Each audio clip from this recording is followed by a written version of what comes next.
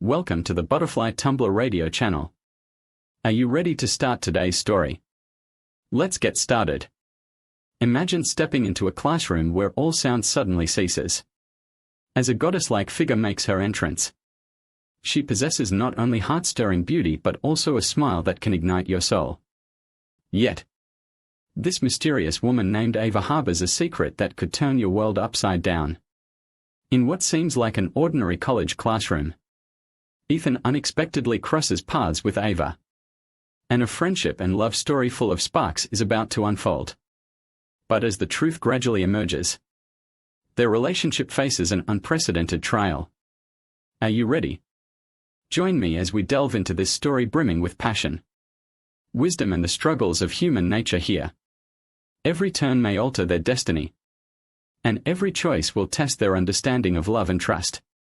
When she entered the room, there was the instant silence that characterized Professor Howard's class before his arrival. He was a huge hairy man.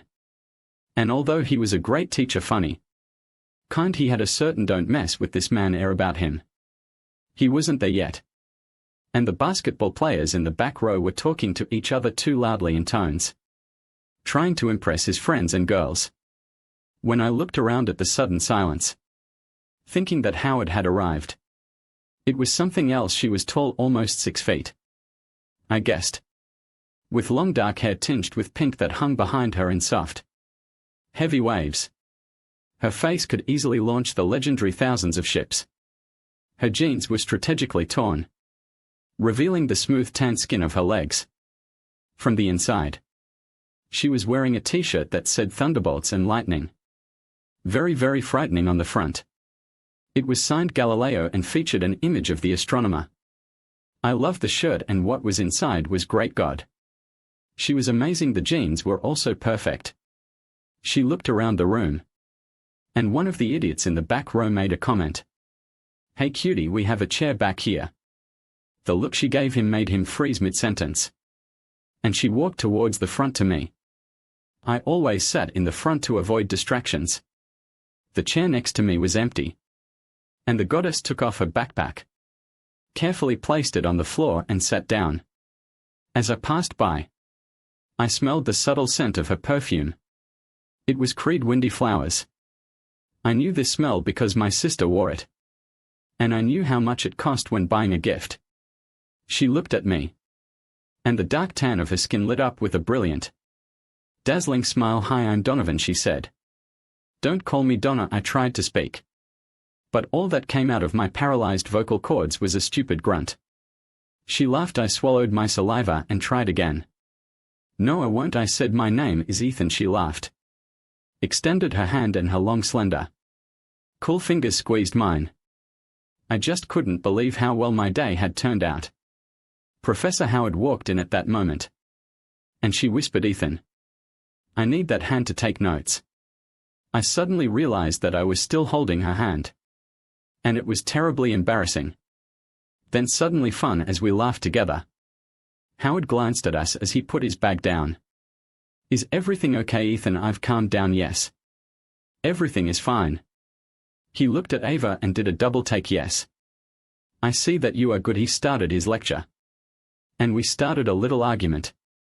It was a Western civilization class. And there were about a dozen of us having fun in Howard's classes. To my surprise, Ava joined us and was quick. She knew what she was thinking and wasn't shy about saying it. She was using her iPad to take notes. And I saw that she was recording the lecture. We were putting our things away after class. And she said, "Ethan, aren't you taking notes?" "No. I'm listening." "You never take notes." "No. I don't really need them." "Ava, what's your GPA?" she asked. I laughed. "Gee, you really ask a lot of questions, Ava. Is there any reason you need to know my GPA?" She blushed a little and said, "I just transferred here and I'm looking for study buddies." "It's 384. I said. "Why did you get a B?" she asked. It was my turn to be embarrassed. "Well, I hate to tell you this, but it was in human sexuality." "How did you know?" "It was just one. I did the math," she said. Then laughed. I joined her after a minute. Then she took my hand and led me out. "Stay with me, Tiger," she said. "We will work on this sexuality. I'm really good at it. I could easily believe that. She was the epitome of sexuality and sensuality. Screaming in Fu-Hai neon letters, I am a goddess. Where are we going? She asked. Well, this is my last lesson, I said. I was going to the student union to play ping pong. Every semester there are table tennis tournaments. And I play. Are you okay? She asked. I haven't lost a game in 7 years, I said. You play? She said yes. However, over the past 7 years, I have often played up. Let's go. I will be part of your support along the way. I learned that her last name was Mace. That her father was some important person at the university. That he had a good humanities department. And that they had moved from San Diego, where she grew up. Have you lived here all your life? She asked. I was born in Portland, but we moved here when I was about 2 years old. My father works for Raytheon Missile Systems. What is your main profession? She asked. This is electronic engineering. I have a higher education in philosophy, with my first dream being human sexuality shattered. Engineering seemed like the only choice. She was laughing. You have a great sense of humor. She leaned over and whispered confidentially. You're hot too. I was taken aback by this and desperately searched for some witty remark. She saved me. I'm a biochemistry major. I want to do drug research. Well, that sounds interesting and I'm sure you can do it. I said. Tell me why you don't take notes. Well, I have a very good memory. I tried taking notes, but it just distracted me from the lecture. And I'm better off just listening. If there are things like lists or terms, I get them. But the system doesn't seem to work for me. Will you study with me? She asked. I will do whatever you let me do to you, I assured her. She smiled at me adoringly. And I decided that if she needed to kill someone, I would be her liaison. I knew the other players in the tournament quite well. We all played and joked together. I think they were a little shocked when I walked in with Ava on my arm. I introduced her to everyone, and we played to warm me up. She was a very good player. I figured she could beat most of the guys in the tournament. She used a shallow grip, and I used a grip I learned from the Chinese roommate I once had. She made me sweat and it was time for my first game. I won easily, and we had a drink and watched other games. CIA Langford asked Ava if she wanted to play a game, and I watched as Ava destroyed it in the second round. I met my friend Liam, who was the second best player of the tournament. It was a shame actually, because he probably would have made it to the final if he had been lucky in the draw. It was close as always when I played him, but I won. As always, the third game was pretty easy, and I won the 100 prize. Ava came over and kissed me on the cheek. Hey, now you can afford to invite me to dinner, she said. I'd love to take this lady out to dinner, I said. What time and where would you like me to pick you up? She gave me her details, and we agreed to have lunch at 7:00, which meant I would pick her up at 6:30. She kissed my cheek again and disappeared, the faint scent of wind flowers being the only reminder she left behind. I went home, and in a day, I could not think of anything except this glorious woman. Girl sorceress. I had no idea why she chose me, but apparently she did. I was in a complete failure. I knew I looked normal, and I never had problems dating. I was tall, so even if I was as tall as she was, it wouldn't have been a problem. I've been involved in sports since the 8th grade. I was lifting heavy weights, working out my muscles, and maybe she liked it anyway. I was seriously amazed and felt like the king of the world. She was gorgeous in school clothes, but for the occasion she was simply stunning. She wore a cream and brown off-shoulder sweater dress that crossed the line of her amazing breasts, highlighting her amazing body and showing off her round ass. What an ass that was! God, it was driving me crazy. I wanted to follow her just to look at it. She knew what she looked like, but she wasn't as vain as most of the beautiful women I know. But she still showed what she had. Although I didn't know anyone who looked like her. I helped her sit up. I had one of the new Ford Broncos, a black diamond with a Sasquatch package. It was a little tall, and I could get a good look at about a mile of incredible tanned, muscular legs. She settled down, and I walked around her and climbed inside. Okay. She said, "Do you have a job, Ethan? How did you allow yourself to do this no work?" I said I had everything ready, but my father intervened.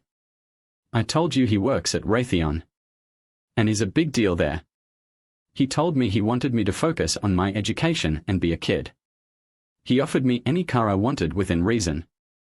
And that was what I wanted, to roam the desert. And this baby is the ticket. He also pays my rent and gives me money. Again, within reason. I like being a child." I patted the dashboard and knew, well, I don't actually have a job, but I get paid for. I attend social events with my dad. I'm kind of a housewife and get paid well. Oh. Your mom doesn't like to talk. I said I have no idea. She said I haven't seen her for about 10 years. Oh. Sorry, I said, I guess I got involved in it. She was laughing. You couldn't have known. My mom and dad are divorced. I said I lived with my mom until last year. But my dad is still around and I see him often. They seem to go their separate ways. They are not enemies or anything like that. Where do you live now? She asked. I have an apartment and a roommate, Max. He's a computer geek. He's a good guy. Just a little clumsy. I knew that she should live with her father because I had picked her up in a good home. And it was not a place where a student could live alone. I took her to the grill in Henda del Sa. I had reservations and we arrived on time. Ava. Are you old enough to drink? I asked. She giggled. Yes. I'm 23. What about you? Yes, 24, I said. The food was great and the company even better. I should have asked Ava. Are we just going to be study friends? Or can I take you on a date? She took my hand and squeezed it. No boyfriend. Are you applying for this position? I laughed. Hell yes, I mean, God, Ava, who wouldn't? She smiled and blushed a little. This is very nice. I would like to go on dates with you and be friends from school. But I'm not ready for a serious relationship. You know, I'm 23 and about to finish my studies. Going to grad school. Starting a career before I was ready for something like that. Do you understand? I mean, are you okay with this? Yes. I said I kind of have the same plans. When I took her home, I received my first kiss. I remembered it for the rest of my life. I was sure I saw her every Monday, Wednesday, and Friday in Howard's classes. And she always made an effort to sit with me. We met at my apartment to study on Thursdays and usually went on dates on Friday and Saturday nights. From time to time on one of the weekend evenings. She had to attend some university events with her father. I wondered what they were like. But since I wasn't in that circle, I never knew. I met her father.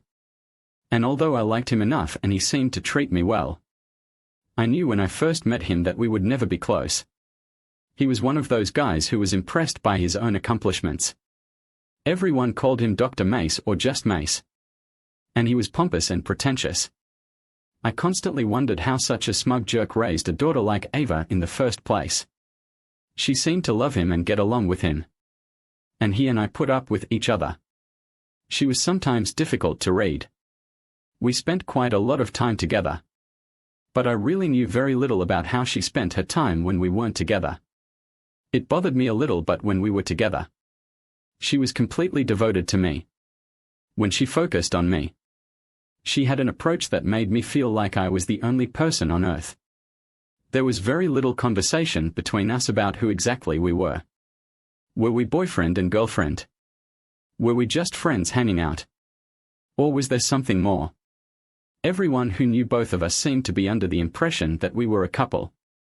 But I was curious, so I spoke up about it. Ava, are you my girlfriend? I asked one day in the car on the way home from the movies. Do you want me to be? She asked. I'm out of my mind. Of course, yes. Well, you have to ask people if you want to know something. I think I just did. No, you didn't, she insisted. You asked me if that was true. If you want me to be your girlfriend, you have to ask me to be your girlfriend. Ava, will you be my girlfriend? She placed her hand in my free hand. I thought I already was, she said, giving me a sidelong glance. My God, I had to laugh. You are the most infuriating person, she giggled. Yes. You know what a relationship is, right? I asked. When you're talking and suddenly find yourself sighing with regret. I mean, you still love them and all. But they just said something so crazy that you regret knowing them. Then they giggle like crazy gremlin. And think about the next totally weird thing they'll say when you finally respond with a clap. You're crazy, I said.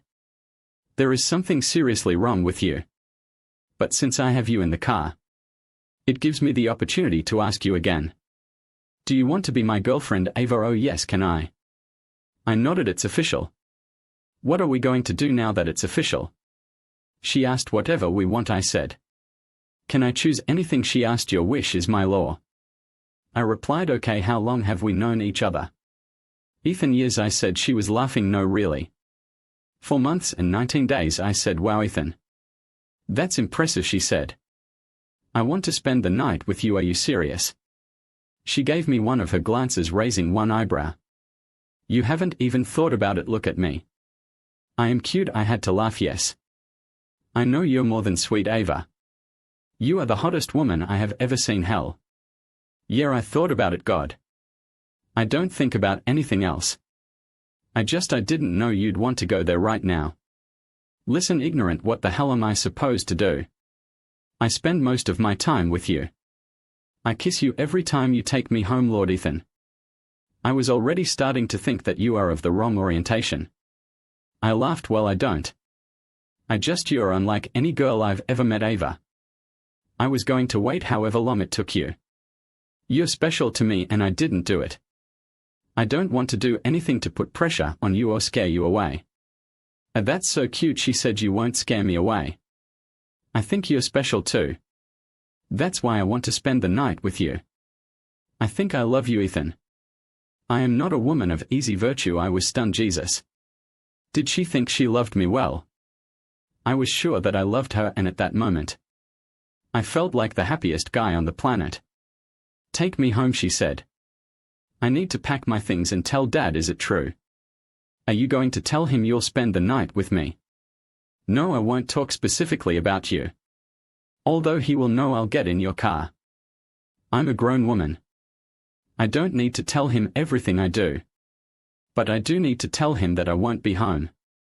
It's just respect. Yes, I agree, I said. Will he be angry with me? I have no idea, she said. I don't care. What about you? Well, I don't want to get kicked out or anything. She was laughing. He won't be. I didn't want to go in and find out how angry he was. So I stayed in the Bronco while she ran away. It took her about 15 minutes. I took out my phone and played Van Halen's When It's Love. Ava walked out with her bag, threw it in the back seat, and closed the door as the synth ended. Eddie Van Halen hit his guitar, and Sammy Hagar started singing Oh My God. This is my favorite, she said, reaching out and turning up the volume. We sang along to these classics, and she sang her sweet little voice. The perfect counterpoint. Sing with me, she demanded. I wasn't a singer, but I tried my best. We pulled into the driveway and let the song play. When it was over, tears came to her eyes. This is our song, she said. When It's Love, I asked. What do you think? Yes. How do you know this is love? It's just what you feel together, I said. She laughed. I think that's the answer. She leaned forward, and her huge eyes were so close that it was difficult to focus. Do you feel it? She whispered. I kissed her. I took my bag and headed up.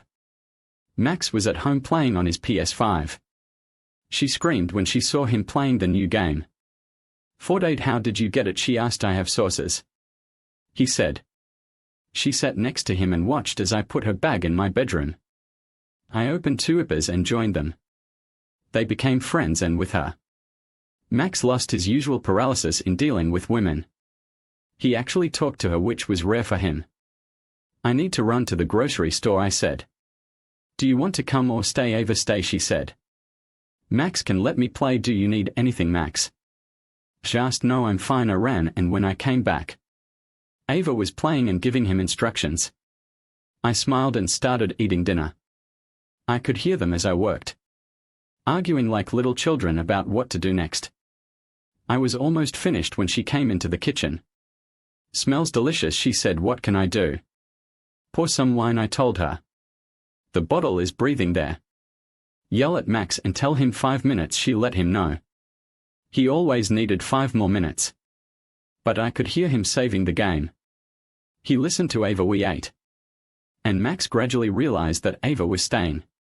When the realization fully dawned on him, he felt a little uneasy and told us that he was going to the local gaming club after this. I'll go to a bez, he said. We'll probably play all night after all. He had some social skills. Ava and I relaxed on the couch and watched a horror movie. We spent this night together. She was a goddess. I have never seen a more beautiful, sexy, seductive woman. I am a lot of beautiful women. But no one likes Ava. She was younger, healthier.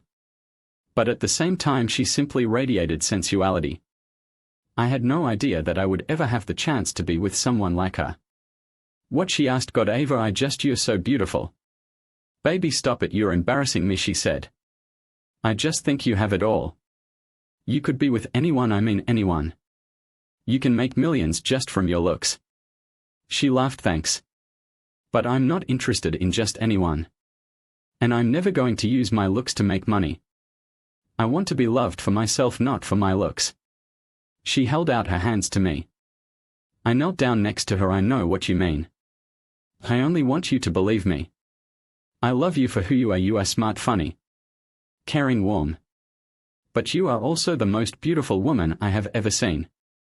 I love every part of you. We rarely parted. She didn't live with me directly. She still left things at her dad's and spent time there. But most of her clothes and personal items now took up space in my closet drawers and bathroom. She loved Max as much as I did. But I felt like we were getting in his way. And he felt the same way. I talked to my father and told him I wanted another place. You are sure, he asked. I'm sure, I said.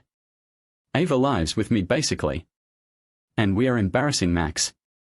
He met Ava and fell in love with her. Can you wait a week, he asked. What will happen in a week, I said. Well, you know that I own a rental apartment in Playa Mesodada. Yes, but what about her? The couple who rented it are moving to Seattle. It's available next week. Let's set up a meeting. And we can take Ava there to see if she likes it. Hey, am I finally chopped, I asked. He laughed. Look, boy, we both know it's women who matter. You'd live in a tent with her. Sleep in the rain if she asked. I had to laugh.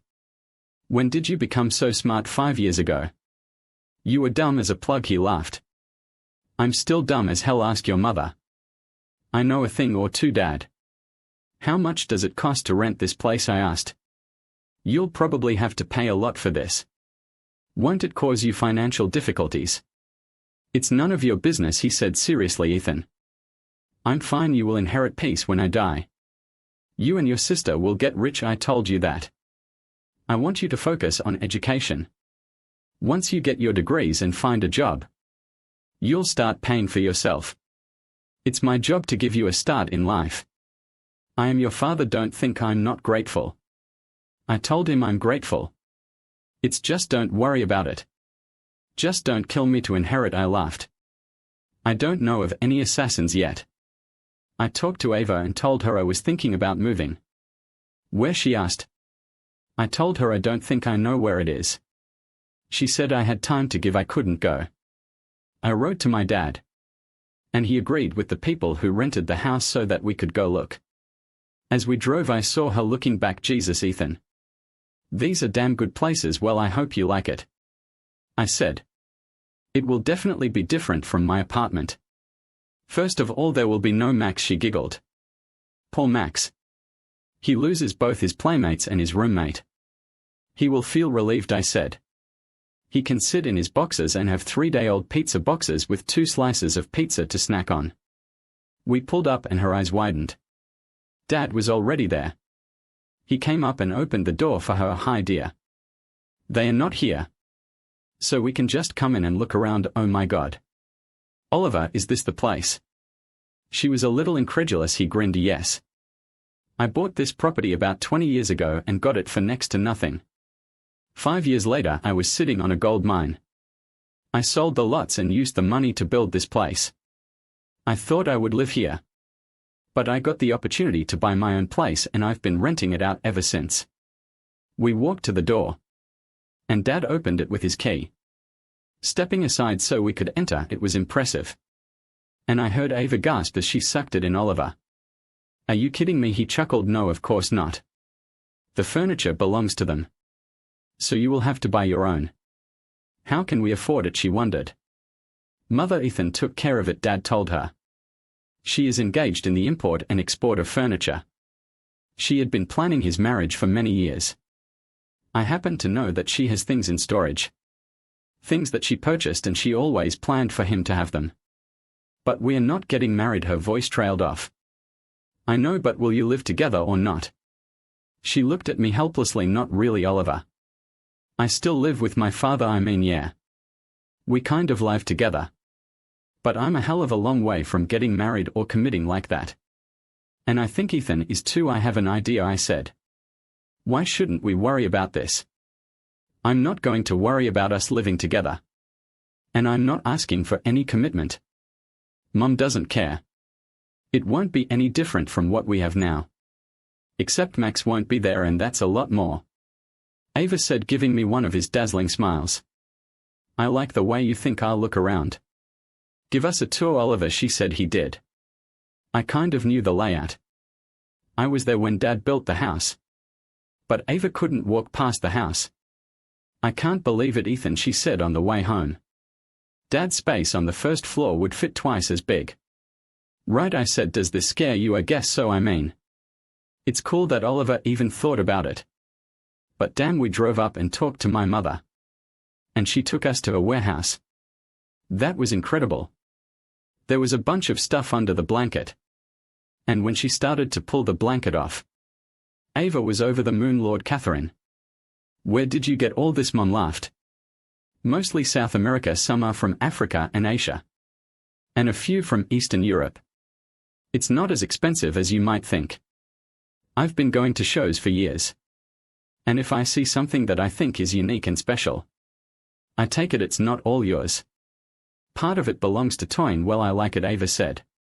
Mom hugged me. Ethan, will you trust me to decorate this place? She did this kind of stuff professionally, so yeah. You know more about this than me or Ava, I said. A triumphant smile spread on her face. Okay. Then it's decided. The next week the tenants left. And my mother went to work a week later. She told me that everything was ready. We met her and Dad for dinner. And they took us to evaluate what they had done. Mom and Dad were not hostile to each other. They were actually friends. And I always thought they loved each other. They just had different lives. It was nice to see them together after a while. Toyn appeared with champagne. Hey sis. I walked over to hug her. She and Donovan were friends and hung out together for a while. Hello, Barb. That's what she called me since she was very little. I thought we should celebrate and have a housewarming party. Mom came over with champagne glasses. And we made a toast. The place looked great. The furniture was a little sparse. But I figured we'd fill it up as soon as we found the time and money. Of course it was functional. Father Ava came and had an absolutely disgusting dish for our dinner table. I pretended to admire it, but damn. The thought of eating next to a stalking tiger that looked like it was about to pounce on me was too much. I appreciate this gesture. He got up. And enough that Ava took him on a tour. And I think he was impressed despite himself. Max borrowed his dad's truck and trailer and drove up with our boxes of stuff. Even Dr. Mot his hands dirty, helping us carry boxes to their respective rooms. We put everything roughly where it needed to be. And everyone left, leaving Ava and me a little awkward. Completely alone in our new place. It didn't last long. Will you take a shower with me? She asked. I was always ready for this. Our agreement has not changed. 6 nights out of 7 Ava was with me every day. When classes ended we were together. About once a week. She spent the night with her father. We both applied and were accepted into graduate school and were both in our final semester. I was going into the aerospace program. And she was going into bioengineering. We were both a little anxious thinking about money and work. Mom and Dad put money into my account. And Ava made some money hosting at the university. But neither of us were truly satisfied with what we were doing. I was looking into internships. And she started increasing the number of events she was doing. One of the specialists was working in our office and happened to mention that visited university fundraiser. I was half listening, I'll tell you. There was the hottest girl I've ever seen. He told me this caught my attention, oh yes. I supported him, yeah. She looked like a university student or something. But I'd never seen her before, you won't believe it. Graduates lined up to dance with her. I would just like to dance and God take her home. I would die a happy man. Did anyone take her home? I asked. I don't know, there were many attempts. I can tell you that this made my antenna go up. I decided to ask Ava what was going on without seeming too concerned. She was working at an event that evening. Hey kids. I've never asked you this before. But what exactly are you doing at the event? Well, it depends on the event, she said. Sometimes it's like a dinner party. And we just have to communicate. I'm really just here to make sure everything is going smoothly. The caterers are doing their jobs. I'm hanging out with Dad and chatting with donors and alumni and introducing people and all that stuff. Things sounds terrible, I said. She was laughing. It's not fun, I promise. It's work, Ethan. This isn't supposed to be fun. Most people are around Dad's age. But I have to look and act like the person I'm talking to is the most interesting person on the planet. Oh my God, I had no idea. Are they all like this? No, sometimes there are bands, orchestras, dinner. And then dancing. What will it be? She turned away from the mirror where she was applying makeup to her eyes to me. What happened, Ethan? Are you giving me the third degree here? I laughed. No, I was just curious. I have no idea why, I just asked. She turned back to the mirror. It's just a job. She said, boring. I walked away and was scrolling through TikTok when she came over and kissed me. She went to the kitchen and came out with a bottle of water. See you in a couple of hours, she said. Kissing me again and disappearing. I turned on the TV and watched some boxing. I couldn't get a conversation with its specialist out of my head. I got up to get me a beer, walking into the kitchen. I noticed Ava's phone on the counter apparently. She put it down to get a water bottle and forgot. I wondered if she would want this. I thought that I wanted her to have it in case she needed anything. Her car broke down or something. So I decided to take it to her. It would also give me a reason to be there. Although not a very compelling one. The event was held at Lodge on the desert. And I kind of knew the place. I've been there once or twice when I walked inside. It appeared that almost the entire venue was booked for the event. At least the event rooms. I looked into the couple of rooms but saw no sign of Ava. There was music coming from the Palm Room. So I popped in for a quick look. They had a small band playing jazz. And about 50 couples were dancing. And there would have been twice as many on the lawn. It was a big party. One of the employees came over with a tray of champagne glasses and offered me one. No thanks. Do you know any of the guests? I asked. Some, he said. The university uses the halls quite often for events. Do you know who Ava Mace is? Yes, Dr. Mace's daughter. Did you happen to see her around? Yes, he said. Pointing to the other side of the room. Isn't that her? I moved so that I could see where he was pointing. It was her. She was dancing against the wall with someone. I recognized him. He was a Heisman Trophy candidate at quarterback a few years ago and had a short NFL career. Another graduate, thanks man. I said and started walking around the room. Spinning around so as not to disturb the dancers. As I got closer, I became more and more worried with every step. I expected her to dance with me but not with anyone else.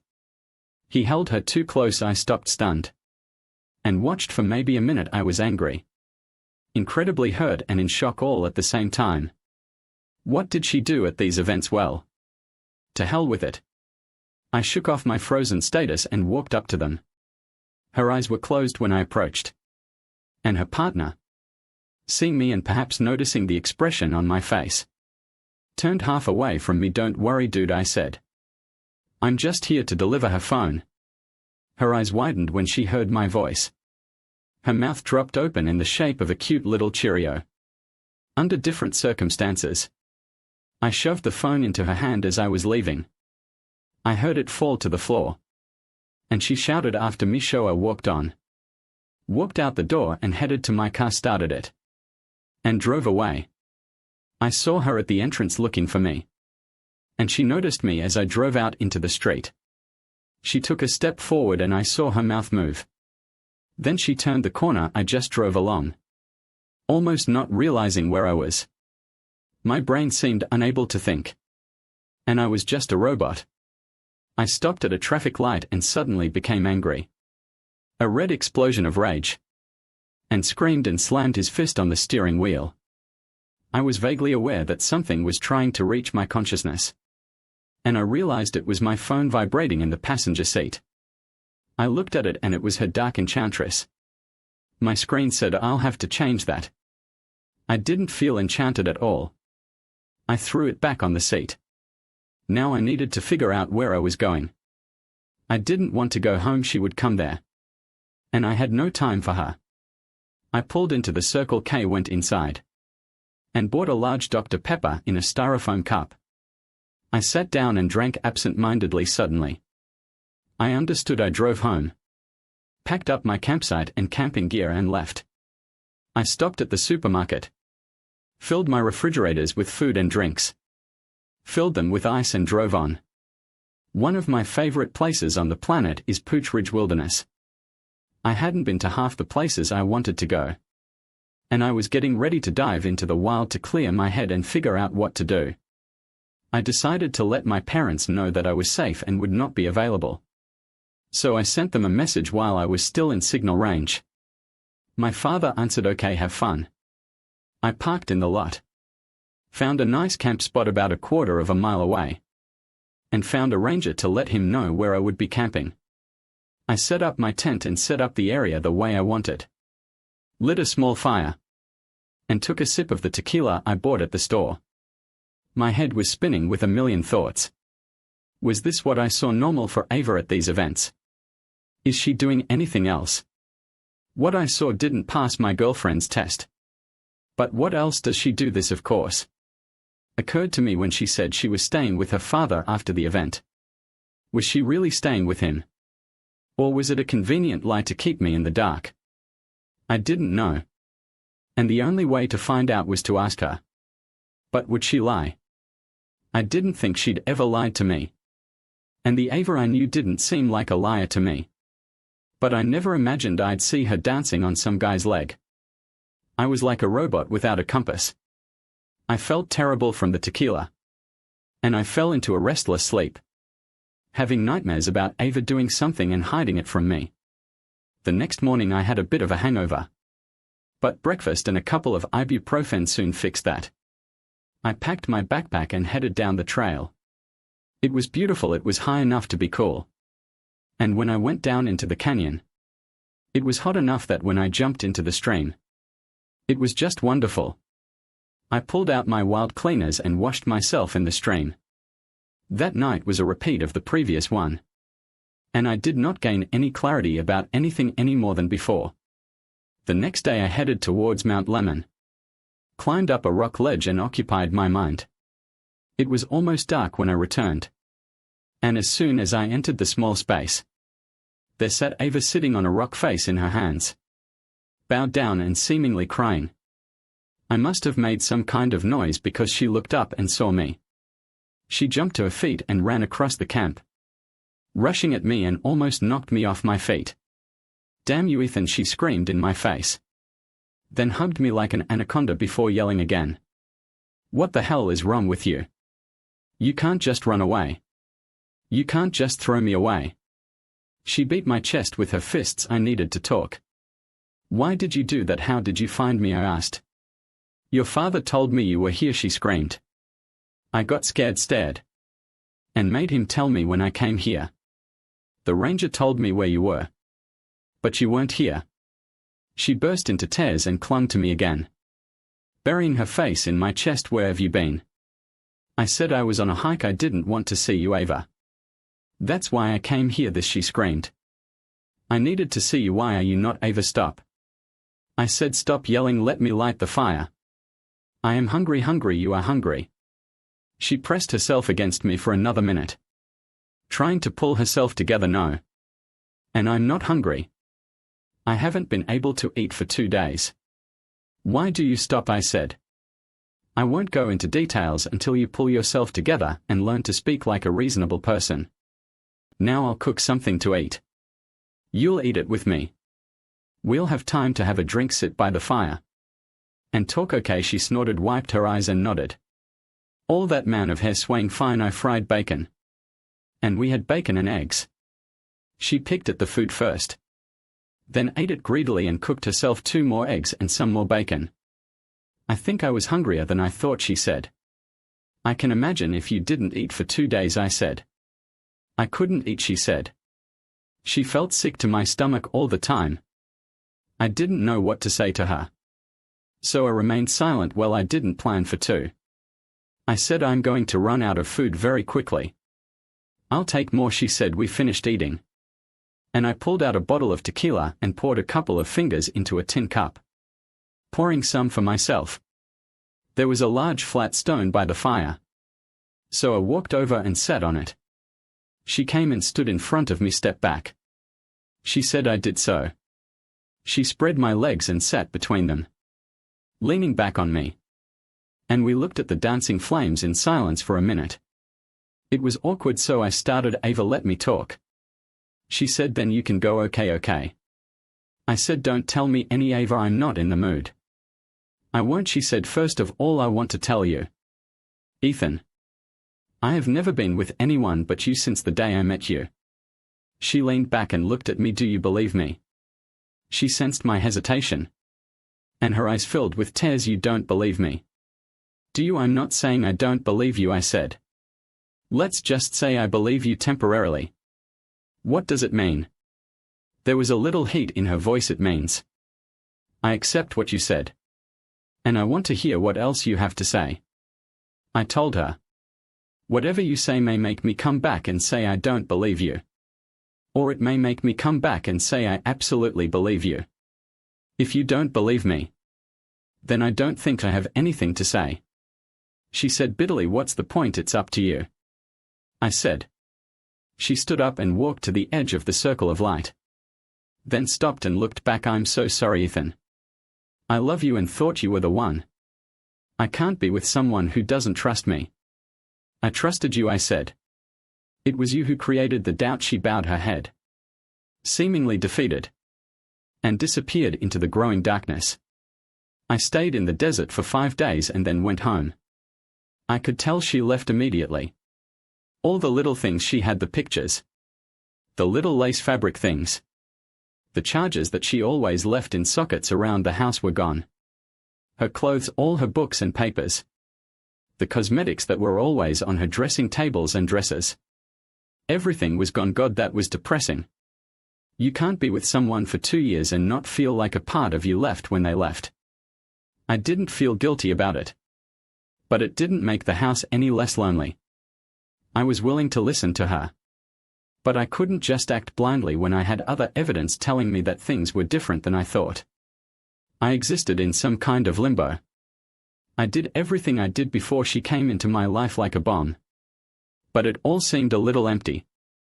It was as if my world was painted in vibrant colors and suddenly everything became shades of gray. I saw something, heard something, did something, and thought Ava would like it. Then I realized that there was no Ava. It was damn depressing. The only things that kept me sane were school, my family and Toyne. I have always been close to my little sister, and we have become even closer. She constantly communicated with me. I knew she was close friends with Ava, but she never mentioned a word. I could tell Dad was disappointed with how things turned out, but Mom was much more straightforward. Ethan, you're an idiot, she told me about a week after Donovan left. No doubt. But is there any particular idiocy you have in mind? She asked. This girl loves you, she said. I had lunch with her, Ethan. It's not what you think. But she's not going to ask. It's not in her nature. You allow something that is important but doesn't really matter to ruin something beautiful in your life. You need to fix this. Why do I need to fix this? Just. I wasn't the one who broke this relationship. I'm not saying you're to blame. Or at least mostly to blame, she said. I'm telling you it's worth fixing. Even if you have to take the first step. I know you want the best for me, Mom. I told her yes. I know I won't mention it anymore. I got the paid internship I was hoping for at Honeywell. It wasn't a lot of money. But it was more than I'd ever had and they liked me. 6 months later, I received a job offer while completing my master's degree. We went to the same school and in the same buildings. So I saw Ava from time to time, mostly from afar. If she noticed me, she would wave. And I would always smile at her and give her a thumbs up. Mom and Toyne very discreetly informed me that Donovan was no longer working for her father as a housewife. She was interning at New Vox, working on some kind of specialized oxygen delivery system. Fine, I was proud of her. We didn't talk. But I saw her nearby every time I did this. I realized how much I missed her. And it felt like I was in constant pain. 18 months passed. And the first time we really talked was at graduation. There were just over 100 of us studying engineering. And I was sitting in my chair when someone sat down next to me. I turned around and saw Ava. God. She still took my breath away, if anything. She was even more impressive than the day we met. She gave me a sparkling smile. Hi, Ethan. Congratulations, you did it. You too. Thank you. And congratulations. Did this internship turn into a job offer? They offered me a job, she said. I refused them. Protein Technologies made me a better offer. And this is a much more complex area of activity. What about you? We'll stick with Honeywell, I said. The ceremony started and we couldn't talk anymore. I left later and saw her one more time before the start. She came and sat next to me again. This one was damn long and equally boring. But when it was over, we were both back in our chairs. Mom, Dad, and Toyne were there and surrounded us both, congratulating us. Dad insisted on inviting us all to dinner. Ava arched an eyebrow questioningly. I nodded as non-intrusively as possible. We had a great time. Got a little upset after drinking 3 bottles of wine between us. And Ava said she had to go. I need to walk a little before I go, she said. Ethan, are you coming? I wasn't quite ready to drive either. So I agreed. We were close to campus. And we went there. We walked together. And it was awkward. We made a few inane comments. And she stopped by the fountain, sat down on the bench, and patted the seat next to her. I sat down nervously. She was laughing. Feeling a little trembling. Big boy, I chuckled. Yes. A little. I think I won't eat you, she said. I looked at her doubtfully. Are you sure? She said. I would like to. I asked, is this a metaphor? She nodded. Yes. God, you're a stubborn man, Ethan. I chuckled. Yes, I heard that. Do you mean some specific stubbornness? Or just a general indictment of my character? She smiled. Both. Do you miss me every damn day? I said. She said, oh my God, Ethan. You are my best friend. We were friends before. You know you were my best friend. We hung out all the time. I miss my friend and you. Yes, I assured. Then why the hell didn't you call me? Didn't make the slightest attempt to talk to me. I said. Ethan, I tried. I stalked you. Tried to throw myself at your feet. It didn't end well and I felt awkward calling you. Trying to talk to you. Okay. Can you tell me why you felt awkward? Well, I felt like I let you down. I felt like I let myself down. I know I hid something from you. Like what you did at those university events. Yes. There was an awkward silence. I wonder if you understood my feelings when I walked in. And I'd like to talk about it. But there's a little problem, she said. Okay. What's the problem? Do you think I will lie to you? She asked. Do you really believe this? Look at me, Ethan. I turned a little sideways and looked into those huge brown eyes. Tears floated in them. The setting turned them honey golden. I knew she wouldn't lie. It's not that I think you'll tell me an outright lie. I said. However, I have a little story. Can you leave out some things? Things that might not represent you in the light of the forest. You did it, Ava. I never had a single doubt about you. I never would. I have to tell you, I haven't been completely honest with you or even with myself. I told her about the conversation I had with my colleague. Oh my God, she said. God, why didn't you say anything? Well, I would look paranoid. I was embarrassed. I thought it would make you angry. And I felt that you would be right to be angry. So when I saw that you forgot your phone, I used it as an excuse to go. I didn't expect to find I didn't finish the thought. And she sat there for a minute, obviously thinking about what to say. I had one more thought. When you asked me if I think you would lie to me. No, I don't think you would. My problem is that I never doubted you for a second. But I never had the slightest idea what your role was in these matters events. But you never told me it wasn't entirely a lie. But it wasn't entirely true either. I still don't know. She bit her lip. And I could see her hands shaking as she clasped them together. She sighed. I won't miss anything. I won't lie. I'll tell you everything. Do you want to do it here? What do you suggest? I asked Shah. I want my best friend back, she said. Whether we are lovers or not, it will happen or not. Can we hang out like we used to? I want to come to us to your home. Just hang out and talk to you, be with you. I want to tell you everything. But I'd like it to be in an organic setting. Can I come tomorrow and bring dinner? Yes. I'm fine with that, I said. Ava, what? She looked at me. I just wanted you to know that I missed you. I thought I was a fool. I would do anything for you to ignore all this crap. Move to a hut in the desert. I love you. She immediately hugged me. No, Ethan. You shouldn't feel this way. I would do anything to be with you now. I know this. But I need to make it clear. Do it right. Let's do this, I said. She pulled me up. And I walked her to the car. I opened the door for her. And she turned and looked at me from under her incredibly long and thick eyelashes. Ethan, can I give the key back? I laughed. Pulled the keys out of my pocket. And gave her the house key. Do you remember the security code? Yes, she said.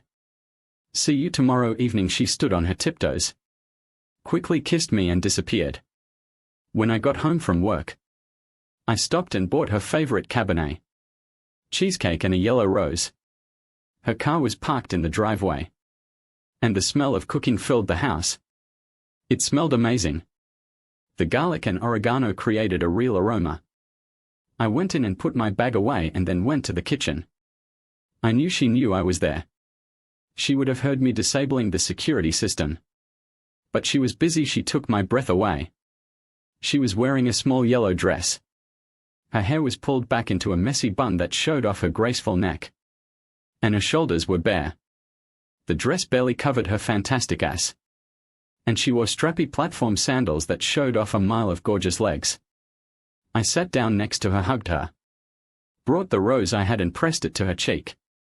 She looked up and back a little shyly and gave me a small smile. Hi Ethan, the rose is beautiful. Dinner will be ready in 30. Do you need to clean up? Hey beautiful, I said. Yeah. Let me take a quick shower by the way. It smells very tasty. I hugged her and went to clean up. Dinner was as delicious as it smelled. But a little awkward. We talked nonsense. And when we finished, I cleaned up while she poured the wine and took our glasses to the sofa. I sat down next to her and she snuggled close to me. I hugged her and she sighed. It's so nice, God. I missed this, just the opportunity to touch you. Talk to you knowing what you want me to, I said. I've always wanted this. I was miserable, Ava said. The only question is, will we remain unhappy? I'm open to suggestions on how to avoid this, I said. Do you have any suggestions? She asked. Maybe and you. Yes, I'll tell you everything. Perhaps you won't like something. I put my feet on the ottoman and she leaned back, resting her head on my arm behind her and putting her feet on top of mine. I remembered that this was one of her favorite things to do. Should I said, first of all, I have to tell you that I'm not going to lie or hide anything. Okay, I nodded. Fine, Ethan. When I was about 18, I started working as a hostess at university fundraising events where my dad was an administrator. The university needed donations from alumni. You know that, right? I know these things happen. But I have no idea how much of the university's budget comes from tuition and state funding and things like that. And how much comes from donations. 7 of the university's budget comes from endowments. She said it doesn't sound like much, but it's a 1.23 billion budget. Wow, I had no idea. Most people don't anyway. Fundraising is a big deal. I understand that. My job was to make sure the fundraising went smoothly. I tried to get people to write checks. I didn't think you were doing talk. I said no. That's not true, I swear to you, Ethan. Dancing is all I ever did. Okay. It was some dirty dancing, and God. This is humiliating. I kind of led some donors to believe that there was a possibility of more. I feel like a hoe telling you this. But I swear it will never happen. It meant nothing more to me than impressing them. Well, it's kind of unpleasant, admitted Ava. Yes. It is. I never really thought about it, Ethan. I swear, until I looked up and saw the look on your face. Now I have to doubt what you say. I don't think you're being honest with me. If you never thought about it, why did you let me believe that you were just babysitting the waiters? She sighed. I wouldn't be honest with you. She was silent for a minute. I think I wasn't honest with myself. I didn't tell you because I was lying to myself. Telling myself that I was doing a good job. Helping my father, earning money for the university. I think I knew it was shady. So I hid it from myself and from you. I nodded yes. I understand. I try to hide my shortcomings from people. Including myself. I quit doing it that night, Ethan. I'm not very proud of myself for ever going beyond minding the wait staff. As you put it. When that dude you worked with told you this story, why didn't you come face to face with me and tell me about it? It's not easy, I said. I'm in love with you, Ava. I told myself I was paranoid crazy. You can't do anything wrong in my eyes, God. You were perfect. I wanted to punch this guy for making me think you might be doing some shady stuff. Suddenly she began to sob with all her heart. Melancholy convulsed her. Anna wrapped her around me, pulling her towards me. And she released her melancholy. This went on for about an hour. And my emotions were almost as intense as hers.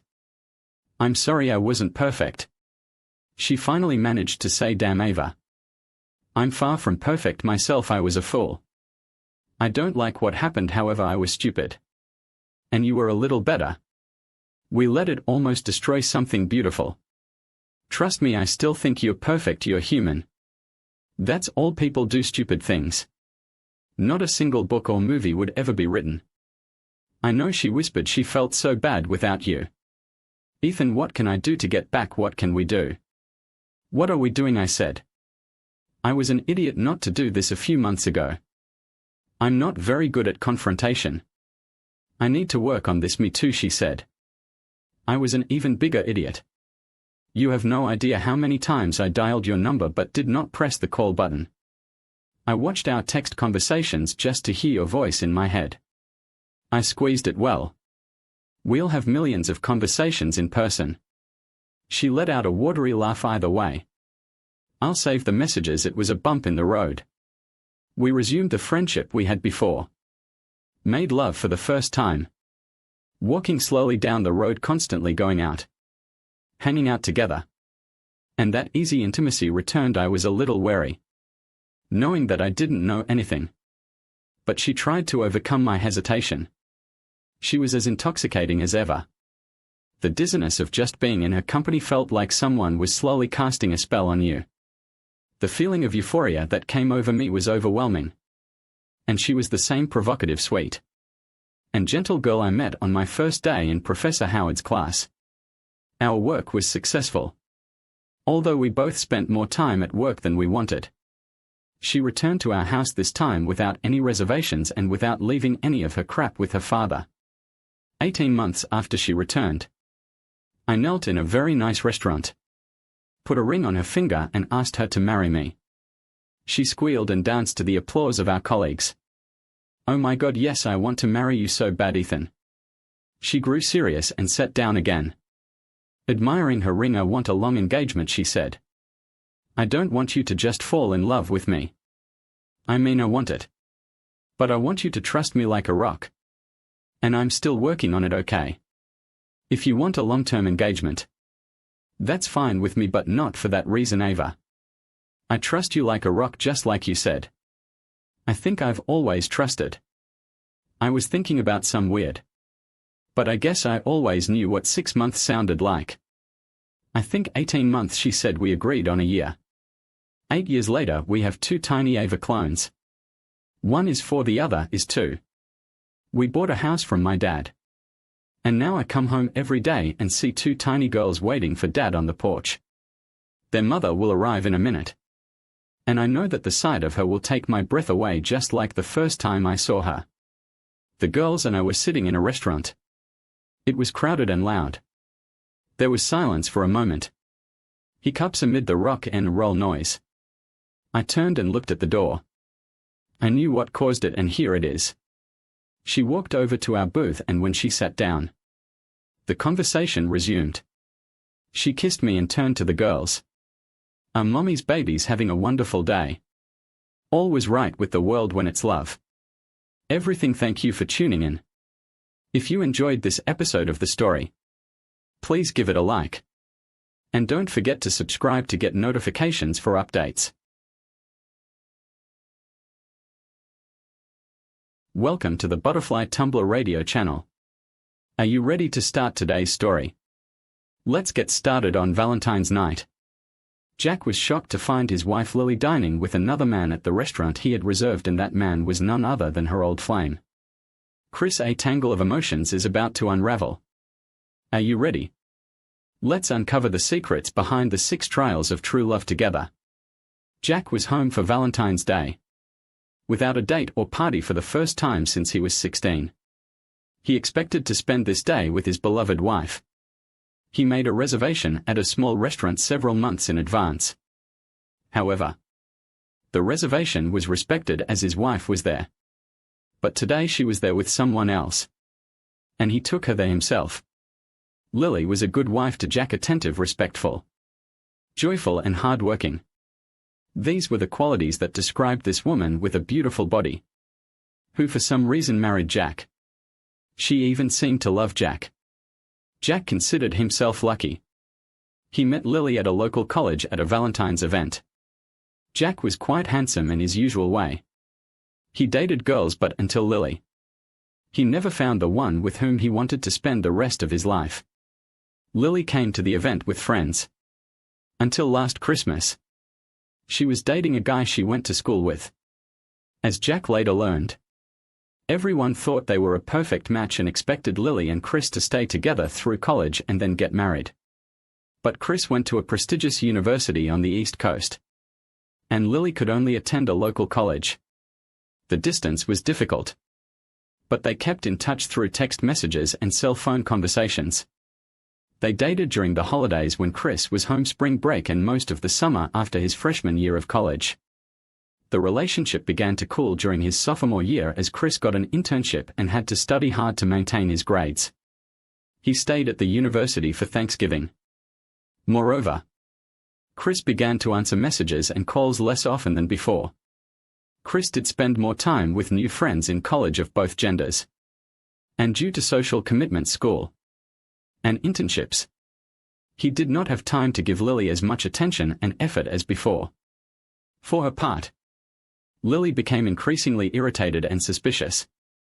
After all, Jack was handsome, smart, and charismatic. Lily suspected that Jack was less faithful than she expected him to be. The turning point was the Christmas holidays. Chris did come home for the holidays and spend time with Lily. But a lot of his time was spent helping his parents get the house ready for Christmas and hanging out with friends. Lily was now suspicious of Chris, and her anxiety began to cloud their relationship. Lily was especially upset that Jack chose to go skiing in Vermont with a group from his school the week between Christmas and New Year's. Lily could not go because she did not know how to ski and could not afford the trip, in addition to other family responsibilities at the time. However, thanks to Twitter and Facebook, Lily was able to follow Jack's adventures during this trip. And some of the photos clearly didn't show Jack at his best. In fact, Jack maintained his honor, but his composure ended there. Lily was shown numerous photographs of Jack in situations that clearly hinted at his infidelity on the trip. Lily still loved Chris but decided it was better to suffer now than later and chose the former. Don't tell me there's nothing going on. I see the photos are just the tip of the iceberg. I won't be in a relationship with a cheater.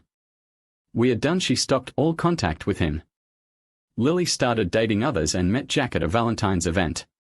Jack was scruffier looking than Chris but had that boyish charm and tough look that attracted several of the college girls. They met in line for beer and struck up a conversation that ended with Lily giving Jack her number and agreeing to go on a date. They started dating casually. Jack quickly fell in love. But Lily didn't want to jump from one relationship to another and deliberately dated other guys. Jack understood her hesitancy. But he wanted Lily despite some disappointment and jealousy over her dating others. Jack relentlessly continued his advances. Lily became the center of his world. Even if she was not always by his side. Jack's friends commented that Jack was like a little puppy infatuated with Lily. The following Valentine's Day, Jack took Lily out to a nice dinner and discreetly asked if they could be an exclusive couple. Jack was already attached to Lily. So he asked her to commit to him and stop dating others. Lily refused to promise that she would never go on a date with someone else again. Look, I like you, Jack, and I really do. But I need to be sure. Let's give it another year. Please. Lily really liked Jack and loved spending time with him. But she couldn't overcome the feeling that Chris took up too much space in her heart to leave room for Jack. Lily did respond to other guys' advances but never dated anyone more than once because none of them were on par with Jack or Chris. In addition, Lily and her friends considered Jack a smart find. Lily's mom also loved Jack very much and thought Lily had struck gold. She always invited them to any meal that could fit into their schedules. All the while hinting at how long wedding planning took. But although Jack regularly declared his love, Lily simply responded with "I know" or "me too." The following Valentine's Day, Jack expressed his love and commitment to Lily on one knee and gave her a stunning diamond ring. Lily immediately accepted it. Lily's analytical mind had long realized that Jack meets all her requirements for a husband. Jack was relatively handsome, charming, hardworking, mature, and offered financial stability through a good job at a large company that he liked. They got along well and rarely quarreled. Both Lily and Jack shared each other's interests, including sex, which they both enjoyed. What more could you ask for, Lily thought. Even if she still had feelings for Chris, Lily decided that she also loved, or at least could learn to love, Jack. She wasn't going to risk letting Jack enter the free market with his assets. Lily and Jack got married the summer after she graduated from university. With Jack already working and Lily finding a job in an entry-level position, they bought a house and started their family life. They were a beautiful couple, witty and outgoing with good friends. Although they were occasionally spotted individually, both would be shocked at the thought of moving outside the confines of their marriage.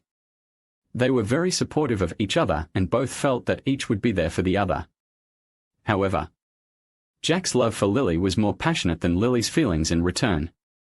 Jack didn't show his emotions openly, but he was a little hurt that his beautiful and devoted companion never expressed her love for him as strongly or passionately as he did for her. In their third year of marriage, they attended a barbecue with some of Lily's friends from high school. As usual, the couple alternated between spending time together and spending time with each other separately at that party. After they split up, Jack noticed that he hadn't seen Lily in a long time.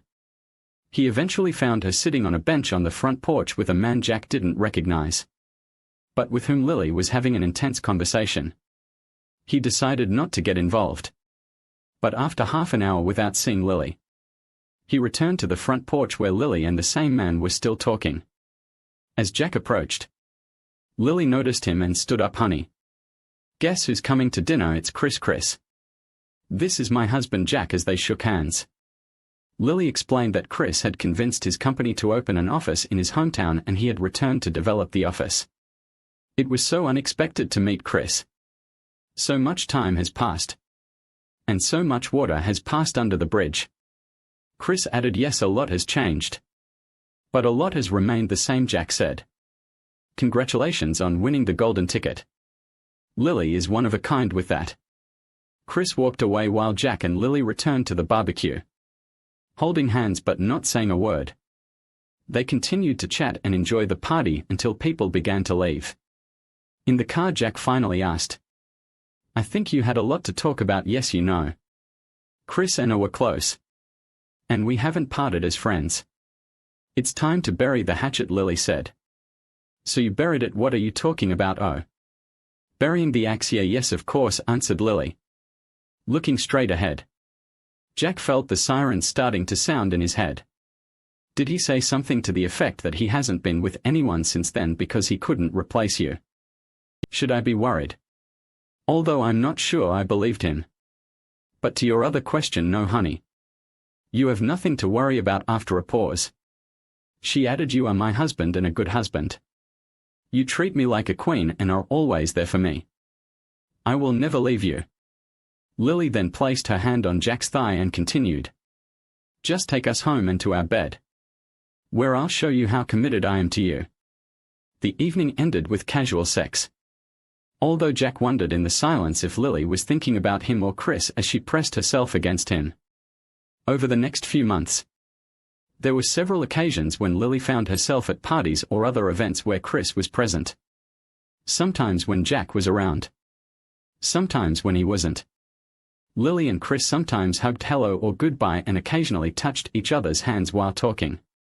But there were no signs or anything that failed the spouse test. Jack remained calm when the new year came. They were at a New Year's party. And Chris was there too at midnight. Jack and Lily kissed each other and then started talking to everyone else. And everyone was drunk, hugging and kissing on the cheeks. Lily and Chris then met and hugged before kissing on the lips. But then they separated and continued to communicate with others.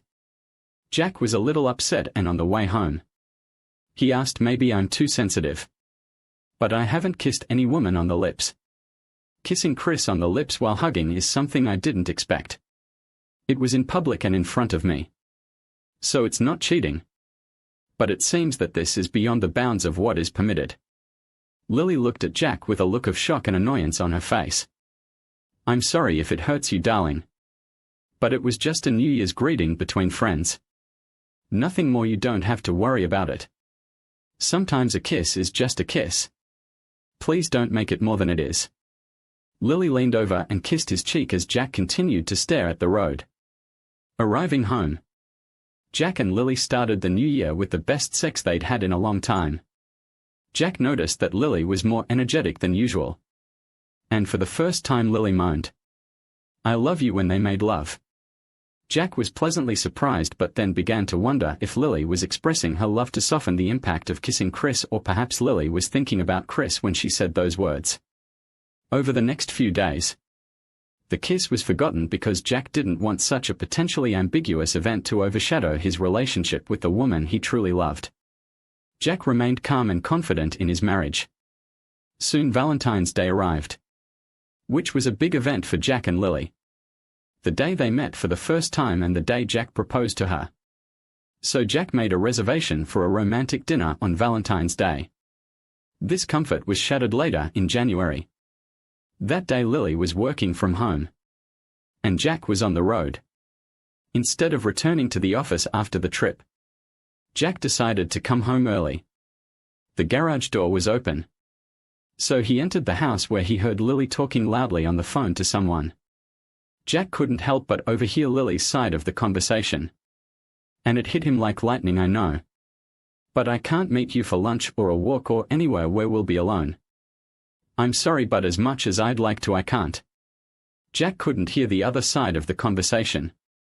But after a pause Lily continued, "You don't understand, meeting alone would be suicide. We may not plan on it, but your hand will accidentally touch mine. Or we will hug and I can't trust you either. We won't take it to ourselves that we won't move on to the next step and the next and the next. It's because we love each other that we can't date. Even if we avoid touching, there will be emotional intimacy between us. And that's cheating even if we don't go any further. And I'm not sure we could have avoided it as soon as we start." Brief pause. It's best for both of us if we just avoid each other and avoid the pain of seeing each other so close and yet so far away. Another short pause. Yes, I said I still love you. And always have. I'm so sorry it broke us up. But I did, and I found Jack is a good man. And he was and will always be there for me. He truly and absolutely loves me and tells me that I am his life. He trusts me completely. I could never hurt him by leaving him or cheating.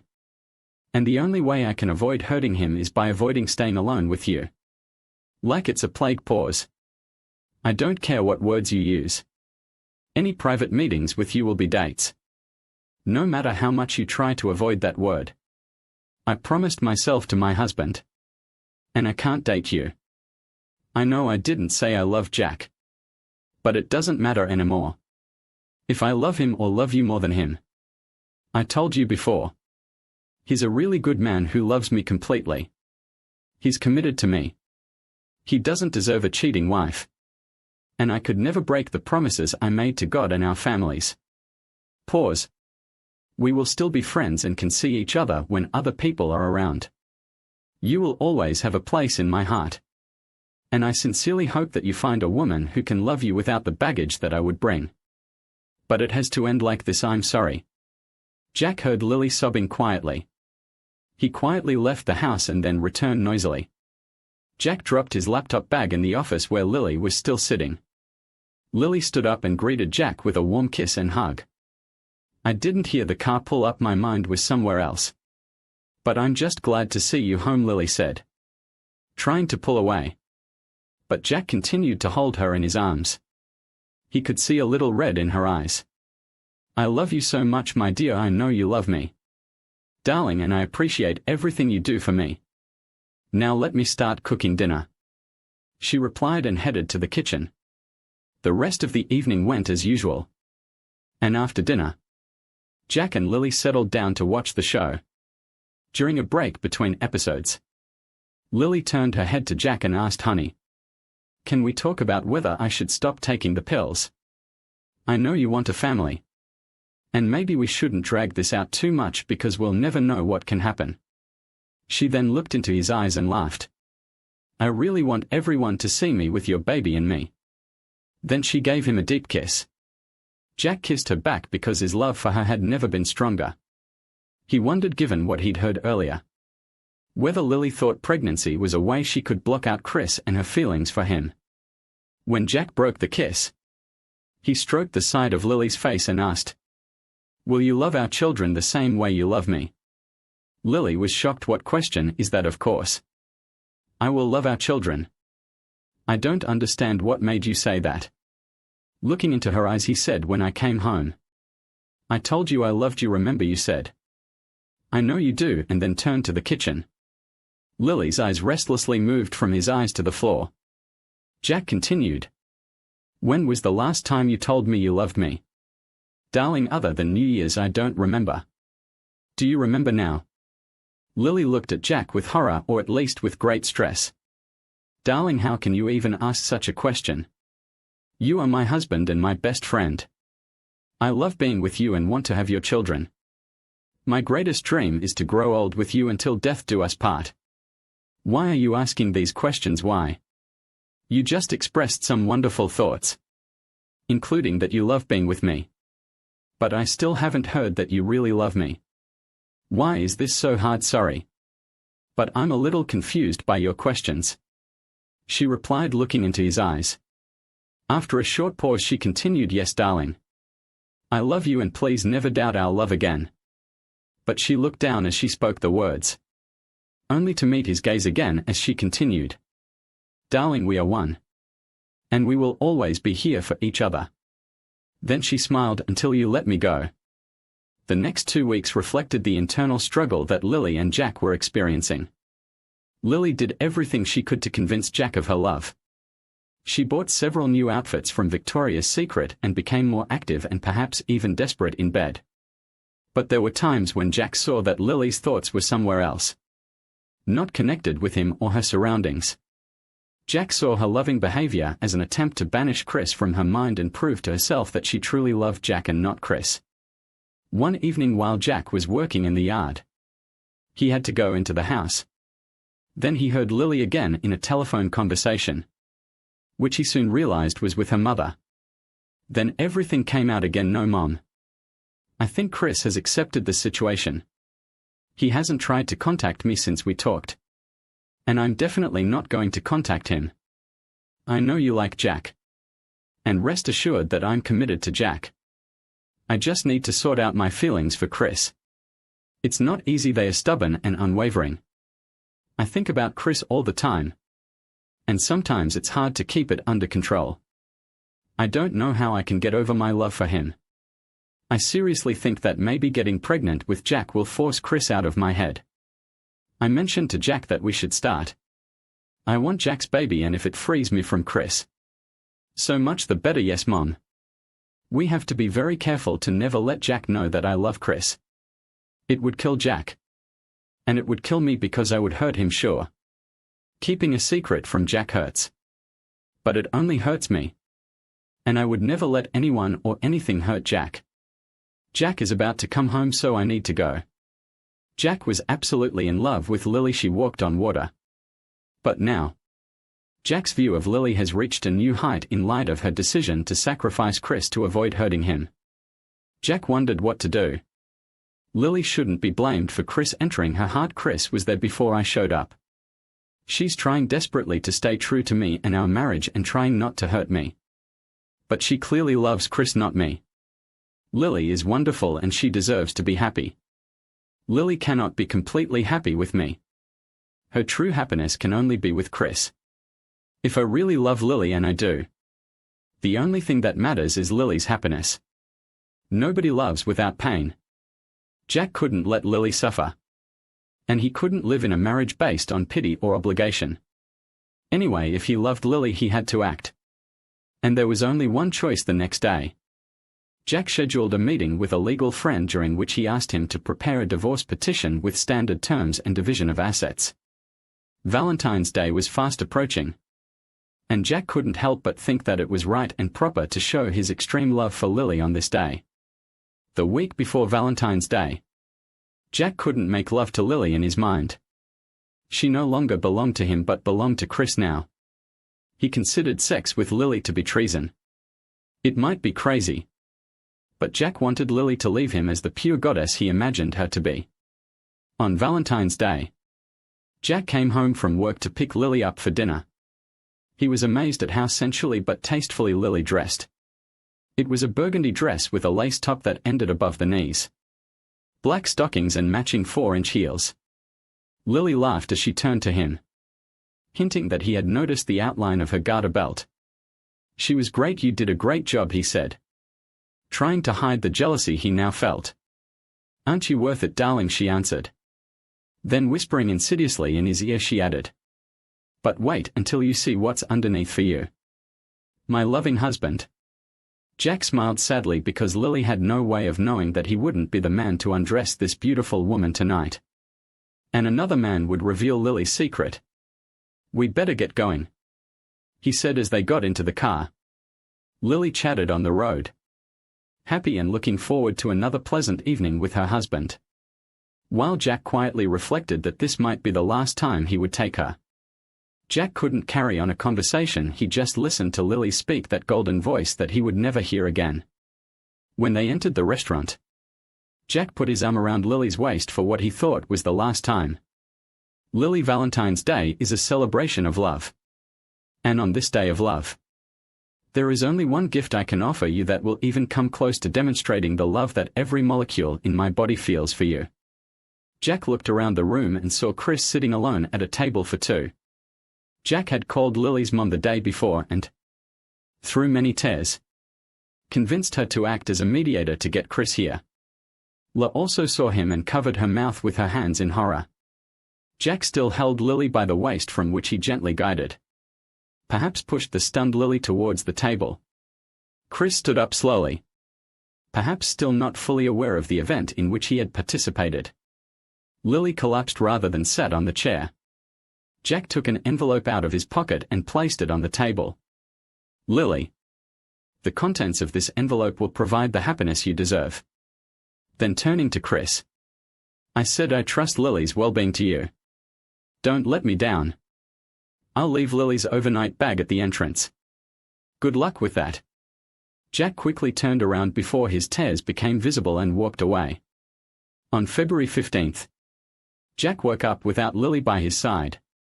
After leaving the restaurant, he returned to the car and brought back Lily's overnight bag. When he walked in, he saw Chris and Lily holding hands at the table and looking like real lovers. He returned home and sat quietly in his chair. Maybe Lily will return home unexpectedly or call. But the door never opened. And there was no call from Lily. The only call came from Lily's mom, who wanted to find out what happened and then console him. She was crying about the event. Jack asked her to organize. Lily's mom praised Jack for his love for his daughter, asked him to stay in touch, and assured him that she would protect him if anyone asked why Lily left him. Jack's brain was still a mess. He already missed her. Her sweet smile, laughter, just talking. In fact, Jack seemed to desire Lily even more, which is understandable since the most intense longings are often for objects we cannot have. That's enough, his brain told him. She has gone to a better world. Accept it and move on. Jack wasn't going to be sad or cry or throw up. He was not a weakling and a man should look forward. He remembered the lines from Emily Dickinson's poem. A parting. Parting is all we know about heaven and everything we need to know about hell. Lily was in a trance when Jack directed her to Chris sitting at a table for two. Suddenly she found herself sitting on a chair. Jack handed her the envelope, wished Chris luck, turned his back and walked away completely stunned. She opened the envelope and saw the executed divorce petition with a short note: the last gift to my beloved. Thank you for the wonderful years that I will always keep in my heart. A minute of silence passed as they looked at each other. Lily imagined herself in an episode of The Twilight Zone. She began to tremble. But Chris took her hands in his. I've been thinking about you since you broke up with me, he said quietly. I never dreamed that this would happen. But here we are together again and forever. Chris then explained the little bit he had learned from Lily's mother. But the bottom line was that Jack willingly gave up Lily in favor of Chris so they could pursue their dreams. Lily wanted to talk to Jack. She wanted to thank him and tell him what a wonderful person he was. Apologize for everything, collecting her thoughts. She rushed outside to catch up with Jack before he drove off. But it was too late, his car had already left. Disappointed that she didn't catch Jack in time, Lily decided she could talk to Jack later. But for now, she returned to the table to enjoy the start of her new life with the man Lily had always considered her true love. Her passion for Chris soon overtook her thoughts of Jack. Their first kiss at the table was short but intimate. They were finally together before dinner ended. Chris and Lily were discussing how long the divorce would take so they could set a date for their wedding. After dinner, Chris took Lily to his house. As soon as they crossed the threshold, they kissed passionately before Chris led Lily into his bedroom. Lily slowly undressed, dropping the dress that was intended for Jack to the floor. Lily was trembling with anticipation. It was something she wanted and perhaps needed. As she thought about her and Chris having sex, she had the satisfaction of knowing that she was right not to trust herself to be alone with Chris. But it wasn't cheating now because Jack had put her here for that purpose. The break gave Lily the opportunity to reflect on her luck.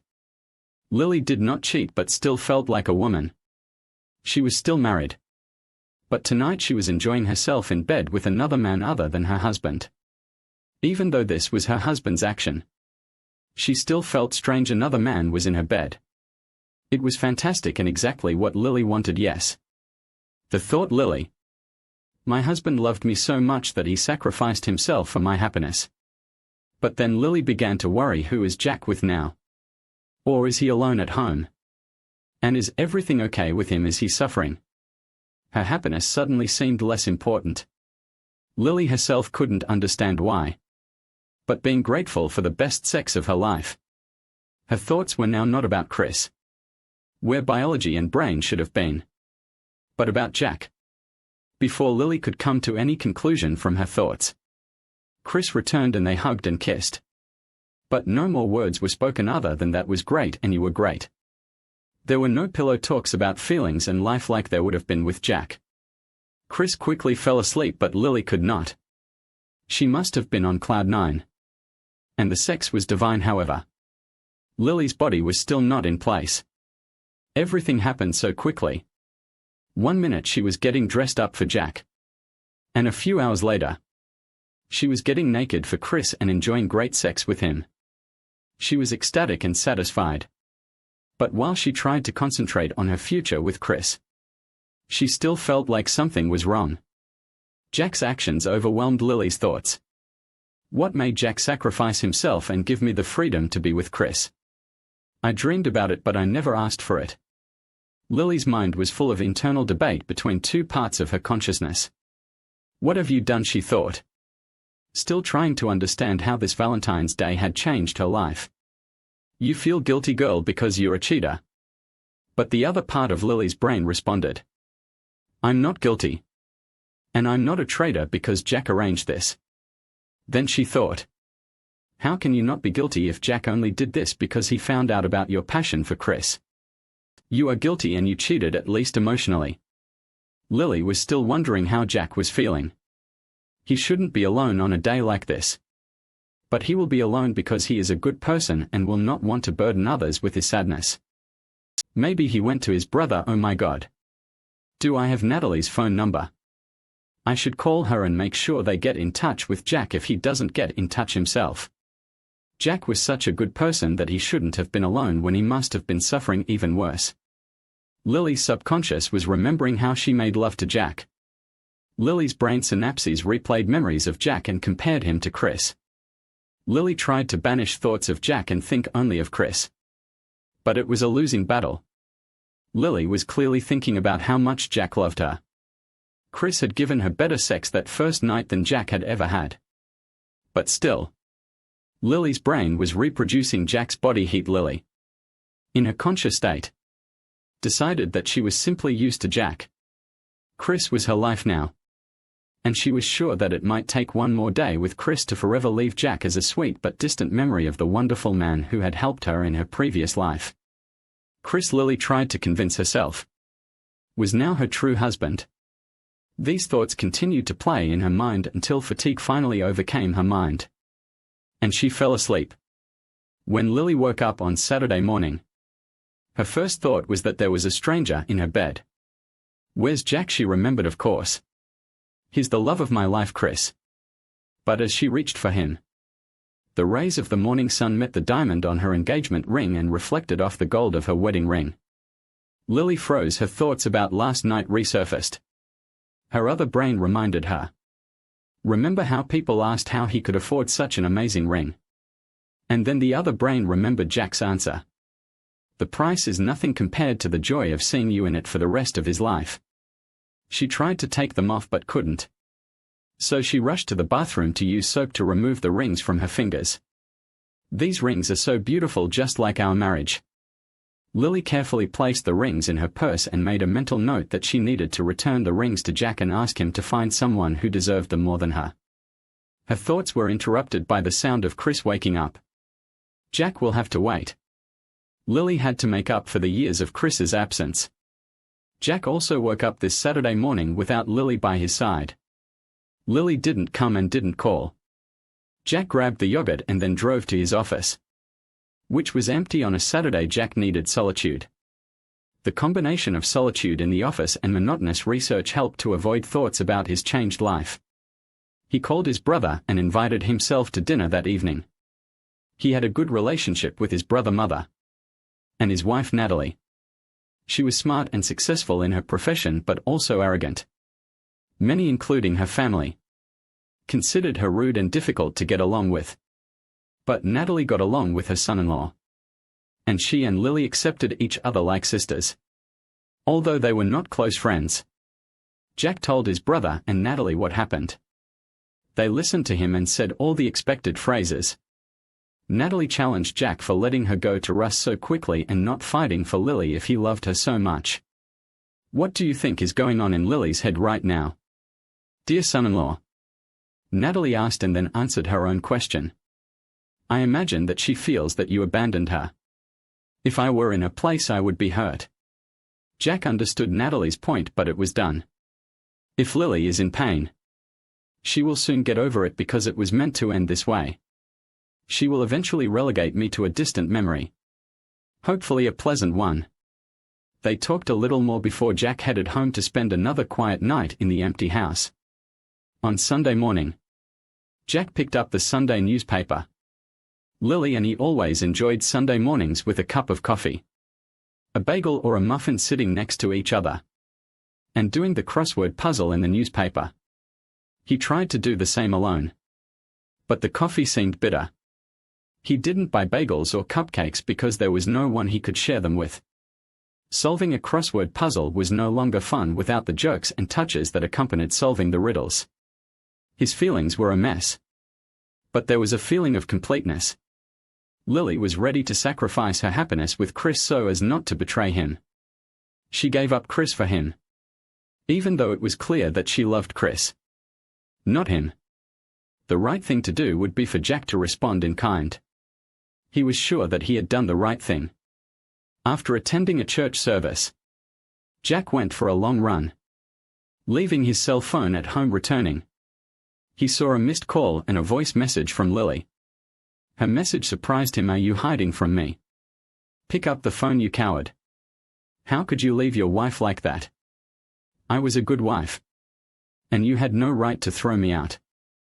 I'm not your thing to be passed between you and Chris. I'm not stupid. You just want to be with someone else. Go find some. I don't care because she will never love you like I did. You are not a real man. Live your damn life. And I am no more. I never want to see your pathetic face. Do you hear me, you worthless person? Go to hell. Jack could hear Lily crying on the other end of the line before she ended the call. He sat up and stared at the phone thinking, what the hell happened? What did I do wrong? What did she mean when she said no one would love him the way Lily did? Lily never said that loves me. Jack considered calling back but decided to let the situation cool down and message her later to set up a meeting to talk. He showered and then did the laundry, making sure all of Lily's things were clean and folded and in her closet so she could pick them up when she came to get her things.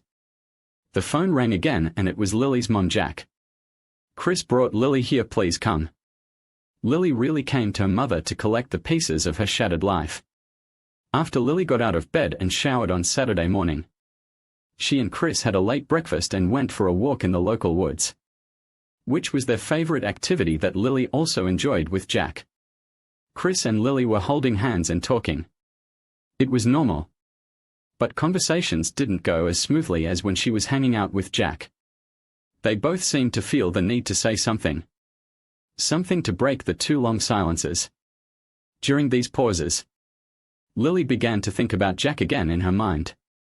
Holding Chris's hand, she plotted the conversation she could have with Jack if he were here. As they passed a rock covered in lichen, to make conversation, Lily pointed to the rock and commented, I always like to see the strange things nature does. Chris looked and replied, yes, it's really beautiful. It's moss. It's not moss, it's lichen. Who cares? They are all just plants. Lily didn't answer but remembered a conversation with Jack when she also pointed out a rock like this. Jack, look at that beautiful lichen on the rocks. I like those plants. Mosses are plants. Lichens are not plants but a symbiosis of fungi and algae that live together. The algae cells provide food for the fungi, and the fungi protect the algae from drying out and being damaged by the sun. Jack explained. Jack is so smart, Lily thought. It's always interesting to be with him because he knows so much. She remembered the saying, live in the present and make it so beautiful that it is worth remembering. But the present still included Jack. I need to talk to Jack, but what can I say? Will I tell him that I miss him? That I think about us making love? No. This can't be right. I'm with Chris, the man I've always loved. After the hike, the couple ended up in a pub over a couple of beers. They talked about Jack and his unilateral decision to let them have the life they wanted together. Lily opined that Jack's action was typical of him at his best. Chris's answer hit Lily like a board to the head. If Jack loved you so much, Why wasn't he man enough to fight for you? Now Lily had another thought darkening her mind even more. Why did Jack give up so quickly and not fight for her? Her mind was confused as her brain jumped between conflicting thoughts. Jack loved me so much that he offered himself as a sacrifice for my happiness. And if Jack really loved me, he would never let me go. And if he didn't let me go because he loved me, that would prove that he doesn't love me because he would leave me unhappy. She wondered how Jack spends his time. What he did yesterday, what he does today. Is he suffering or is he feeling good? Lily prepared dinner. Lily noticed that Jack knew his way around the kitchen, and they often cooked together. She didn't know if Chris knew how to do anything because he never offered to help in the kitchen. After dinner they made love again. Lily wanted to confirm that she belonged to Chris. They kissed. But she still couldn't help but think about Jack. She was confused by her feelings. She should have been delighted she was supposed to be with Chris. She had always loved Chris. And it was only her stupidity that led to their separation. But then why was she so stuck on Jack and how happy and fulfilled he made her? Lily opened her eyes and stared into Chris's eyes, trying to banish images of Jack. She began to think about her future life with Chris. We will have a blissful marriage. We'll have a family. And Chris will be just as good a father as Jack was. Lily's eyes widened. Wait. Did I see Chris as a father figure just like Jack? As she continued to tell herself that she should be with Chris, Lily tried to remember all the ways that Chris was better than Jack, and why she should choose Chris. But when Lily thought about it, she couldn't find anything that made Chris better than Jack. At least not in bed. But these gave her instant gratification but ultimately less satisfaction and happiness than she experienced with Jack. Somehow, Jack kept interfering with Lily's attempts to convince herself that she loved Chris.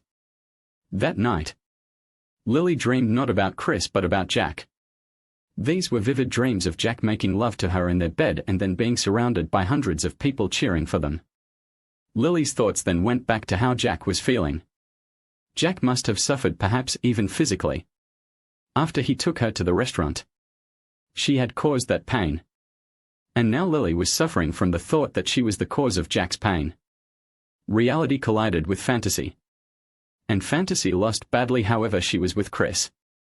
And when Chris woke up they were having sex again. But Lily didn't feel anything anymore. She had no desire to hug Chris or wrap her legs around his torso.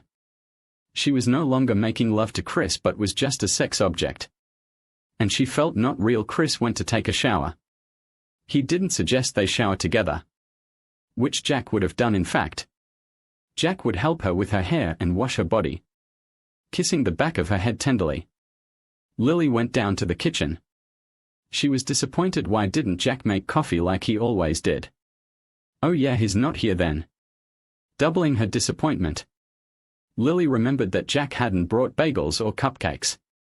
After she made coffee, she went outside but did not see the Sunday newspaper in the entrance. She was angry about not having a newspaper and, therefore, no crossword puzzle. But then Lily remembered that she didn't have Jack to do the crossword puzzle with. She loved the Sunday mornings when they would faithfully open the newspaper to the crossword puzzle page and enjoy the loving banter as they solved the puzzle together and then went to church together to give thanks for the blessings that were in their lives. Now I can't go to our church. I can't shame Jack like that. I'll have to find another church where no one knows me and no one knows what I did to my husband. More and more, the life that Lily enjoyed was crumbling around her. Sitting with her coffee, Lily could no longer avoid the inevitable conclusion. She missed Jack like she never missed Chris. She wanted to be with Jack, not Chris. She constantly thought about how better life was with Jack compared to Chris. Chris was a monstrous delusion of her own making. And the first person she lied to was herself. Lily's brain was working at its limit. Lily knew her relationship with Chris was over. It wasn't even a difficult decision. As she later explained to her mother, "If you think of my time with Chris as a movie, my mind was on fast forward, doubling over and over again. I lived my whole life in a few hours. So why was she at Chris's house and not the house she shared with Jack? Lily's troubled mind formed the answer that Jack had rejected her. Did he love her? If he had loved her, he would not have sent her away. But he even put things in the bag for the night. And he delivered her to Chris at the restaurant where she was going to show off her outfit to Jared. Not to Chris, moreover. Chris was already there in the restaurant. So Jack and Chris made a deal between old friends to have Jack give her to Chris without her consent.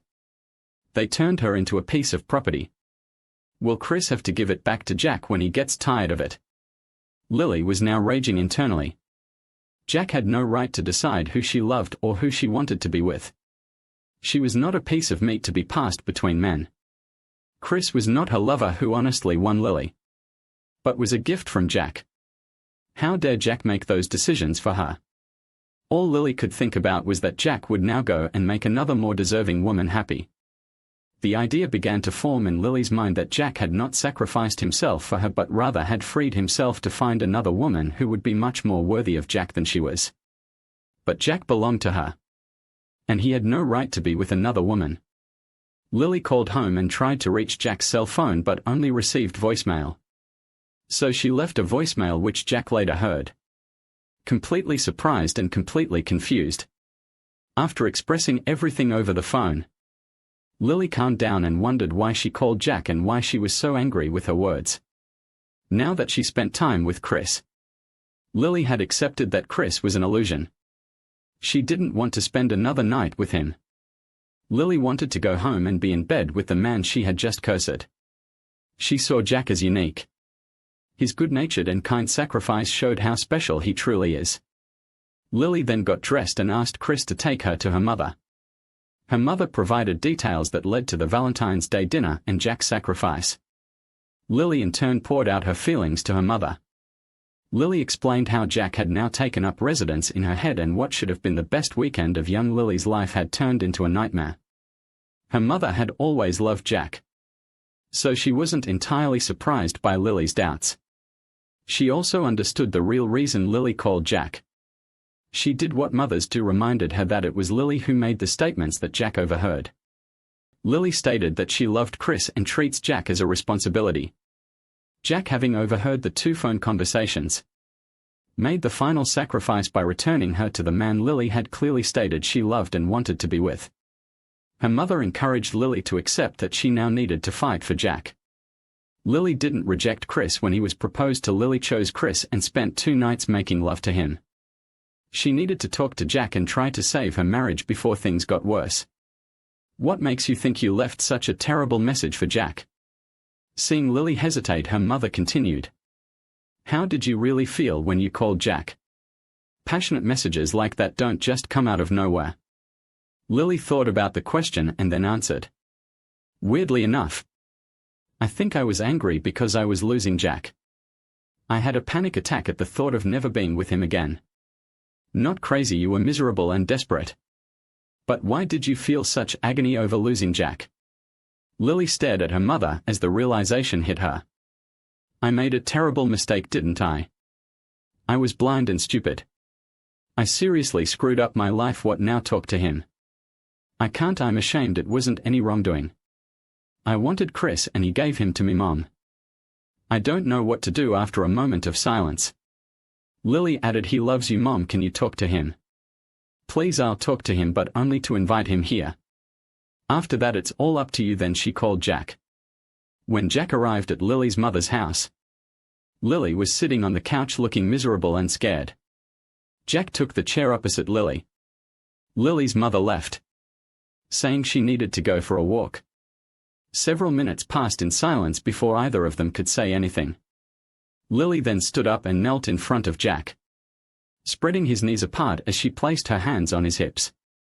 Raising her head, she stared into his eyes. She rehearsed what she wanted to say, but her trembling mouth could not form the words. Jack saw her suffering but also noticed that her rings were missing. Not knowing what to say, he muttered, you look good, Lily. Maybe a little different than the last time I saw you in that beautiful dress, he said before realizing why he started with such stupidity. Yes, a little different.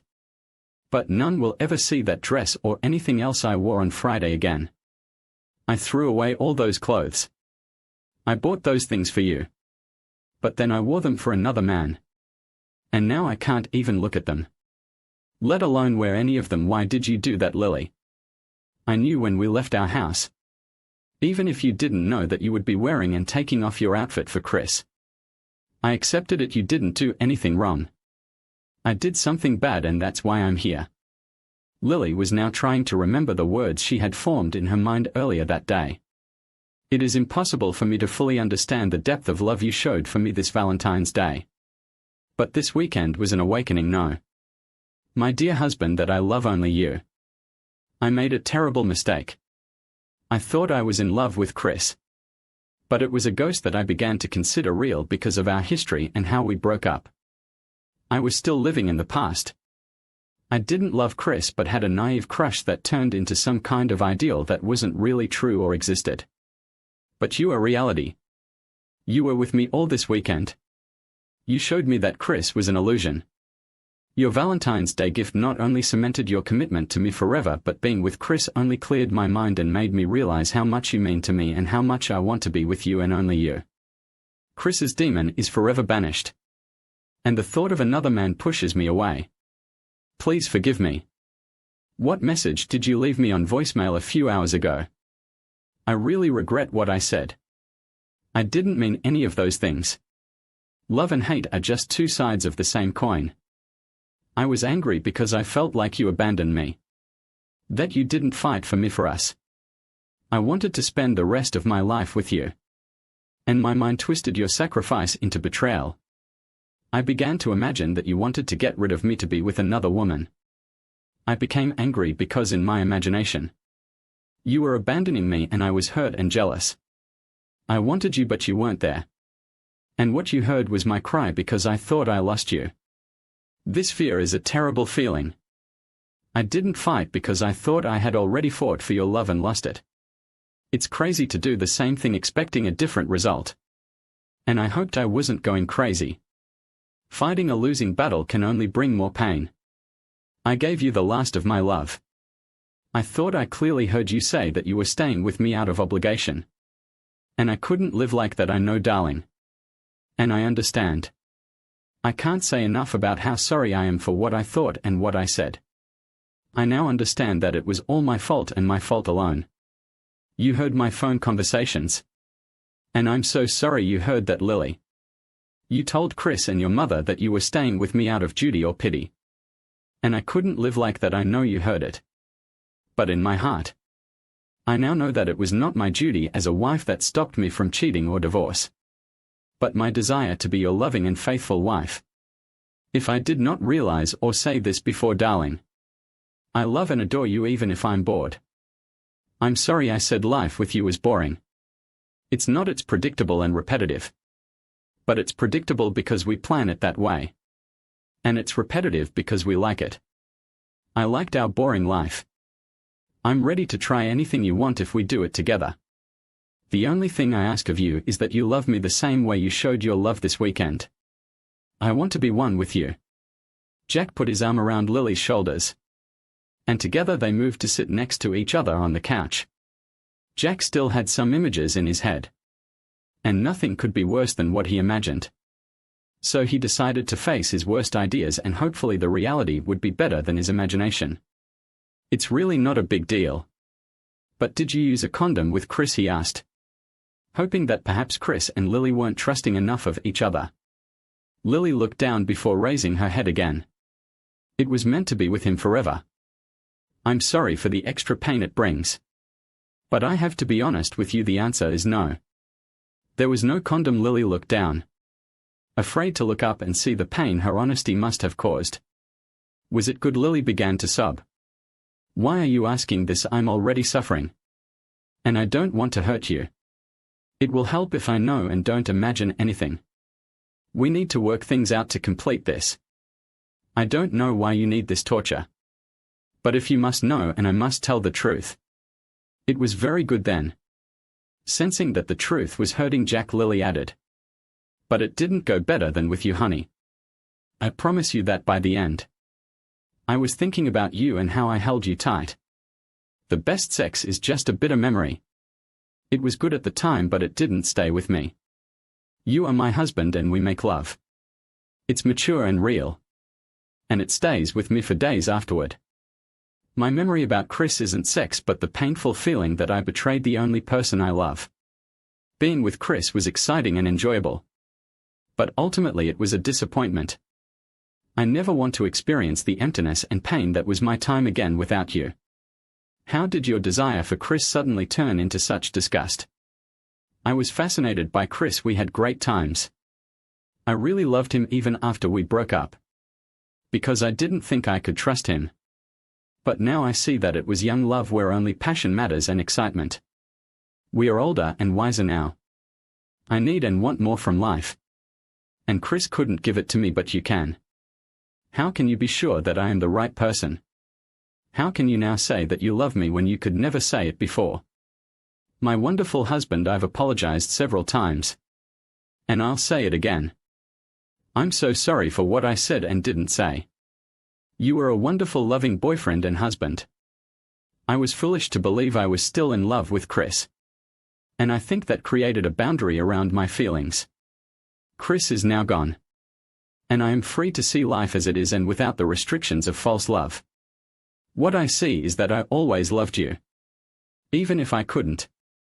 What matters most is that when I thought I lost you this weekend, it hurt. And it hurt even more to think about how I hurt you. I never want to hurt myself or you again. I know that true love is a deep longing to be with someone and no one else and the need to give you everything I have. These are the feelings that I have for you forever. Who knows, dear, what may happen? Death is the only certainty. We cannot know our future, we must play the odds. And now the chances of a wonderful life together with our children and then grandchildren are great. The chances are that anything that would interfere with this is currently virtually non-existent. I guess we learned a lot. Jack then smiled and added, if this weekend ended up bringing you closer to me, then maybe it was worth the gamble. Lily smiled. Chris has now left our marriage. There will never be another man. I will do whatever it takes to make this right with you. Anything, be careful what you say. I was not mistaken. You gave yourself completely to me. I took everything from you. But I only gave what I liked to do or what I thought you needed. I didn't realize that I was only hurting myself by not giving completely. But now I realize that I would be much happier giving myself completely to you just as you gave yourself to me. You can have me anytime, anywhere. And however you want. You always ask me what I want. Now I will ask you and hope that you will tell me your true desires. Chris thought about his answer as Lily added, I also know that I had sex with another man outside of marriage. That's a fact. And it doesn't matter that you brought me to him so as you showed your love for me. As my final act of repentance and expression of my devotion to you, I am giving you a permanent pass. I hope you never use it because it will cause me indescribable pain. But you are willing to bear the pain of me being with someone else. And if you decide to accept the pass, I will gladly endure the same pain. I can't believe anyone could replace you, my dear. I can only hope that your love for me remains strong enough for us to get through this Valentine's Day. Jack looked into her hopeful eyes. Damn it. Life isn't perfect. Lily matured in a fundamental sense this weekend. He and Lily were strong and could handle the truth. They did not have to live in the past but could live in the present. Lily took out the rings from her purse that she had taken off the day before. Will you put these rings back on my hand? Will you take me back? Jack placed the rings on the fourth finger of Lily's hand. Then cupping Lily's face still wet from her tears. In his hands he stood up, lifting Lily up with him. He kissed her softly on the lips and took her hand to lead her to the car and home to confirm their marriage. Thank you for tuning in. If you enjoyed this episode of the story, please give it a like. And don't forget to subscribe to get notifications for updates. Welcome to the Butterfly Tumblr Radio channel. Are you ready to start today's story? Let's get started. What astonishing secrets are hidden behind what seems like a perfect marriage? A meticulously planned revenge is about to unfold tonight. Follow me to lift the veil of grandeur and delve into the intricate emotional entanglement between betrayal and forgiveness. The document you've provided is quite lengthy, and adding punctuation throughout while keeping the original text unchanged is a complex task that would require careful reading and understanding of the context to ensure that the punctuation is correctly placed. However, I can provide a revised version of the beginning of the document with added punctuation to give you an idea of how it might look. Please note that this is just a sample, and the entire document would require a similar level of detailed attention. Last night I treated my wife like a queen. We had been going through some tough times recently, and this seemed like a good time to turn things around. I took a day off from work, ostensibly to take our 2 kids to soccer camp for the week, but more to make sure everything would be perfect. I started by sending Isabella 2 dozen long-stemmed red roses to work. I wrote the note myself: "Roses are red. My love's true. My plans for tonight will make it more obvious to you. Dinner with me, dessert you yourself. Second and third servings I guarantee you, yes." I know it's not Shakespeare, but I figured it would work, and I was right. You knew it. I received a passionate kiss at the front door, plus a report of how jealous her co-workers were. Isabella looked at me with a lustful look. Lucky is an understatement for what your evening will be like. I immediately took the initiative into my own hands and corrected her: "This evening is for you." Step 2: I prepared a hot bubble bath for my love, complete with a perfectly chilled glass of Chardonnay. I told her to take her time while I prepared dinner. It's not like I cooked, I just went to her favorite Italian place and got dinner for 2. When I returned, I put it in the oven. I had just finished setting the table when I heard Isabella behind me: "You're a naughty boy." I turned around and saw a vision in red. Isabella was wearing everything I bought that day: a negligee, bra and panty set, garter stockings, and red stilettos that screamed "Take me."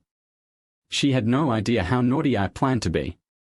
Dinner and much wine later, I took her to our bedroom. She followed me willingly as I slowly undressed her along the way. I laid her on the bed and sprinkled kisses all over her body.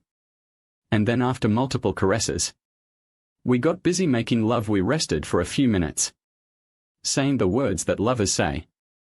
I actually did most of the talking. It was a bit incoherent.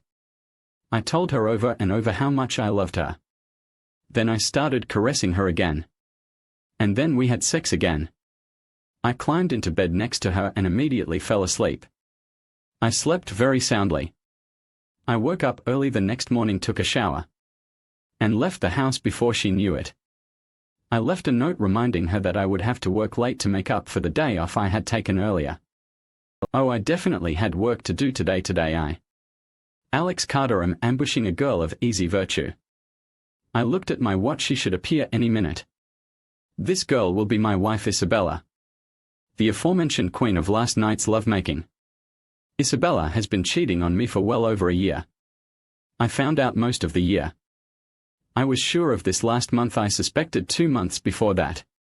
My suspicions were based on the little things that happened between couples' behavior, habits, and, most importantly, slight prevarications that hint that something is wrong. For example, there were many little things that, in themselves, were explained innocently, such as our sex life became much worse while Isabella began to dress sexier. She felt it, I certainly didn't. I know there's not much to suspect. One of the main cases that caught my attention and gathered my observations into suspicion was on a weekend evening without children. Isabella met me at the restaurant, having come straight from work. Arriving, it turned out, was the key word, because Isabella had the undeniable sheen of someone who had just had great sex.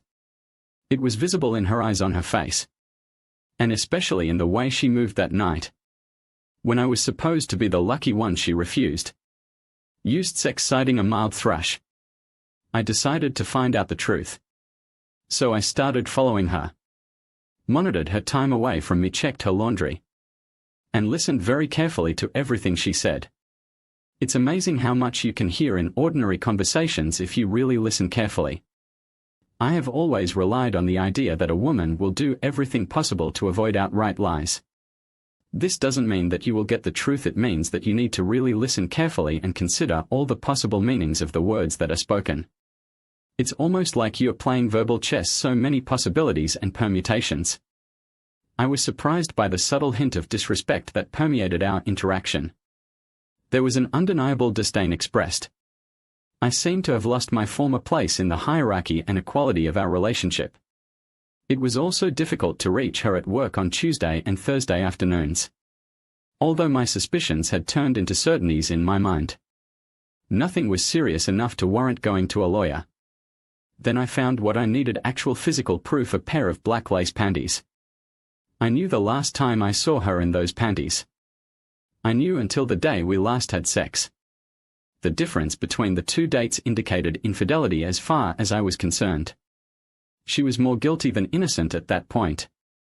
Facing Isabella was a little more problematic.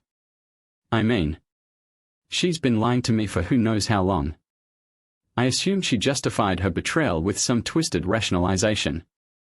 I decided to take a simple and direct approach. I suggested another evening just for husband and wife, reminding her that she owed me.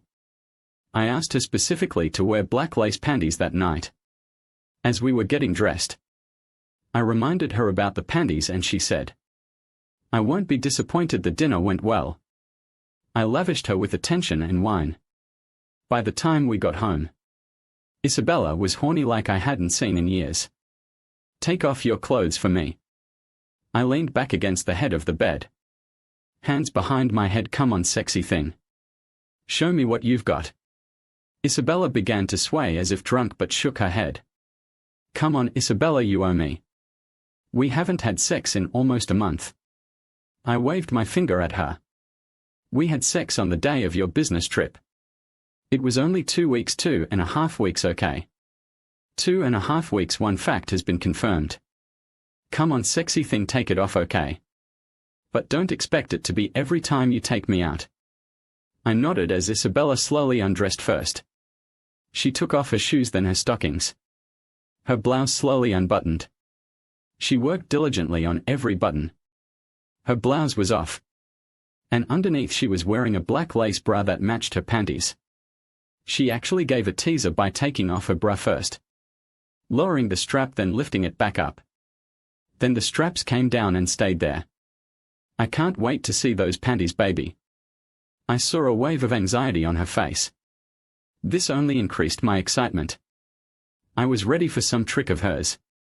She didn't let me down. She unzipped her skirt, bent down and hooked her thumbs into the material. "Stop, hey, who's having a dance here?" She was trying to joke, but I could hear the hard undertone underneath her tone. "Hey, I thought this was for my pleasure. I want to see those panties." "What's the matter with these panties, Tim? Come on." "I'm horny, you're horny. I gave them to you for our anniversary last year. Remember, they symbolize our marriage, our intimate connection. Come on, spoil me. Take off your skirt and show me these panties." Isabella let her skirt fall away. Revealing no panties, she put her hands on her hips. Tada! I was temporarily stunned. I didn't expect this. Luckily my body didn't give me away. Excitement at this moment would be a point for her. I was surprised how quickly I took the initiative again. "Where are the black panties? Put them on and start over." Just to see my wife in black panties. Not my wife looking like a perverted star. Perverted star. She lost her balance for a moment. And then her disrespect for me came to the fore. "I did it for you. Who is catering personally? I think it makes you look." Her eyes narrowed, and she turned red with anger. "Just put on your panties, please." I changed my tone to a more amiable one. "What is it with you and those damn panties?" She was losing her composure, and I couldn't feel in control anymore. "I like them. I like the way you look at them. Why is it so difficult for you to do one simple thing for me? Could you please put on some panties? I couldn't find them, Tim, okay?" She was furious with me. "They are probably in the wash. You always wash your clothes together. You have a bra, but where are your panties?" I wasn't going to let it go. "I told you I couldn't find them." She was angry. And I became calmer and calmer. "Hey, Don't be mad at me. I'm just the guy who gave them to you and asked you to wear them for him. I shrugged, expressing innocence. All you had to do was say something sooner. I wouldn't insist if you told me the truth. All you had to do was be truthful. What's so hard about that? So the last time you wore them was right before I remember my trip because you looked so sexy in them when we were getting ready for bed. You took them off, hey? Maybe they were kicked under the bed. Look, Tim. Can we forget about these damn panties right now? The excitement left her face. I saw a glimmer of doubt in her eyes. Can't you just make love to me? Sure, no problem. Isabella breathed a sigh of relief. I'm not done with her yet. I think I remember where I bought them, Dan. They really meant a lot to me, yes, Tim. There was caution in her voice, I see. She moved away from the bed. Her desire clearly subsiding. The last time I saw you wearing them was here in this room. I climbed off the bed and knelt next to her, lifting the canopy. You took them off before we had sex, right? I think you were standing about here, remember? I remember, Tim. I stood here, took them off. And we had sex, but now I'm standing here. And I don't have them on. And I think I'm developing a headache. I think I'm giving you a reprieve for the rest of the evening. Isabella began picking out her clothes. Wow. What's the problem? It's just panties. Not that big of a deal. Isabella looked unhappy. Are we okay, Isabella? Is there something you want to tell me? I mean, it's been 2.5 weeks since we had sex. And I made a simple request. And now I'm out of favor. Why? Why didn't you just tell me you didn't know where your panties were? What's so hard about being honest with me? Why don't you try to hide something like that? I don't know. I didn't want to disappoint you. I know we haven't been together for a long time. We are both so busy with careers and family. I think I turned almost nothing into a big problem. I'm sorry. Me too. Well, how about we reschedule our date? Oh, look. I smiled as I pulled out my dirty panties and handed them to her. She took them, looked puzzled and scared for a moment, then confident that's where they were. I thought I was looking there. I had to admit she recovered quickly. Come on. Put them on. They are dirty, Tim. I'll make sure you're the first to see them after I wash them.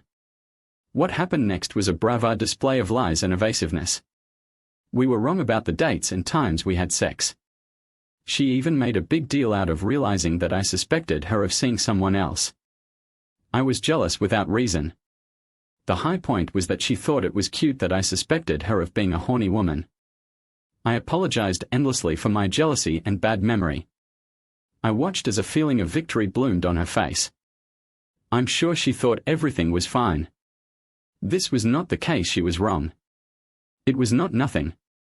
And there was nothing nice about it. I knew it. My apologies dissolved in white-hot silent anger. My anger led to a change in perception. I no longer doubted. I now knew that she was having sex with someone else. As far as I was concerned, our marriage was over. I knew, and soon she would know that I knew. When you are no longer in denial, you can learn a lot in a very short time. I was looking for hard evidence, basically. I wanted to catch her in the act. And I was willing to do whatever it took. It's amazing what you can do with modern GPS equipment. A bug on your own phones. A little digging on the computer. And a couple of digital voice recorders. All too soon. I had a pretty clear picture of who he was.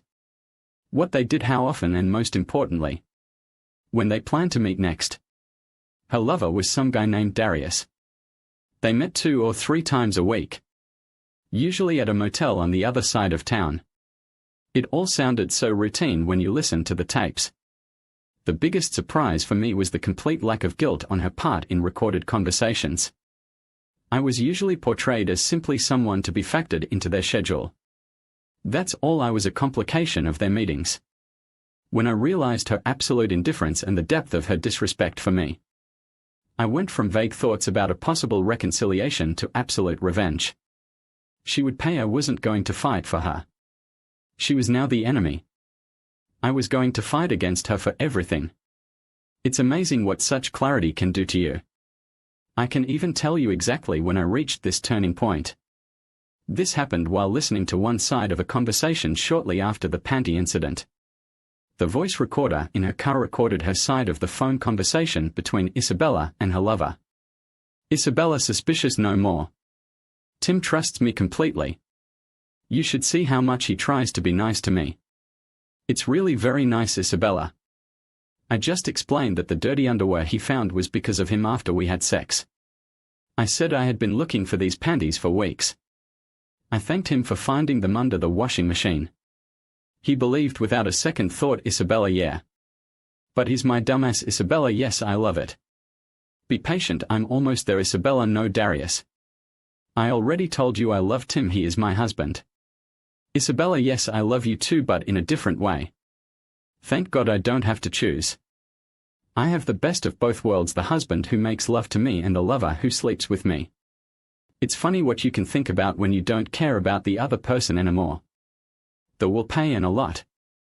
My revenge was multifaceted. I wanted Isabella to suffer in both the short and long term. If all goes according to plan, Isabella will never forget her betrayal. I wasn't out to hurt Darius. As far as I was concerned, he was just an opportunistic jerk. If problems came to him, so be it, but with children, it was a different story. I wanted to protect them from the initial explosion of our family's disintegration. Besides, I wanted it all to fall on Isabella. I wanted her to see their sad faces and know that she was the only one to blame for this. In that sense, they actually set my deadlines. I waited until the school year was over and arranged for them to have a week-long soccer camp at a university, a couple of hours away from home. The camp operated from Monday to Friday. I dropped the kids off Monday morning and spoke with the camp directors. I explained that I had serious issues with their mother regarding fidelity. I told them I was going to file for divorce today or tomorrow, depending on when she gets home. I wanted to protect the children in the first days of pain. The directors were very sympathetic. Today was Tuesday, the day of reckoning. Isabella was supposed to meet Darius at 4:00 in the afternoon. I spent that day putting all my affairs in order. Prepared divorce papers, changed locks. Dealt with bank accounts and credit cards. It was a day Isabella will never forget. I looked at my watch again. Time was the key to everything. I smiled as I saw her car pull into the parking lot. Operation Strike There was now in action. As soon as I saw her car turn into the parking lot, I called Isabella's work and left a quick message on her voicemail, saying that there was an emergency and she needed to call me on my cell phone ASAP. Darius arrived a few minutes later. Hell, he was young, somewhere in his mid to late 20s. Any remaining doubts about my intentions disappeared when I saw Isabella enthusiastically kiss Darius. I called her on her mobile while she was still kissing him. She looked at the phone and did what I expected. She let him call. I hung up at the start of her voicemail and called again. I thought she would either turn off the phone or leave it in the car. She chose the second option and left the phone in the car. That's when I left a message saying there was a family emergency and she needed to call me back ASAP. I watched them enter the room and started calling and hanging up every couple of minutes. I planned to leave dozens of missed calls on her phone. I waited about 20 minutes, assuming they were at least undressed. If not having sex, then pulled up to Isabella's car. Did you know that you can unscrew the inside of a tire valve and the air will come out instantly? In less than 3 minutes. I deflated both driver's side tires on Isabella's car and screwed the valves back into place. I took a half-dozen roofing nails that I cut to about a 1/4 inch long and stuck them into the tight part of the tire tread. It looked like she'd run over a pile of nails, but successfully. I also gave Darius's truck a special treatment. I borrowed a small jack and lifted the front of his car and loosened the oil pan bolt until it was barely holding on. I lowered his car, put the jack in the trunk, and closed it. I finished everything in 15 minutes. Left and waited for them to finish. They left the room 2 hours later with lots of kissing and hugging. The only noticeable difference was that Isabella's movements were more sluggish and gentle. The way she is after sex. Her movements were anything but sluggish as she saw the 2 flat tires. She was gesturing and waving her arms as she walked back and forth along her car. Darius must have said something stupid because she turned and said something to him that made him throw his hands up in front of him as he shook his head and backed away. Idiot, I called her phone. She looked into the car and began rummaging through her purse for her car keys. I swear you could see her wincing when she saw the number of missed calls. It's showtime. I saw her dialing the number and preparing for her speech. Hello, Tim. Are you? Her voice sounded shaky and nervous. God. Isabella, where have you been? I screamed into the phone. I paused to catch my breath. No need to shout, Tim. I can hear you just fine. I've been trying to call you for hours. Where are you? Why aren't you at work? I spoke, raising my voice to the point of panic. Isabella began to choke out some weak excuse. I started interrupting her. I started rustling the paper and interrupting my speech. Be quiet and listen. There's a serious situation at the soccer camp. Both kids have been taken away and are being prepped for emergency surgery. The doctors aren't sure they'll survive. Hurry. Damn it, my battery is running low. Got it. Meet me at the University Medical Center. Hurry up. I hung up and turned off the phone. I could see her screaming into the phone. Then she perked up. Isabella pushed Darius towards his car. And soon they were heading onto the freeway. I waited until they were out of sight. Then walked over to Isabella's car. I removed the dummy nails from her tires and reinflated them both with emergency tire repair cans. She'll need the car before the end of the day. I had a couple more calls left before I headed home. I headed onto the highway they had to take to get to the university. I stopped at the first emergency phone booth on the freeway and took out my 2 voice recorders. Soon I was talking to the highway patrol. I lowered my voice and added a southern accent. Hey. Officer, I'd like to report a case of, well, road rage. I guess that's what it's called. Oh. I was driving under the speed limit. And this blue Toyota pickup just came up behind me. Right next to my ass. Sorry about that expression. I probably should have moved aside, but well. This crazy guy starts pressing the horn. Then he flies around me. It's amazing that he didn't hit anyone and almost hit me. It was so bad that I was driving with my wife and children. Then he accelerated and crashed right in front of me. I wrote down the last 3 digits of the number. My name is. I pressed to the recorder. An angry female voice came from the Scadua. Tell them about the gun, Harold. I saw the gun. That crazy guy showed you the gun. I turned away from the phone. Honey. I haven't seen him. Look. I'm just telling them my name. I pressed the second recorder. So these crazy people can track us and kill us. Hang up, Harold. Hang up right now. That's it. Harold. I disconnected the call. I recorded these phrases with a work colleague who had a thick southern accent. I told her it was for a prank on my slacker sure. She gave me half a dozen takes without batting an eyelid. I got into the car and headed home. On the way, I called the football camp and said in a tired voice that the conversation with my wife about divorce had not gone well. I told them she had lost it and was threatening my life. I warned them that she and her lover might be heading there to try to take the children. I told them I was just calling to make sure they wouldn't give the kids to them since my wife's lover is known to be using something. And it's not a safe situation for the kids. The camp workers were very understanding. I asked them not to say anything to the children unless it was absolutely necessary. About an hour later, I was sitting at home eating pizza and drinking beer. I figured I had at least another hour before May and could show up. That would be the case if she could contact the soccer camp and find out the kids were okay. I didn't think it was likely since I had made all the necessary arrangements. And she didn't even have the correct camp name, let alone a phone number. If she had gotten to the university, she would have learned that there was no university medical center or hospital there. If only she could get there. I smiled at the thought. If the oil drain plug had fallen out, she and Darius would have been sitting on the side of the road. A couple of hours later, the camp called to say that Isabella and a male companion had indeed shown up. They arrived accompanied by state police. The police pulled them over for speeding and nearly frisked them for weapons following a report of road rage. The camp staff assured her that the children were fine but refused to let Isabella see them unless it was in the presence of their father. She asked them what the hell that was supposed to mean. Then one of the camp staff mentioned her impending divorce and asked whether the man she came with was her husband or her lover. They say Isabella turned pale and then became hysterical. State police were to escort Isabella and Darius off campus. Then the camp staff made my day. I couldn't plan this part. While Isabella and Darius were talking, one of the employees mentioned the substances to the police. They stopped Darius right after they left campus and searched him again. Apparently, Darius got angry and got into an argument with one of the officers. He was arrested for drunk driving.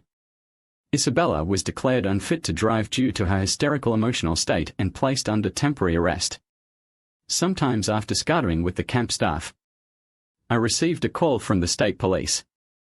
I had a very pleasant conversation with Sergeant Waterston.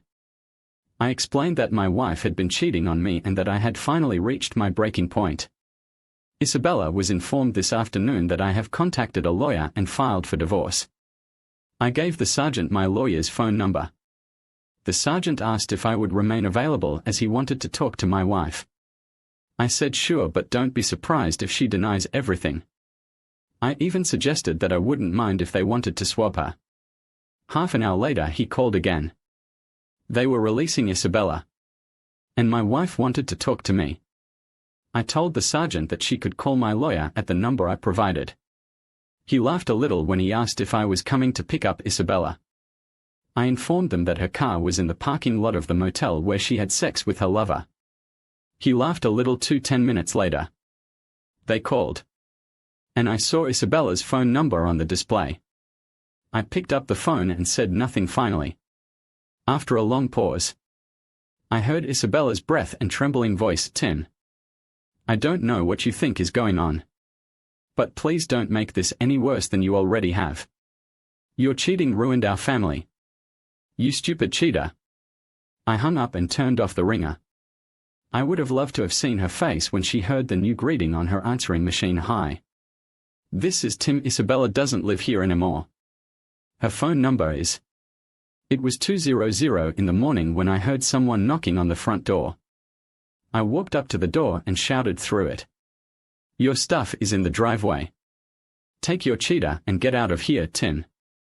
Please let me in. Isabella sounded absolutely exhausted. There was a terrible misunderstanding. We need to talk. I love you, Tim, please. We argued for some time, but I did not give in. Finally, I played part of the phone conversation I recorded while she was driving in the car. She talked to Darius and said how much she loved pleasing him and having sex with him. Isabella began to cry. I told her to pack her things and go to her lover or whoever else she was cheating on. She finally left, saying that she would go to her parents and return tomorrow to sort everything out. The next day did not turn out as she had planned. In fact, none of the following days worked out for her. I was relentless and merciless on Thursday. I officially served her with a claim at work. This trick made her wait for me in the car at the end of the workday. I have nothing to tell you. I was pleased with my ability to remain calm. Don't you dare talk to me like that. I can't believe you sued me at work. Do you understand what you have done? She was angry like I've never seen. What have I done? I will talk to you as I please. Maybe you'd rather like a stupid cheater, Tim. I admit that I may have been mistaken. We can overcome this. I love you, Tim. Let's stop this stupidity. You're a cheating stupid. If I give you $20, will you leave? How dare you? I'm your wife, Tim. I am the mother of our children. Now they will return home tomorrow and find me. They will only find me. Imagine you are stupid on your back somewhere with your boy. Tim, please stop calling me this. It won't help us. We need to discuss this. I understand you're angry and upset. But we can get through this, Tim. Our marriage may become stronger because of this. Can you hear yourself, you stupid cheater? Stop calling me names. Fine, answer me this. I stared at her with such hatred that I was even surprised she cowered in front of me. You chose to be with another man. You undressed in front of him, made him feel good, and let him have sex with you. You risked everything, our marriage, our family. My love and respect for you, my health, by the way. Dear, I was tested and so far I'm clean. I have to wait 6 months for an if test. You risked everything. What did your lover risk? Nothing. What did you get? Tell me what you got. You're about to lose everything, Isabella. What did you get from your lover? What did you get for throwing it all away? She just shook her head, unable to speak. That's right, you didn't get anything. No jewelry. No trips to romantic places, no cars, nothing. No secret bank account, no suitcase full of money. Not a damn thing. Right, you didn't receive anything. Well, you're right about one thing. I really don't have the right to call you a stupid, easy-to-get woman. Such a woman is smart enough to get something for sex. You slept with another man for which you got nothing. And now you're going to lose everything. You're not even smart enough to be a decent. Calling you that is an insult to frivolous girls. Looks like it just makes you look really dumb. I drove away, leaving her sitting on the ground, sobbing uncontrollably. I arrived at the lawyer's office on time. I even stopped home to take a shower and get into my suit. I wanted her to see me at my best. I sat across from her in the lawyer's office. If I cared about her, the look Isabella gave me should have squeezed every feeling out of my heart. Her pain was palpable. My expression remained calm and unperturbed. My determination was unshakable. She made one last attempt to delay the inevitable. I just looked at my watch and then back at Isabella. Her shoulders sagged.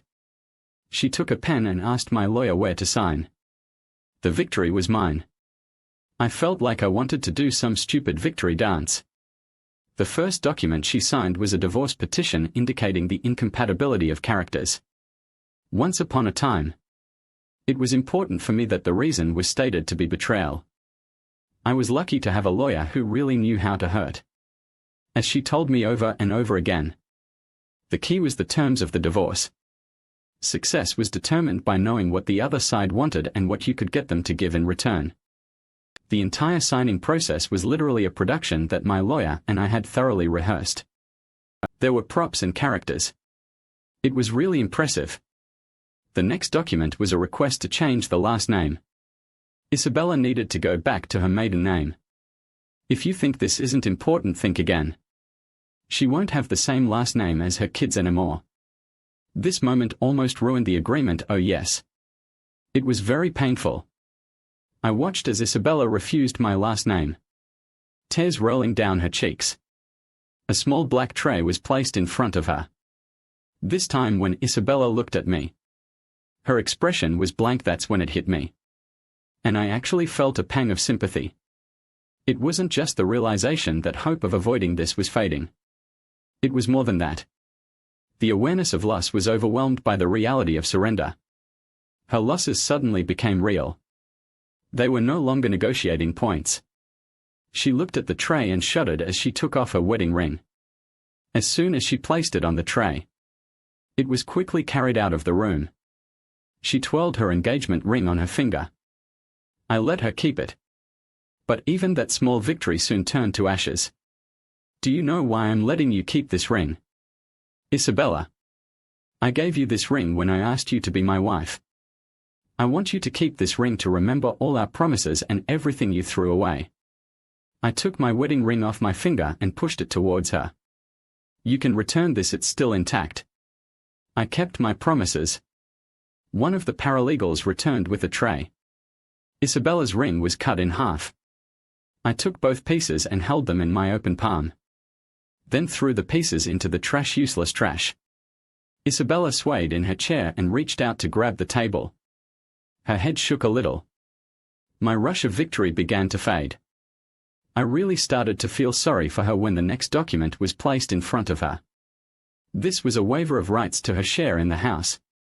The key here was that the cash value of her share went into a college trust for the children, with her control until they came of age. Finally, we came to a document that ensured her agreement with everything previous. This is an agreement on raising children.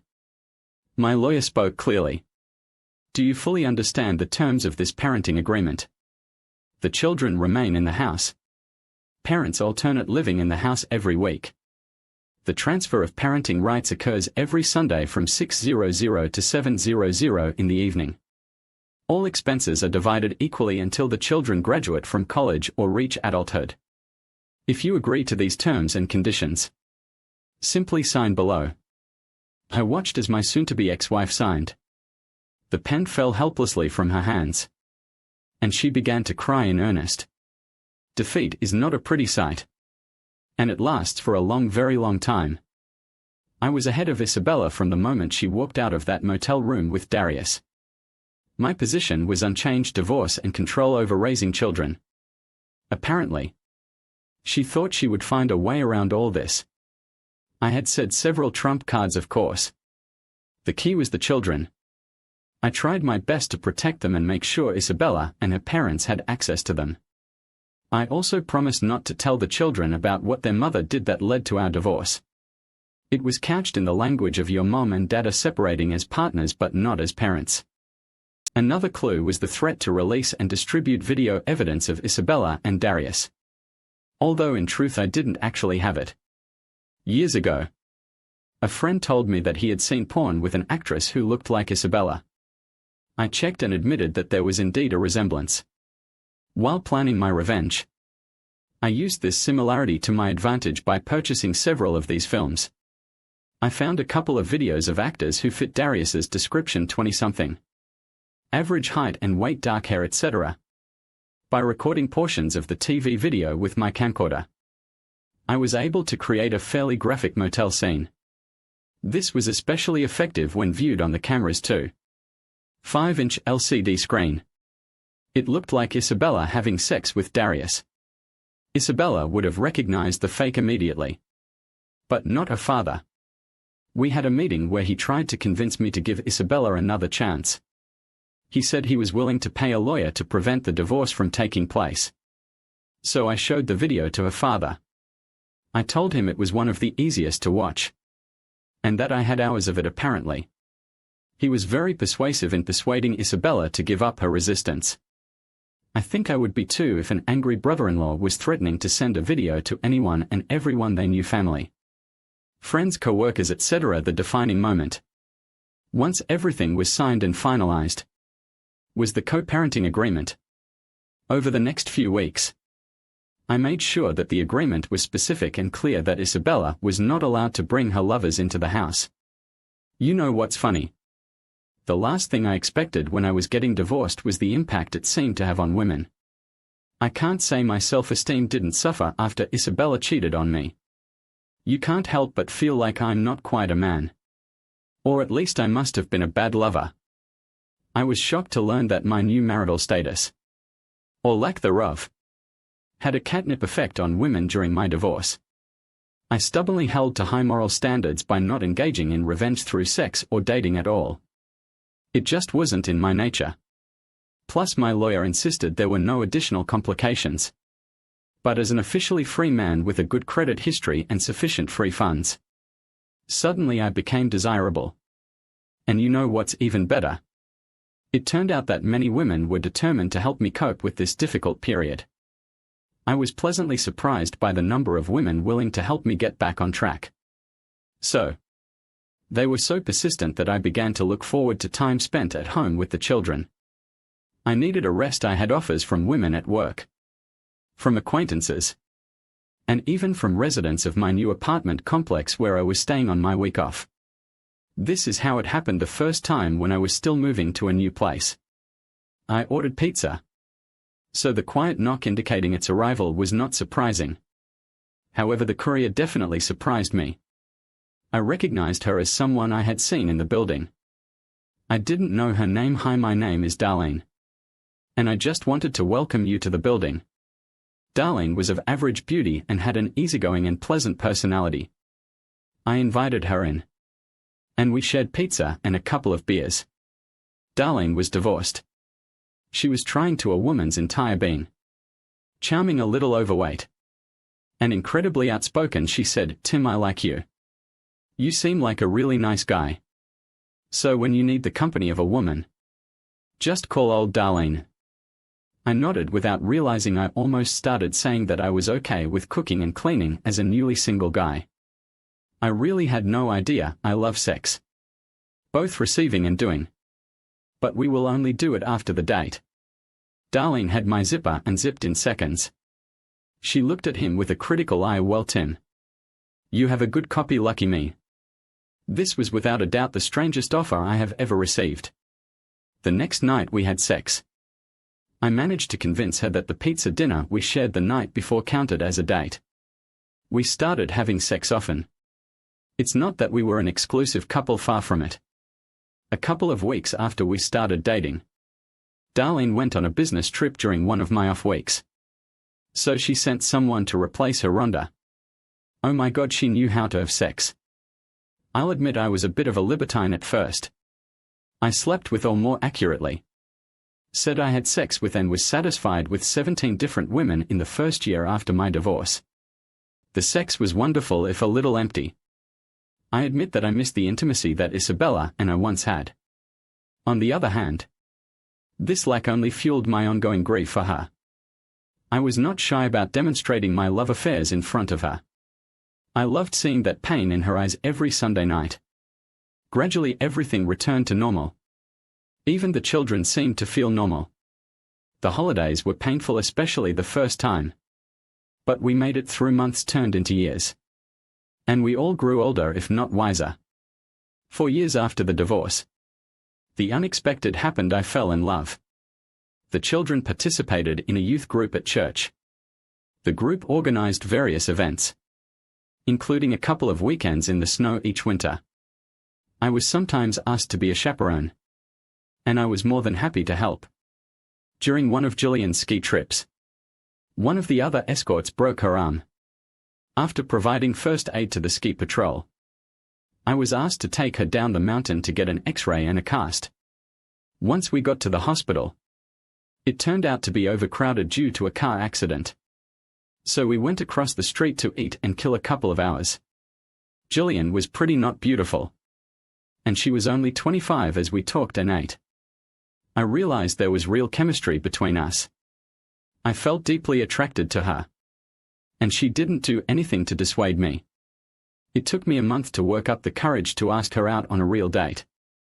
After all, I was 21 years older. She agreed, and we started dating. I gradually gave up my hermitage over the next few weeks as Jillian and I became more and more serious. Everything happened pretty quickly. Jillian and I had been a couple for several months when Isabella asked if I was in love with Jillian. I was ready to deny it, but I realized that I couldn't lie about something like that. I answered with a quiet yes. Isabella simply nodded and then hugged me. You deserve to be happy. I was stunned. First of all, I realized that I really loved Jillian. Secondly, Isabella felt it and accepted it. Thirdly, when I told Jillian about it, she just smiled and said, "It's about time." I realized for the first time in many years that I was truly happy. I really felt pleased with myself. Then I realized that there was something very important that I needed to do. I accepted Isabella's apology for her infidelity years ago. But at the time I refused to forgive her. It's time to officially forgive Isabella on the way. I remembered her attempts to apologize and explain. The first time hardly counted. This was shortly before the divorce and custody agreements were signed. Isabella asked to meet for half an hour. Just the two of us before signing. I knew she would try to talk me out of getting a divorce. I came prepared on the way to the meeting. I listened to tapes of Isabella having sex with Darius. I spent the entire half hour looking at her like she was nothing less than dog crap. When half an hour had passed, I looked at my watch and picked up my pen. She realized that she had failed.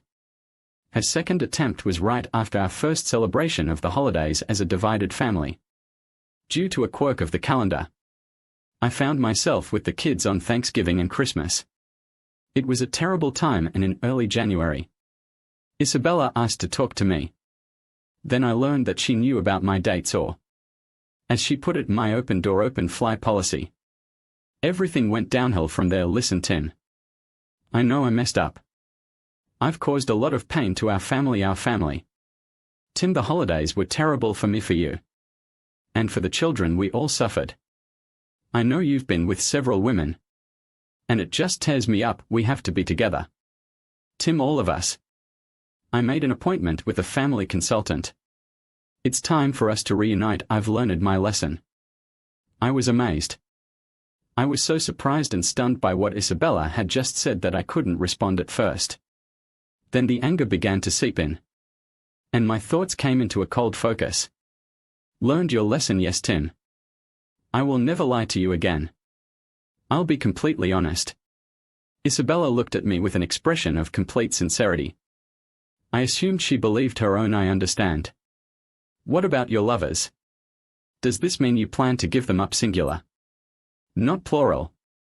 I haven't spoken or seen Darius since that terrible day. Unlike you, I haven't dated anyone. Oh, I see. I looked at her and slowly nodded my head. So straight to bed or a park bench will do too. How dare you? I haven't been with any other man. Period. Unlike you and your parade life for one night. I saw how she began to get nervous. I just let her talk. Do you realize how much it hurts knowing you're leaving the kids behind and spending a week having sex with everything that moves? First of all, we are not married, Isabella. Secondly, I'm now a free guy. Thirdly, like it means anything. You and I belong together. It doesn't matter that you're free. It's still cheating on me. You need to stop playing and give us a chance to get back together. I couldn't stand it. Listen, Isabella, if you're horny, come over some night and we can have some fun. I've always had a fantasy about you, me, and another woman. I'm ready. That was almost the end of that conversation. Isabella tried again every 6 months or so. It wasn't until about a year ago that she was able to apologize with any real sincerity. She had therapy and it seemed to help. I realized this as soon as she started. Even the tone of her voice was softer than usual. Tim, I want to start by saying that I don't believe I will ever be able to understand how deeply I hurt you with my betrayal of our marriage and my unacceptable lies to cover it up. I can't begin to tell you how sorry I am for the pain I caused you and the children because of my selfishness. It was only through therapy that I began to understand how disgusting and despicable my behavior was. I'm really sorry. Apologies are accepted, Isabella.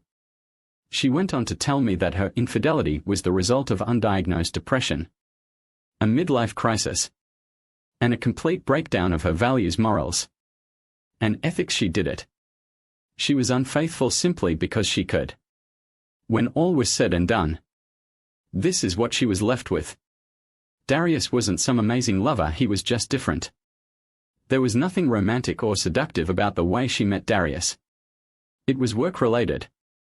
She met him while I was on a business trip, and they danced and flirted on a Friday night after work. Darius continued to keep in touch with Isabella after I returned. And then she realized how much she liked to sneak behind my back. It became a game between her and Darius. The next time I went away for a couple of days, he persuaded her to take half a day off. He took her to a restaurant in the lobby of one of the hotels in the city center. They flirted uncontrollably during dinner and drank a lot of wine. He asked her if she was interested in dessert and invited her to try the establishment's special dessert. He then slid the room key across the table towards her. Isabella replied that she was flattered by such an offer but refused. He persuaded her to at least look at the view from the room. As soon as they entered the room, she realized that there was no view from it. Darius said that the most beautiful view in the world was right in front of him. Isabella said she just stood there and looked at him. Horny as hell, Darius pushed her against the wall, lifted the hem of her dress, and they began to have sex. It was the most depraved and rude thing she had ever done. When I returned, she relieved herself of guilt by paying special attention to me. But she was already waiting for the next time I left. As a result, she became so confident in cheating that she did not wait for my departure. This continued until I caught her when she finished. I repeated that I accepted her apology and kept it to myself. I deliberately did not say that I forgave her. That's why I needed to do this before I got serious with Julian. I needed to forgive Isabella in order to move forward. You should have seen the tears that Sunday evening. Isabella, me, the children, we all cried, wiping our tears. Some tears were tears of sadness and regret, but most were happy tears. I told Isabella that no matter what, a part of me would always love her. She said she never stopped loving me. I nodded in understanding nothing is eternal. It's always hard to understand. I love Jillian. And she loved me. We were happy in our relationship. But both admitted that marriage was not in our plans. First of all, Jillian wanted kids. And I had a vasectomy right after China was born and didn't want to consider converting her. Not to mention our time together had an expiration date. We just didn't know when it would come. We found out too soon one Saturday afternoon. Jillian was lying on top of me after a particularly passionate lovemaking session when her mom called. Jillian's father was hospitalized due to a stroke, and his condition was not encouraging. We packed Jillian up and got her to the airport as quickly as possible. We hugged and kissed, and at that moment, we realized that we were probably saying goodbye forever. Jillian began to cry. I just tried to hug her tighter. When her flight was announced, we parted for the last time. Her parting words were, I will never forget you. And I will never stop loving you. I held it together until I got into the car. And then I started crying. I was alone. And it hurt terribly. I sat there and realized that my anger at Isabella during our divorce was hiding a lot of pain. Pain that I had never dealt with. Then my status as free and available distracted me from serious introspection. My time with Jillian changed all that. It healed my anger towards Isabella and opened my heart to love again. Since it was already Sunday morning, I went to the house. Isabella and the children immediately knew something was wrong when I told them what happened. They were very sympathetic. Isabella took the lead. She cooked me breakfast, then lunch, and finally dinner. We ended up talking until 1:00 a.m. and then she went home. I didn't sleep well that night. I spoke to Jillian several times throughout the week, and our conversations only confirmed what we both felt at the airport. Jillian's father would have a long recovery, and Jillian was going to stay and help her mother. I was really depressed. The kids knew what was going on and were incredibly supportive. However, on Friday I found myself completely alone. The children were with friends, and I long ago threw away my little black book. Jillian cured me of my wild ways, and I didn't want to go back to them. I was thinking about dinner when the doorbell rang. Isabella stood in the doorway with a pizza, a six-pack of beer, and a comforting smile. I smiled back, took the beer from her hand, and followed the aroma of pizza as she walked past me into the house. We spent a wonderful evening talking until late into the night. I was really sorry when she went home, surprisingly. I slept well that night. The next day, Saturday, promised to be very similar. The children had plans. I called Isabella around 3:00 in the afternoon and asked if I could take her to dinner. She objected at first but gave in when I threatened to come over with a bunch of Chinese takeout. Isabella got straight to the point. Are you asking me out, Tim?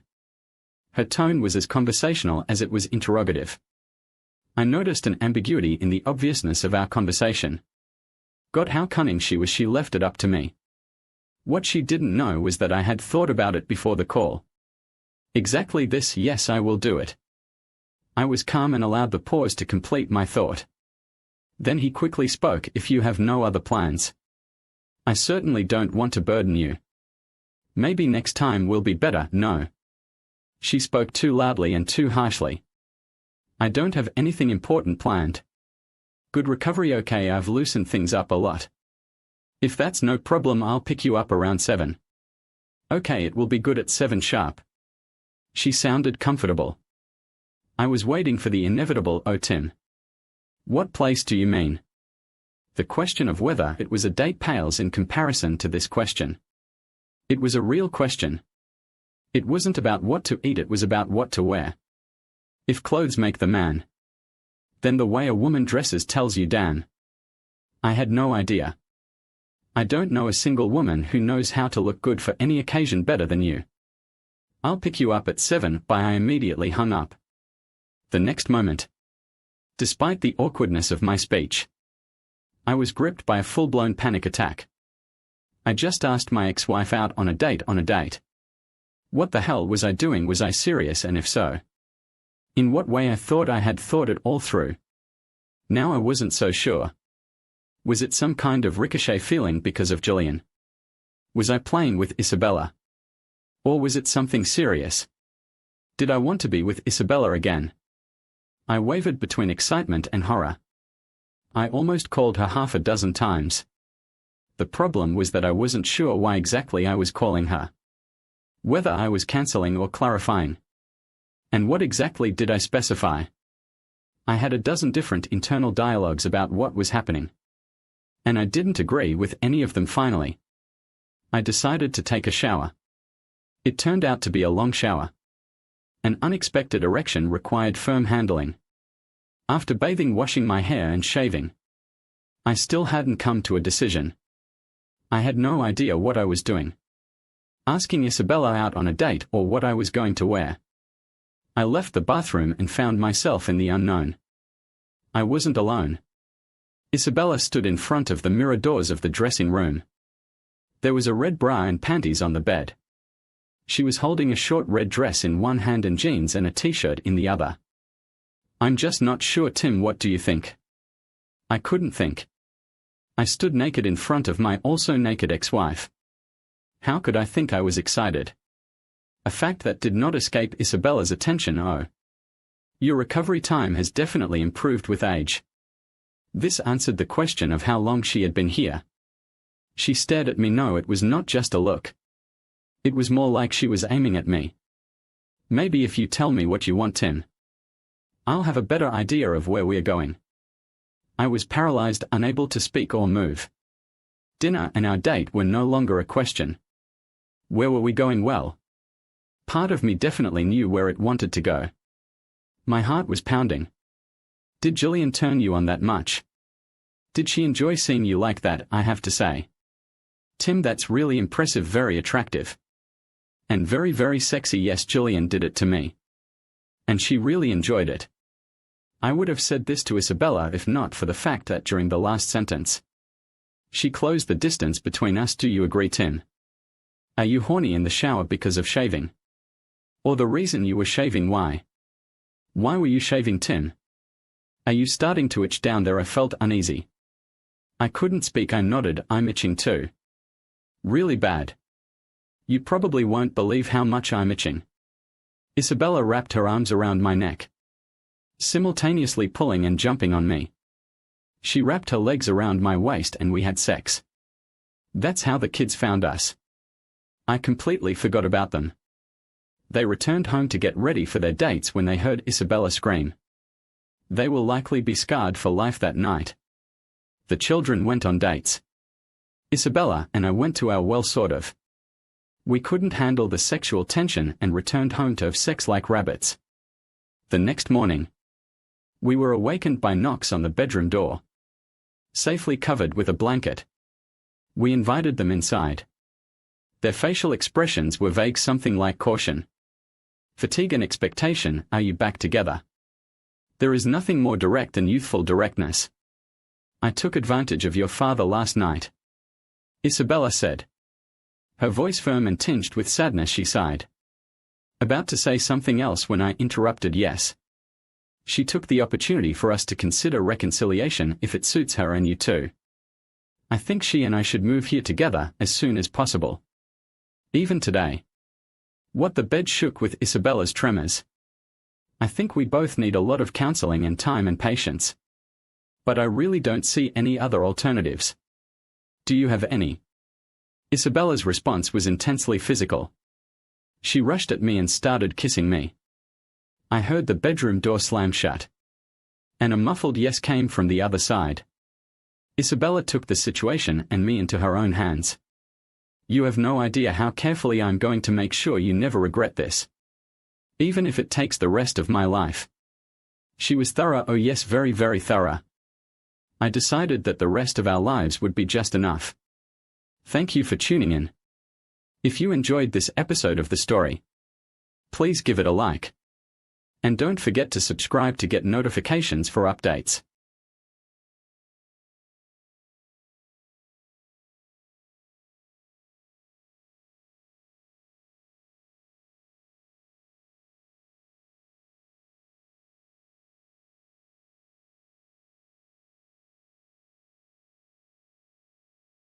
Welcome to the Butterfly Tumblr Radio channel.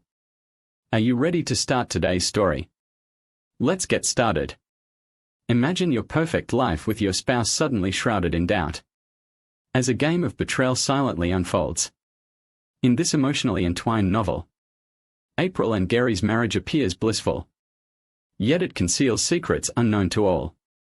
Join us as we delve into the fog of uncertainty, exploring the complex entanglement between trust, betrayal and forgiveness.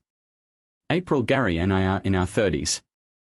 Married for 5 years and have no children.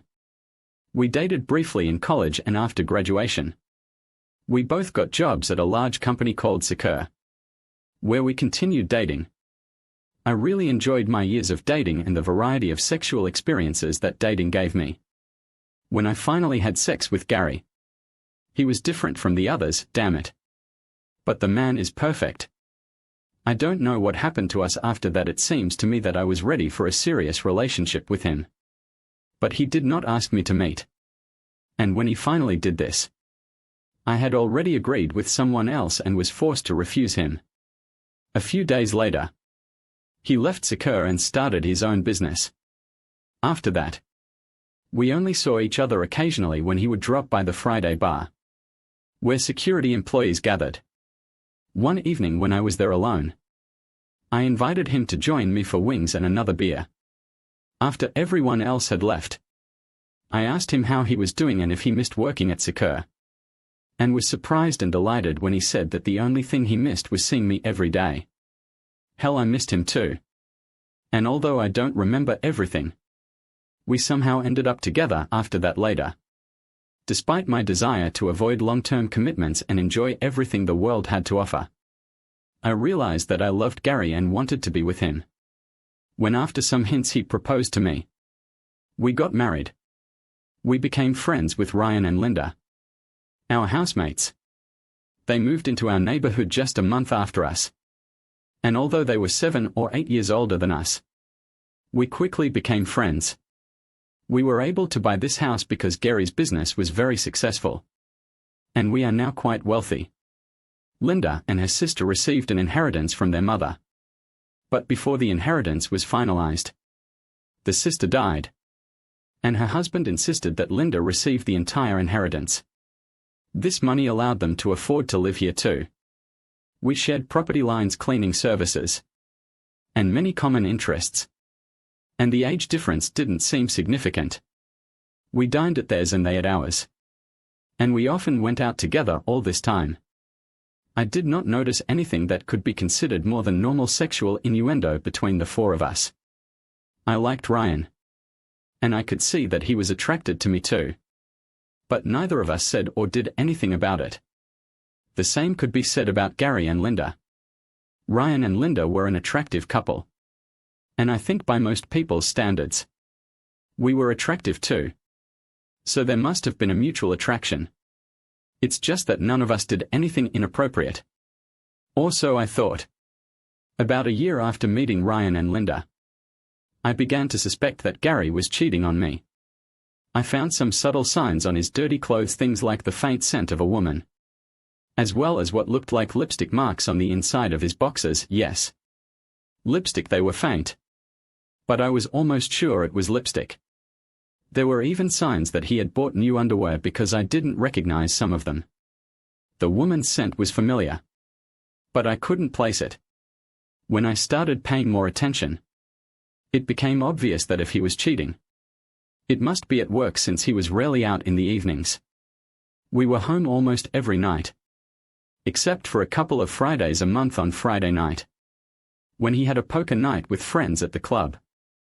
I noticed the signs every weekend or so and became more and more suspicious, but was hesitant to blame Gary until I was sure of something specific. I didn't know what to do with what I found. I needed someone to talk to. So I shared it with Linda. I didn't want to scare her since Ryan was also in the poker company. But I had no one else to discuss it with. I decided to take a risk and told her. She tried to console me and convincingly stated that she really did not believe Gary was capable of such a thing. She said that the signs I described were too minor and that I was probably wrong. She also convinced me not to do anything drastic until I was sure. Which made me feel calmer. Of course, Linda is right. I must have been mistaken, I thought, however. I wasn't sure and kept interrupting the dirty laundry, looking for additional signs and finding nothing. Linda must have been right in the end. Gary was as attentive to me as always. Our sex life wasn't great, but it was good. And feeling a little guilty for being suspicious of him, I started planning how I could make up for it all by adding a little spice. Gary responded exceptionally well. The following Friday, after I talked to Linda, I decided to give Gary a special homecoming night. We made love. Wow, honey, that was fantastic. He kissed me and hugged me. And I felt like I was in seventh heaven. I started this out of a little guilt over suspecting him of cheating. But now I was already planning a few more of these meetings since it was so cool. I became convinced that I was wrong about the possibility of Gary cheating until the following Friday poker night. I got up around midnight to get a drink of water and happened to look out the kitchen window that overlooked Ryan and Linda's house and saw a man walk around the side of the house and enter the back door without knocking. It was too dark to see who it was. But I knew it wasn't Ryan. Ryan is a big man. And this guy was smaller, about Gary's size. Then it dawned on me, he even walked like Gary. Maybe my heart started racing as I thought the worst, Gary and Linda. Then it occurred to me why the feminine smell on underwear was familiar. It was the same scent as Linda's. I watched the house until the light in the living room went out. And soon the light in the guest bedroom came on. Not a good sign, I thought. Apparently Linda had a lover and it was apparently Gary. After some thought about what to do, I put on warm workout clothes and sneakers, left the house, and quietly entered their back door. Luckily, it wasn't locked. I started creeping towards the bedroom. I heard male and female voices. It looked a lot like Gary. But I still couldn't be sure, and of course, I hoped with all my heart that it wasn't him. In which case, I certainly wasn't going to barge in on them. What if it's not him? Finally, I returned home and took a seat by the kitchen window, turning off the light. I waited for over an hour before I saw a man coming out the back door. I watched as he went out into the street and turned right towards our house. I quickly moved to the living room window to continue observing. I saw him turn onto our path and head towards our front door. Now there are almost no doubts left, I thought. Defeated at this stage, I hurried back to the bedroom, climbed into bed, and waited, although it took longer than I expected. I soon heard the key being inserted into the lock and the front door opening. It was Gary. The bastard cheated on me with Linda. No wonder she tried to convince me that he wasn't cheating. I thought she was my friend. What should I do now? These and other thoughts swirled through my head as my pain turned to anger and thoughts of revenge. I loved Gary, but I couldn't stand the fact that he was cheating on me. And I had to do something. I couldn't think of anything else but how I could get back at them, hoping I wouldn't lose him if I hadn't already. Saturday morning, I pretended to be asleep while Gary got up, got dressed and went out to his usual round of golf. I spent the next part of the day devising a plan to get revenge on Gary and Linda. I needed an accomplice, a very specific accomplice. I watched from the kitchen window until I saw Linda leaving. She usually went to the gym on Saturday afternoons. I immediately called Ryan. Hello. Hi Ryan, it's April. Hi April. Glad to hear your sexy voice on such a beautiful Saturday morning. Thank you, Ryan. But this is not such a great day for me. I have a serious problem and I need to talk to you. I know Linda is not home right now, and I was wondering if you could help me. You know I'll do everything in my power to help you. April, just tell me what you need. I wouldn't like to discuss this over the phone. Can you come over? Of course. I'll be there in 15 minutes. Thanks, Ryan. See you in a few minutes. Well, when Ryan arrived, I let him in and asked him to sit down while I prepared the drinks, only soda. He said I wanted something stronger. But I also chose soda. I bought the drinks. Handed it to him and started talking. Ryan, I have a problem and I need some advice, of course. I'll be happy to help if I can. It all sounds quite mysterious. It is very difficult for me to discuss. But since you are one of our best friends, I hope that you can give me some good advice. Speak. Tell me everything. With a slight pause I began. I think Gary is having an affair actually. I don't just think, I know. What are you sure? Yes. I just can't believe it. You seem so happy together. I have to say, April, he would be the last person I would think of to cheat on his wife. After all, you're not only one of the most beautiful and sexy women I know. You are also a very nice person. And Gary himself often says this. He often compliments you when the guys and I are talking. Gary must be a real idiot if he really does that. Thank you, Ryan. I would like to ask you for some advice. I still love Gary. I love him very much. But I can't stand his cheating. What do you think I should do? I mean, if you were in my place and found out that Linda was cheating, what would you do?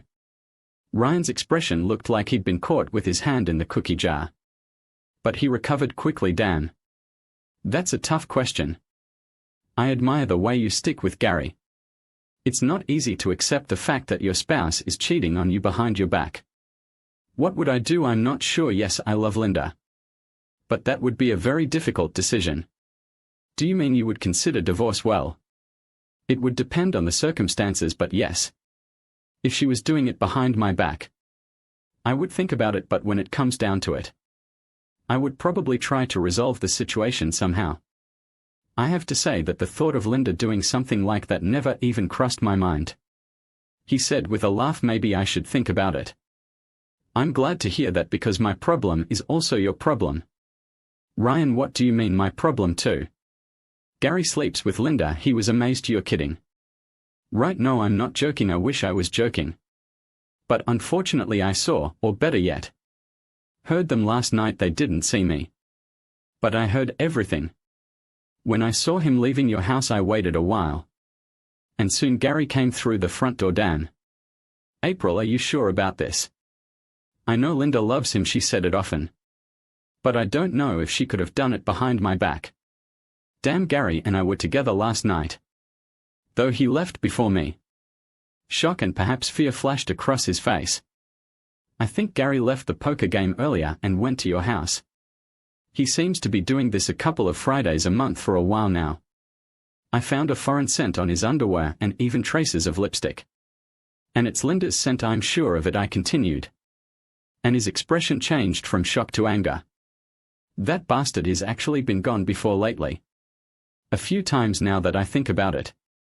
And if you'll pardon the expression, Linda does have that obsession with lipstick.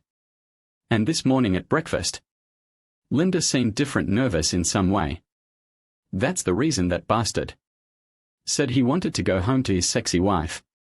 So he was with my wife. Yeah, he lost his temper. I'll kill this bastard. Wait a minute, Ryan. I have a proposal for you. I want to get revenge on both of them and teach them a lesson at the same time.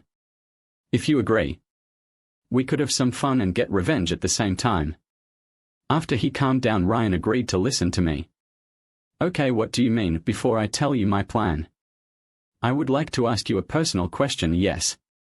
Please ask. Do you find me attractive? I mean, have you ever thought about me in a sexual context? He's a little taken aback. He hesitated, smiled, and replied, you took me by surprise. I could lie and say that I didn't. But the truth is that I have fantasized about you many times. You are a very beautiful woman, Linda, and I once. He hesitated, looking almost embarrassed. Then continued. I want you to understand that these were just fantasies. I never seriously considered taking action. I love Linda too much to do anything that would harm our relationship. Why are you asking?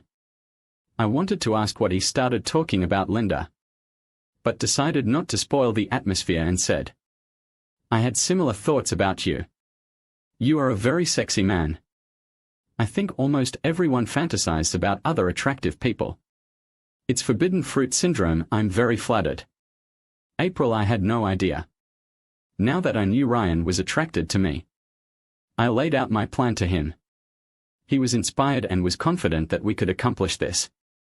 We discussed all the details for the next hour. He left with a big smile on his face. I have to admit that I had a smile too.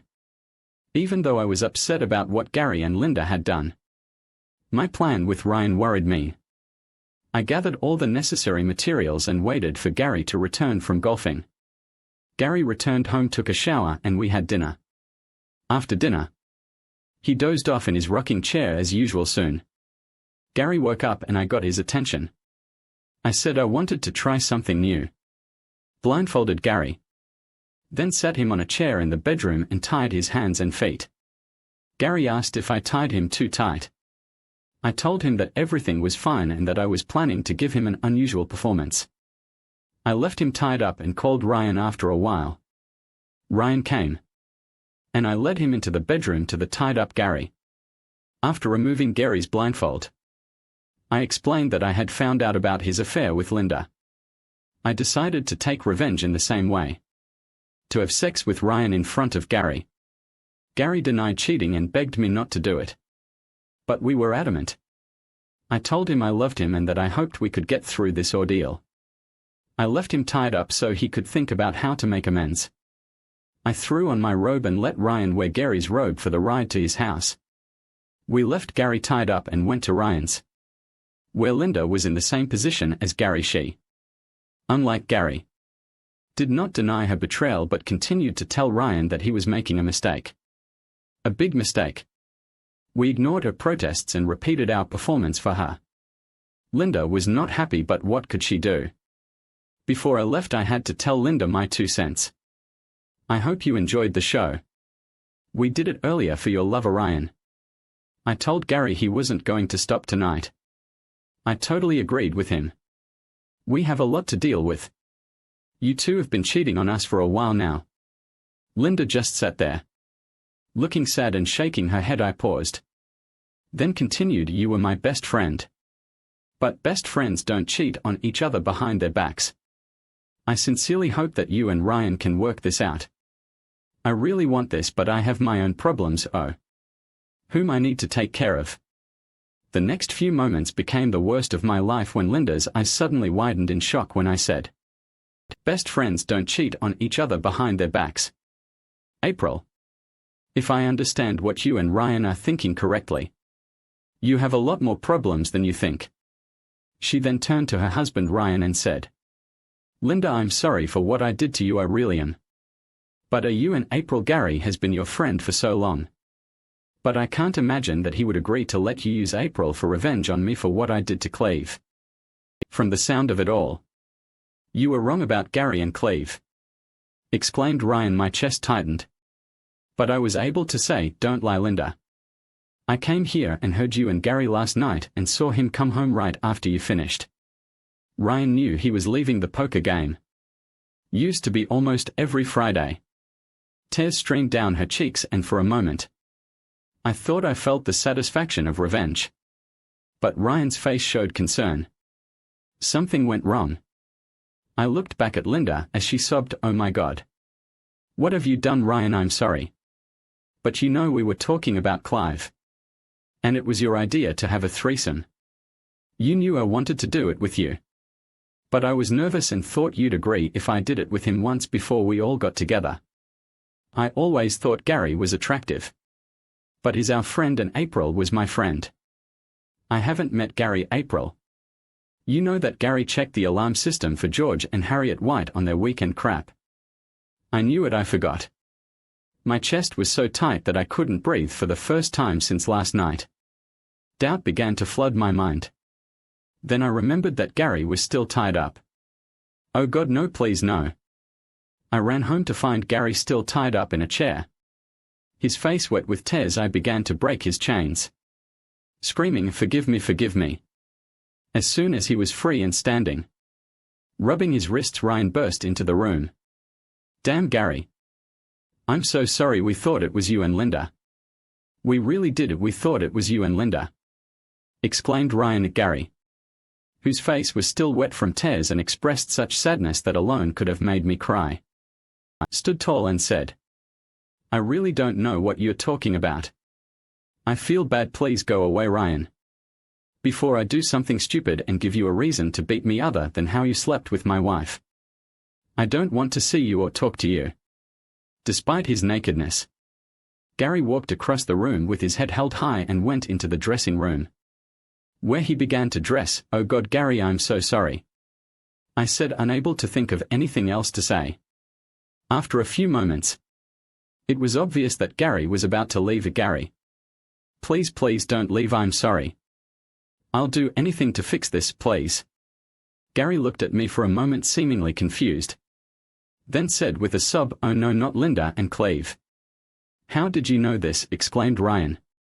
"I didn't know before I saw someone coming out of your house around 2:00 in the morning, just as I was about to walk in the front door.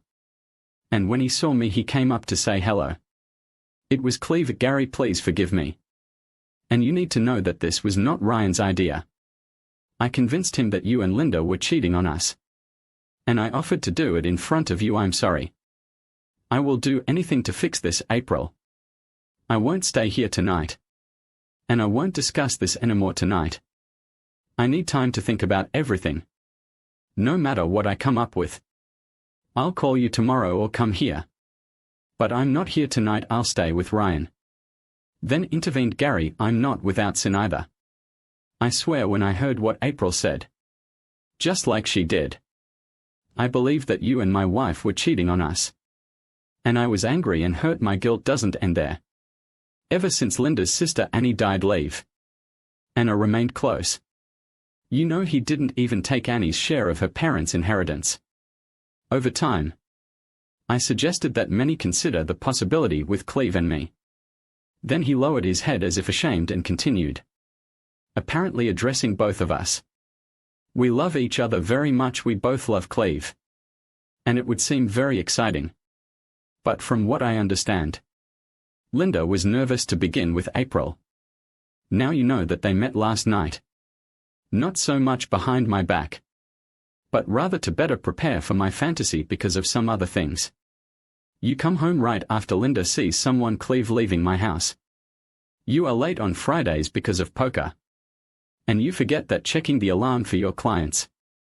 And I realized there was some suspicious stuff in the laundry basket. We thought it was you and Linda. I did a terrible thing, Gary. And I can't say how sorry I am," Gary snapped. Then turned to leave. As he was leaving, he turned around and said, "Think about it, Ryan. There's no reason to go. You can stay and be with her all night. But I don't need to be a spectator." With these words he went out to the garage, got into the car and drove away. It hurt, but I deserved it. Moments after Gary left, Linda entered the house. What a change from earlier when Ryan and I put on a show for her. And she put up with it, thinking it was Ryan's revenge for her time with their brother-in-law. Cleve's situation he clearly encouraged. Anger was so visible that I recoiled from it. A real contrast from before when I was in control. "Ryan, you just ruined one of the best men we know. Of all the men this could happen to me. You should have known he would be the last." She said this angrily. He was the last person who would have been there because Ryan and I had already offered to do an exchange and later a threesome without you. And he didn't want anything to do with it. He wouldn't do something behind your back and wouldn't approach you with this proposal because I didn't want it to seem like he loved you less than he really did. What I did to Cleve without telling Ryan was a mistake. It was part of my own insecurities. Ryan wanted it so much. And I was afraid of not being able to handle it if I had to do it with both of them for the first time. I asked Cleve to come here while Ryan was at the poker game so that we could meet alone. And I could be better prepared to please them both when we are together. Your husband has never been in bed with me. And I'm not kidding when I say I wish he was. He's a wonderful man. And you should do everything you can to get him back because, honestly, I don't think you'll find anyone better than him. It was a long and tearful night. Linda sent Ryan home, letting him know how angry she was with him. And then stayed with me for the night. It's strange. I was so angry with her. And now someone was saving my peace of mind. Linda. Between brief bouts of anguish and then restless sleep, Linda told me that after I shared with her my suspicions that Gary was cheating, she spoke with Carla, our housekeeper, and learned that instead of washing small batches of delicates and underwear in both houses, she brought everything to us and washed everything together to save time and effort. She asked Carla not to do that again and thought Carla would mention it to me. It was Linda's smell in our laundry basket because some of her clothes were there along with Ryan's laundry. The next morning Ryan came again, and Linda called her brother-in-law Cleve. We spoke to him on speakerphone at Linda's insistence. He was reluctant to speak at first because he didn't know anything about me and April or what happened. But after a brief explanation, he confirmed what we already knew. He told us that as he was leaving their house, Gary was at our front door and called out to him. He tried to act like nothing special was happening. So he came up to our porch to say hello to Gary. And they talked for a few minutes before parting ways. That's why Gary came into the house so late. I slept intermittently for part of the day, jumping up every time the phone rang. Throughout all this time Linda was nearby, who tried to help me get some rest around 2:30 p.m. The phone rang again and as always Linda answered. After the conversation, she came into the bedroom to tell me that Gary was returning home from the White House, where he had spent the night. I've never been so excited in my life. Gary looked terrible but no worse than I felt. After many tears, begging, and even unsuccessful requests on my part, it became clear that Gary was not going to stay at home. He was considering moving out while he tried to sort out his feelings. He wasn't friendly but he wasn't violent either. He calmly explained that he was in pain and that he didn't want to stay with me yet. I offered to move in on my own at least while we sorted things out. But he said that if he stayed here, the memories would be too painful for him. Over the next 2 hours he gathered his things, promised to let me know when he was settled, then to my surprise kissed me on the cheek and said, "I love you, April. But I'm in so much pain that I can't handle it directly now." Then he left. I can only remember some parts of the next 10 days. True to his word, Gary called from a downtown hotel that night to tell me where he was. Following Linda's advice, I sold all the furniture in the master bedroom the next day and painted the room.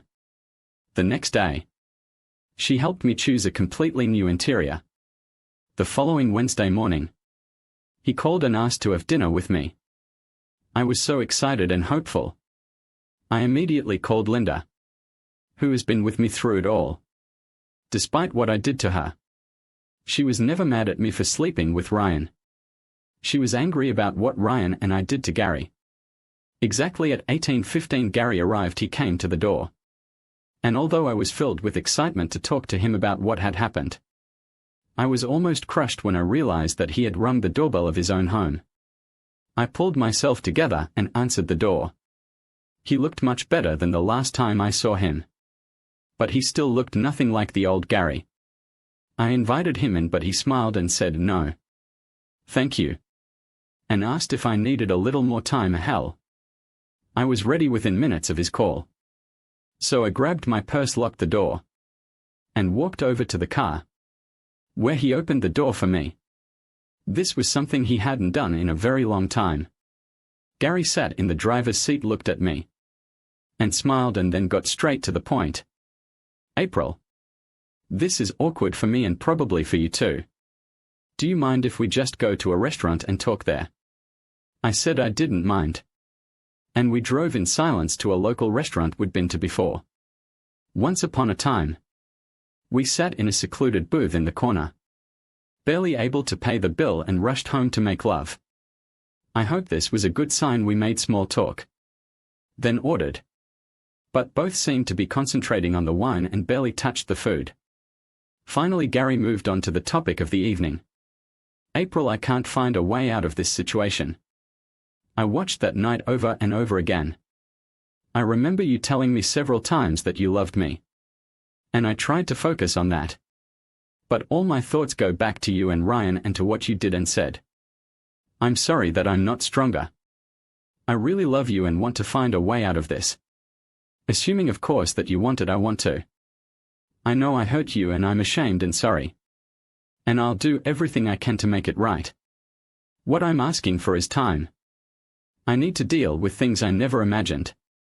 I'd like to see you from time to time while I do that. But I need more anything. Just say it if I'm not tough enough or something to handle it.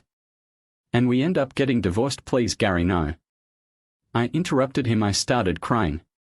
If we end up getting divorced, he continued. Please know that I don't hate you or Ryan. And I would like to maintain as much of the friendship as I can. He continued, thank you Gary. If it comes down to it, I'll do it. But I don't want to be just your friend. I want to be your wife, your friend and your lover. Who is grateful for the chance to make amends for the pain you've caused and for my lack of trust. Please take as much time as you need and yes. Please meet with me as often as you can. Gary looked better as we talked. And I began to feel encouraged. We had wonderful times when we were dating. I wish I could relive some of those moments with you again. We finished dinner. And when he drove straight home, I knew what I wanted and decided I should ask. Could you come over for just one drink? I'd prefer it if you stayed. But I respect your need for time. Gary smiled and accepted the invitation. As soon as we walked in, I asked him to pour the drinks while I changed. I didn't want to go overboard. So I changed into a sort of negligee that was more like a reception robe. The negligee was formal enough that I hoped it wouldn't look too intrusive. It covered me enough that I didn't put on any panties or bra. Hoping to get Gary back into our shared bed where he belonged. When he saw me he said, wow April, you look great. First dinner, then the car door, and now I look great.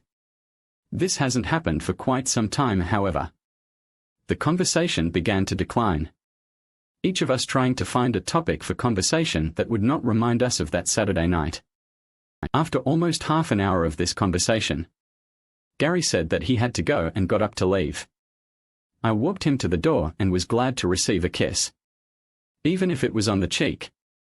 I'm sure there were tears in his eyes when he walked away. And we stood looking at each other.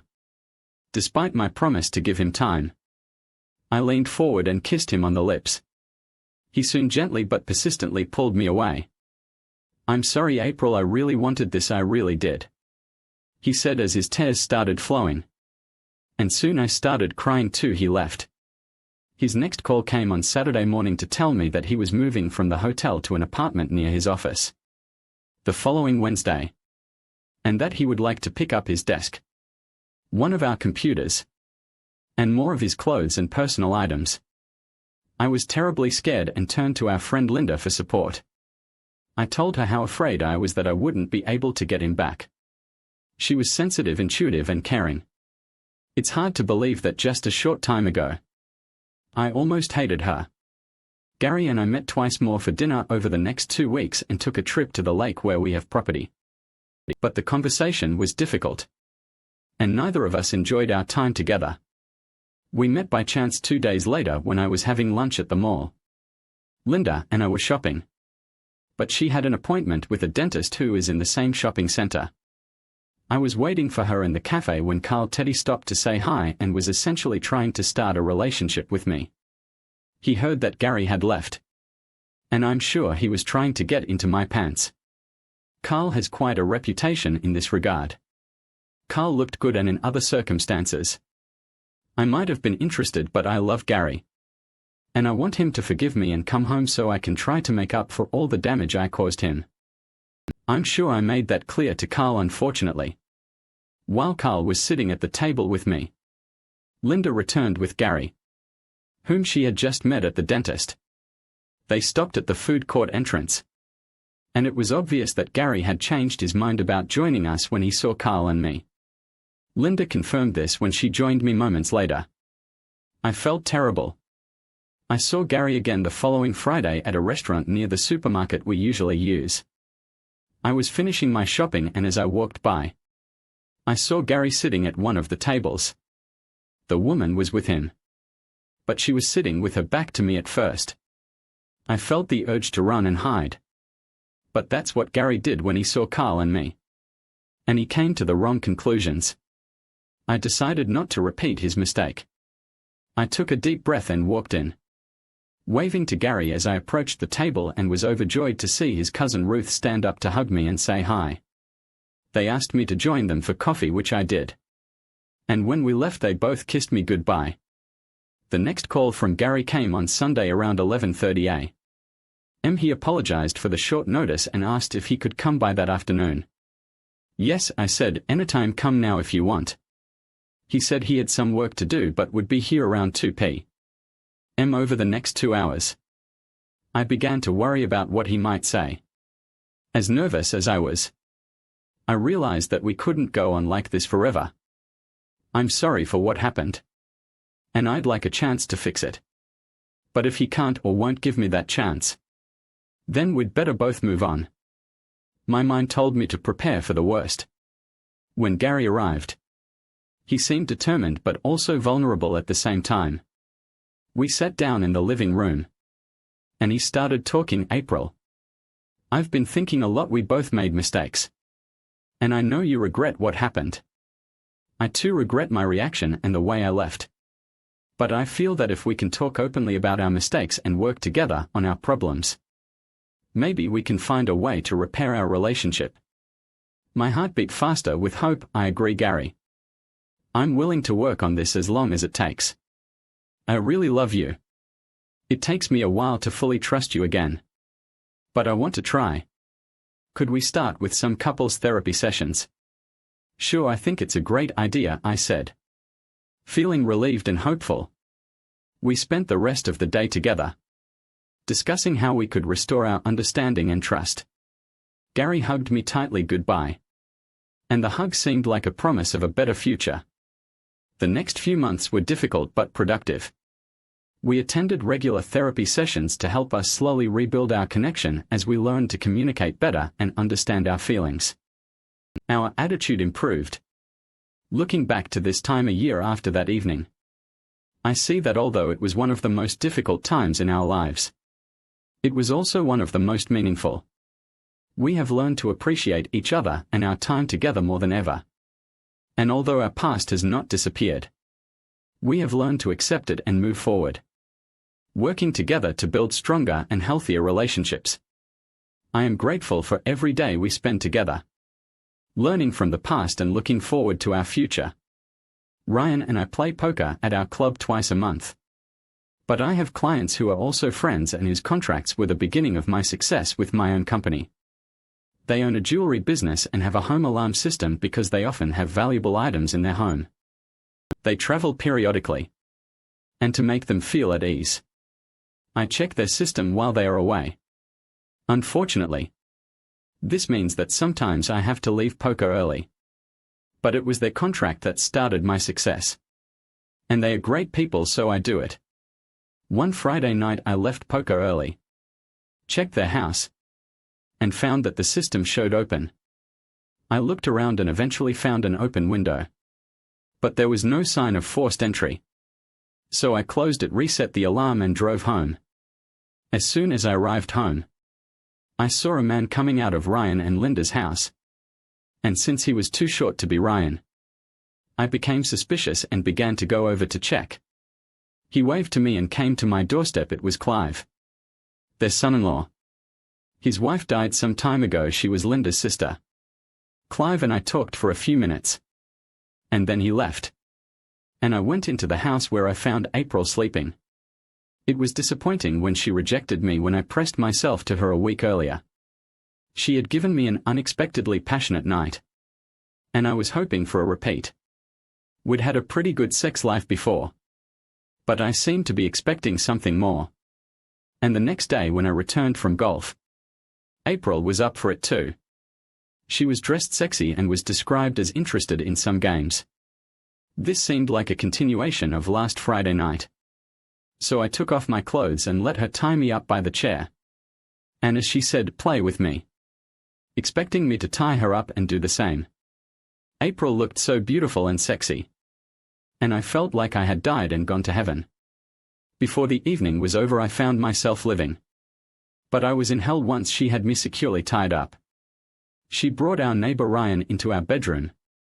And as payback for the alleged affair they alleged between Linda and me, my wife April had sex with Ryan.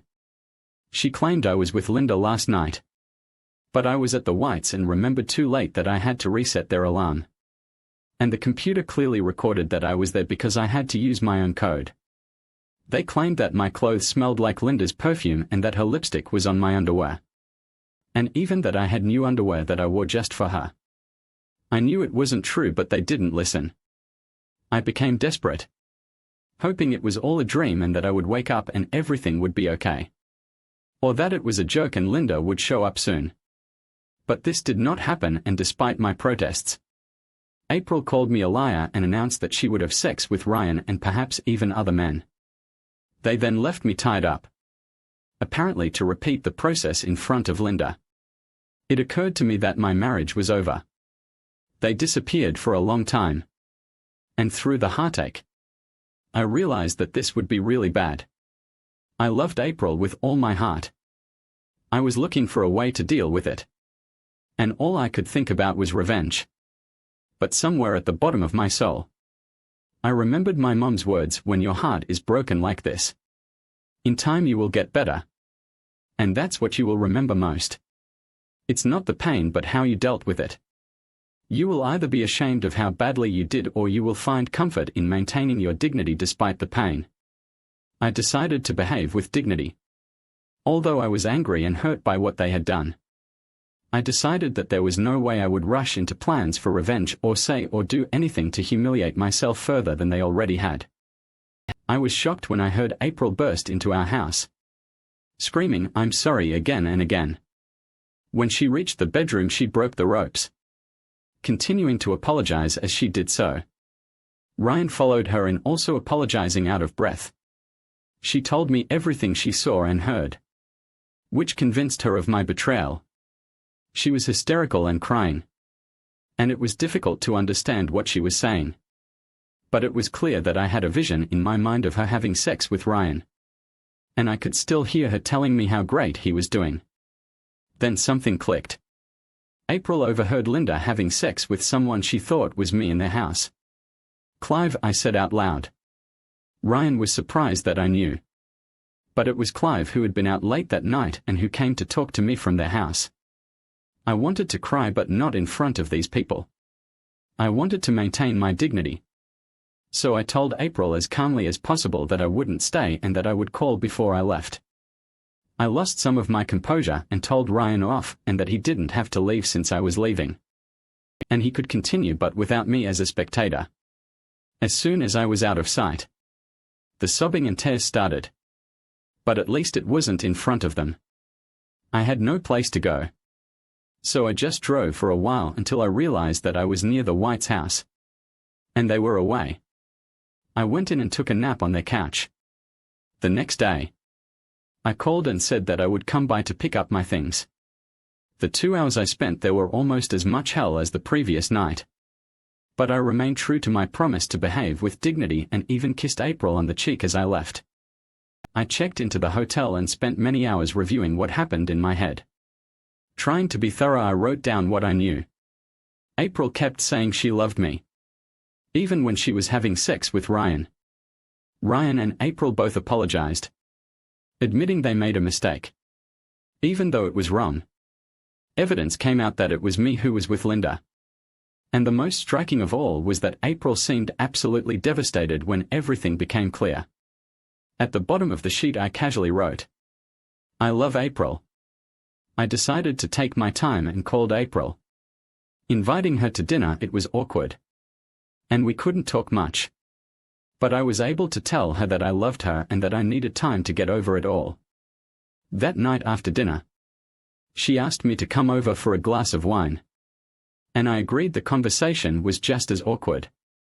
And I decided to leave, but as I was leaving, she kissed me goodbye. Embarrassed, I pushed her away, apologized and left for the next 2 days. I tried to rationalize what had happened. It was traumatic. At work I overheard Carrie, my secretary, telling one of her colleagues that she and her boyfriend couldn't rent out his apartment anymore. They recently moved in together and decided to leave her apartment. I called her to my office, and an hour later, I was looking around a very nice, almost fully furnished apartment not far from work, or at least from what used to be my home. I called April to tell her the news and was surprised how upset she was. It became obvious that she wanted to fix the situation. And now I was the problem. I really was a problem. But would rather start living separately than April be saddled with an emotional disability who couldn't have sex anymore. No matter how hard I tried, I really couldn't hate her or Ryan. Having analyzed all the facts, if the circumstances had been the other way around, I am afraid that I would have come to the same conclusion as April and Ryan. I actually went to see them to tell Ryan how I felt. He looked worse than I felt. I'd be lying if I didn't admit that I briefly felt pleasure from it. But it didn't help in the big picture. I called and asked April for my desk and one of the computers. And although she said she would prefer that I come home and use them, she didn't mind if I took them the next day. I saw my family doctor, who sent me to a clinic specializing in men's problems. I was there for over 3 hours while they poked and tested and asked questions that were awkward as hell at first. But I eventually started answering as calmly and coolly as possible. At the next appointment, the doctor was both direct and brief. Forgive me for the apparent rudeness of my answer, but there are no organic reasons that you cannot have sex. Everything is fine with the equipment. To continue the analogy, you just need some reprogramming. There was an injury and you need her to recover. But it should just take time and continued attempts. Occasional failures are normal, even when there is no injury. Back in the apartment, I thought about this. Keep trying, of course. All I want is to end up with April and be left inactive again. Especially after she was so impressed with Ryan. Later that week, I was at the dentist when I saw Linda. She came over and hugged me warmly and it felt nice. I realized that I really cared about her. But I would never do anything inappropriate. And when I felt something from her hug, I was confused. I wasn't sure. But she seemed to have a flirtatious smile on her face. And it occurred to me for a moment that I might be exposed after all. She, however, seemed really happy to see me and wanted me to go with her to the food court since April was waiting for her there. However, all hopes were dashed as April seemed to be in deep conversation with Carl Teddy. Carl was known to be a ladies' man, and I would have thought he wasn't her type. But they found themselves deep in conversation. I had an internal debate. I felt like I should come over and say hello. But I also realized that things might not work out between me and April, and it would be wrong to in any way interfere with her attempts to move on with her life. I believe that the appearance of an estranged husband when you are talking to another man can harm your chances with that man. For the sake of what might be in April's best interests, I decided to decline. Linda was worried and tried to convince me otherwise. Then she even got a little angry. But I insisted and left. We had one pleasant meeting that was not planned. I was having lunch with my cousin Ruth when April walked in and waved to us. We asked her to join and she did. This was the first time since that night that I felt completely comfortable talking to April. Ruth was the reason for this. Ruth was more like a sister and friend to me than a cousin. And I told her everything on the condition that she not tell our family anything yet. If April and I can get our life together, some members of my family may have a hard time forgiving her. It's best to leave them alone for now. At least for now. Ruth talked about her children and husband Johnny. She made it clear to April that she knew we were going through a difficult time and said she hoped we could work things out. I could see that April felt comfortable with Ruth as we left. Ruth said that she thought she saw pain in April's eyes and that she didn't think April had forgiven herself for what had happened. Somehow I started to feel the glimmer of hope. Very few people know my cell number, so I expected it to be Carrie when it rang Saturday afternoon. Or I briefly hoped April. But I was surprised to hear both Ryan and Linda on the line. They spoke on speakerphone and together asked me to join them for dinner. They assumed correctly that I was not yet ready to return to the old neighborhood. So I was to join them at a fancy steakhouse near my office. Linda and Ryan were a big part of my life. And I needed something to fill the huge void that April left.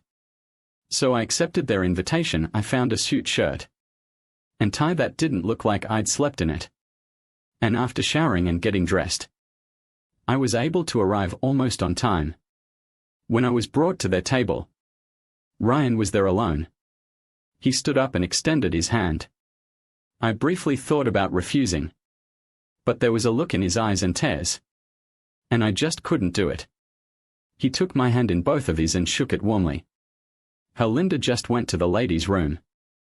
She'll be back soon. Please sit down. Would you like something to drink? I ordered vodka martini. And as it was being brought to the table, Linda appeared from the hallway on the other side of the room.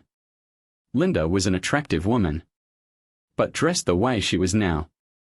She was a real beauty, a black cocktail dress with a plunging neckline showing off an impressive cleavage, short hem sheer stockings emphasizing gorgeous legs, and in stiletto heels. Wow, Linda, you look great, I said, standing up to greet her. Thank you, she replied as she gave me a warm lingering hug, then sat down next to her husband. We chatted a little and then Ryan said, Gary, we want to do everything we can to help you and April get over this and get back together. Our problem is that we don't know what to do. Based on everything you and April told us, it seems that you both want this. But something is stopping you. What can we do to help? Thank you both. But I'm struggling with this and I need it too. But I'm not ready or comfortable talking about it yet, I said, knowing what I was thinking. Especially Ryan, considering that I'm trying to compete with you and your skills in bed. They seemed to respect that and the pressure eased. We started talking about our mutual interests in music and the soundtrack for a new musical that had just come out. I just bought it, said Ryan enthusiastically. It's great, would be happy to lend it to you. The conversation continued on safe topics, and I began to feel more comfortable with them. And thanks to this and the pleasant meeting with Ruth and April that afternoon, I began to feel better than I had in a long time. It felt weird sitting here with Ryan, who had been one of my tormentors not too long ago. Further proof that I was a problem. After 8:30, Ryan said that he had calls to make to the West Coast and that they would need to go. I admit I was offended, but I didn't want to say it. I thanked them sincerely for inviting me to dinner, thanked them again when they repeated the offer, and shook hands with Ryan, this time with much more sincerity on my part. I enjoyed it for a long time and received a warm hug from Linda at that moment. I almost wished there was something between us. Her smile as she said goodbye hinted that I had been exposed again. Back at my apartment, I undressed, put on a sweatshirt and sweatpants and nothing else. I had just settled down to watch TV when someone knocked on the door. It was Linda, if that was even possible, looking even sexier than she had at dinner. Hello again. Ryan thought you were still awake and sent me here with this. She held up a CD of the musical we were talking about. She handed it to me as she passed by, took off her shoes and headed into the living room. I decided to put on the CD, and when I did, I asked if she wanted a drink. Yes, please. I'll take one of those if you can handle it, she said, pointing to my martini. I made her a drink while we listened to music. Ryan's right, it's really great, I said. Looking me straight in the eye, she said yes. Sometimes is right. I decided that no answer was required. Is there a chance, she began, that you could talk to me about things more comfortably than you could with Ryan or with both of us? I felt better as our dinner conversation continued and was disappointed when it ended, but replied, maybe, Linda. Maybe when we have more time. Ryan says he has a lot of calls to make, and I have nothing else pressing to do. What about you? As I sat looking at Linda, trying to formulate an answer, many conflicting thoughts arose in my mind. I wanted to talk. The conversation earlier made me feel better. The thought of talking to Linda, how wonderful she looked at that moment, was nice. I didn't want her or them to feel sorry for me. Linda was dressed the same as she was for dinner. And perhaps I just hadn't noticed before. But she definitely wasn't wearing a bra now. I'm sure the top 2 buttons on the front of her dress were buttoned at dinner, now they were unbuttoned. It was starting to look like a design, did I care? With a straight face and at least initially good intentions. I said, "Thanks Linda, I'd like to talk." "Are you sure this is okay?" she smiled. "Everything is fine." It took me a while to get started. But with the help of a martini and Linda's caring and compassionate gaze, I began to lay out all my fears. I couldn't understand how April could have sex with Ryan while saying she loved me and not Ryan. If she enjoyed sex with Ryan so much, could she ever really be satisfied with me? And after 2 extra martinis, the clincher, I still couldn't lift it, so why all the fuss? I tried not to let myself get completely embarrassed and start crying. Apparently, Linda noticed because she moved to the couch and hugged me. It was nice we made love. The dreams must have been pleasant. Unlike most of the dreams in recent weeks. "We need to talk." Linda's beautiful face smiled at me. And she said with obvious sincerity, "You love me, don't you?" My look of shock gave me away before I began to literally stutter. "Linda, She laughed so beautifully that I had to laugh too. "You don't love me at all, you love April, don't you?" I nodded. "You just had sex with me. But you know you love April. Are you sure you can't accept that April could have sex with Ryan and still love you?" She got ahead of me. "They shouldn't have done what they did. And it was terrible for April to let you think that Ryan was better or at least as good as you. But it was a mistake, a terrible mistake. Perhaps the most important thing about making a mistake with someone you love is forgiveness. You've already forgiven her. It will take her a long time to forgive herself." I could only look at this wonderful friend who was helping me do what I needed to do, overcome myself. "I need to ask you something, please ask. Is there anything about what I did last night or what happened that would make you think I was faking it? Either you're the best actress I've ever known, or you weren't faking it," I said. Trying not to sound boastful, I wasn't pretending. Now, considering that and adding the fact that I'm married to Ryan and love him very much, what makes you really think that April would think about him more than about you? You're a wonderful lover, better than that really. I expected much better. You are different from Ryan. No better or worse in technical terms. If you can be technical on such matters, be careful and listen to everything I tell you. For me, making love with Ryan is better than sleeping with you only because I love him. April doesn't love him, she loves you. And I'm sure that even if Ryan was so good that night, she would still prefer to make love with you than sleep with Ryan. Okay, now that you're talking about Ryan, what are you going to tell him? You'll have to keep it simple. I'm not a very good liar. Hello, she exclaimed. You don't seem to be listening or connecting the dots. Well then, she added quietly, at least initially. It wasn't my idea, remember that CD Ryan wanted to share with you, he didn't actually have it. He never had it when we left you last night. He went to the mall, bought one, and then insisted that I bring it to you.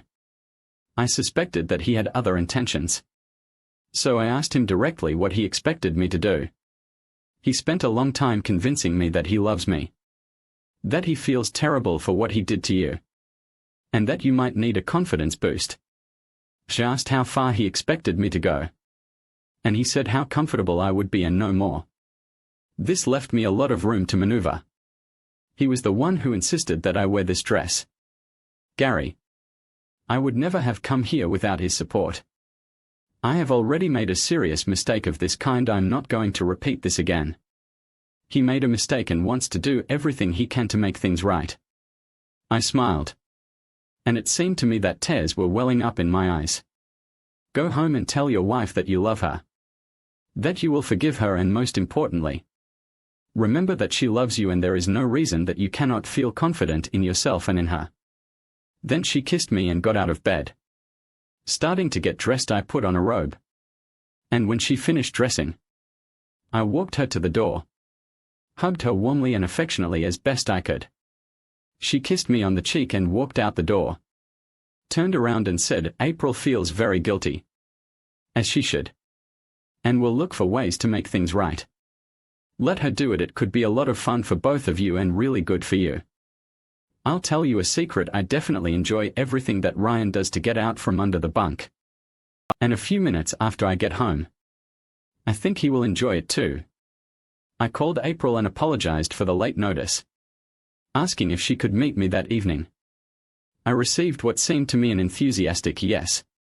I headed to the shower and to a new start in my life. Thank you for tuning in. If you enjoyed this episode of the story, please give it a like. And don't forget to subscribe to get notifications for updates.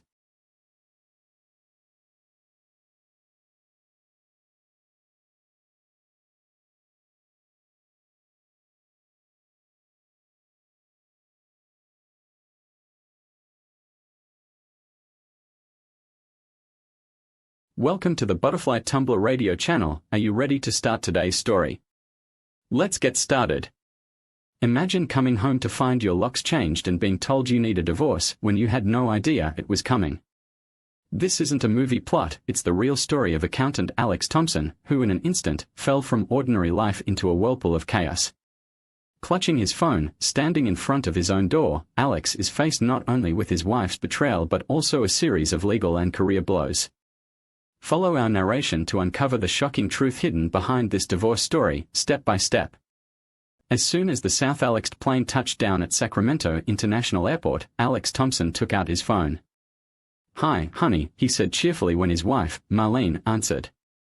"I'm back from San Diego, the plane just landed. I'll be home in about an hour. Love you too. Bye." Driving down I-80 toward Folsom, Alex, an accountant, reflected on how much he disliked business travel. Although he didn't travel often, each trip lasted 2 or 3 nights, which he hated. His boss, Caroline Williams, disliked traveling even more, so Alex made the quarterly trip south to represent the Sacramento office. He hoped Isabella would now be ready to start a family since her freelance art business seemed successful. He believed that working outside the home would make motherhood easier. Humming a classic rock tune, Alex pulled into his driveway, only to find the garage door opener wasn't working. Annoyed, he parked and walked to the front door. To his shock, his key wouldn't fit the lock. After several attempts, he rang the doorbell but heard nothing. He knocked and called out, "Hi, honey, it's me. Something's wrong with the lock. Can you let me in?" No answer. He knocked harder and heard movement inside. Isabella's voice came from behind the door, "I changed all the locks and the garage code." Confused, Alex said, "I don't understand. Let me in." "No, you don't live here anymore," she replied. "What do you mean? This is my home." After a pause, Marlene said, "Talk to the person behind you." Alex turned to see a man in a baseball cap walking toward him. Before Alex could speak, the man handed him an envelope. Alex lay hard away, "You have been served." "What's this?" "Your wife's petition for divorce and a temporary restraining order requiring you to stay 200 yards away from her." Stunned, Alex pounded on the door, "Isabella, we need to talk." A police officer approached, hand on his holster. The man in the cap explained the restraining order to the officer, who then turned to Alex, "Sir, you need to leave immediately, or I will arrest you." Alex, dazed, nodded and walked to his car under the watchful eyes of his neighbors. He drove away slowly, barely aware of his surroundings. Inside the house, Isabella breathed a sigh of relief. "I did it," she thought. He never saw it coming. The next morning, Alex woke up in a motel, confused and exhausted. He spent the day trying to understand what had happened and why, unable to recall anything that might have prompted Isabella's actions. He remained in a state of bewilderment. The good news was that Alex had his shaving kit with him, the bad news was that all his clothes were dirty or wrinkled and he couldn't go home to get fresh ones because he was locked out. Worse, the restraining order meant he'd likely need a lawyer just to buy a clean suit. He glanced at the clock and saw it was too early to call a law firm. Hungry from skipping dinner, he decided food was his first priority. He found a fast food place open early and grabbed breakfast while listing his tasks. The first was calling his boss to explain his absence. Caroline Williams, a micromanager, wouldn't be happy. He hoped to leave a voicemail, but she answered on the second ring. Alex initially blamed his absence on a cold, but Caroline didn't buy it, forcing him to admit the truth. She was unsympathetic, insisting he must have done something to provoke his wife. Eventually, she grudgingly agreed to let him stay home, but only if he promised to return in clean clothes the next day. After this unpleasant call, Alex began searching for a lawyer. Most large firms didn't handle family law, and the ones that did were booked for weeks. Desperate, he called a smaller firm, Henry Grant and Associates, and managed to get an appointment that afternoon. Though he wondered why Grant wasn't busier, he needed help immediately. Alex decided to buy new clothes, checking his bank account first.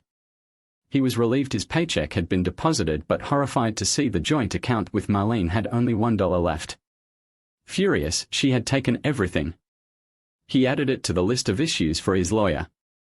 He went to Target and bought office-appropriate clothes. On an impulse, he drove by his house but saw no signs of life, so he returned to the motel and had a lonely lunch. Later, he headed downtown to the law firm. The office in an old building near Capitol Mall had an old-fashioned sign. After introducing himself, he was led to Henry Grant's office. Grant, an experienced-looking man in his 60s, listened as Alex explained his situation and handed over the papers. Grant reviewed them carefully before asking Alex what he wanted. "Can you get the restraining order lifted? If I could talk to Marlene, maybe I could fix this," Alex asked. Grant considered this, then leaned forward. "I have a few thoughts on that," he said, and Alex nodded as the lawyer began listing his points. 1. In California, you can't stop a divorce if the other partner wants one. 2. Your wife locking you out shows she doesn't want to discuss her decision. 3. The restraining order means she doesn't want to see you without her attorney. 4. Taking the joint bank account funds is a pressure tactic. You'll eventually get your half, but she's hoping the financial strain will push you to agree to the divorce quickly. 5. She's been planning this for a while. How do you know that, Alex? Alex muttered. Grant explained getting a restraining order takes time. She hired an attorney, prepared the motion, got it approved by a judge, and changed the locks. This wasn't done overnight. Alex sank into a chair. She never hinted anything was wrong. She even said she loved me when I called from the airport. Grant remained silent. Alex continued, "I guess I'll get a divorce then, but why did she do this without even discussing it with me?" Grant replied, "I can't answer that, but I can refer you to a detective agency. They are efficient and reasonably priced, located in the same building. Shall I contact them for you?" "Yes, I want to find out what's going on," Alex said. Grant made the call, and soon the receptionist informed Alex that the detective, Liam Grant, could see him in half an hour. Alex stood outside Sacramento Confidential Investigations, where Liam, a middle-aged man in a tracksuit, greeted him. "I'm Liam Grant, head of the CI division." "Nice to meet you, Alex. Are you related to Henry Grant?" Alex asked. "Yes, I'm his brother. I was a detective in San Francisco before going out on my own. Now, let's talk." Alex told his story. "Your brother says I can't stop the divorce, but I want to know why she did this. It's humiliating." The detective nodded.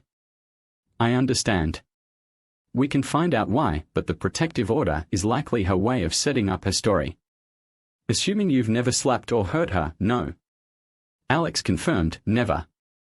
"Then she's framing you as the bad guy. When people ask about the divorce, she'll mention the protective order. Your reputation suffers while she says nothing," Liam explained. Alex was stunned. "I can't believe she could be that evil." Liam nodded. "She set this up cleverly. I'll find out why within a week." "That would be great," Alex replied, shaking his hand. For the rest of the day, Alex followed the lawyer's advice to protect his finances. The next morning, he went to work but was greeted by Caroline Williams. "I see you're finally here, Mr. Thompson. You have a lot of work piled up. I hope you'll be diligent in reducing it."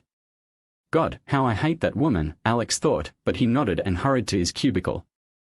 By skipping lunch and working hard, he managed to reduce his backlog, but his focus evaporated when Liam Grant called late that night. "We've caught a lucky break, Alex.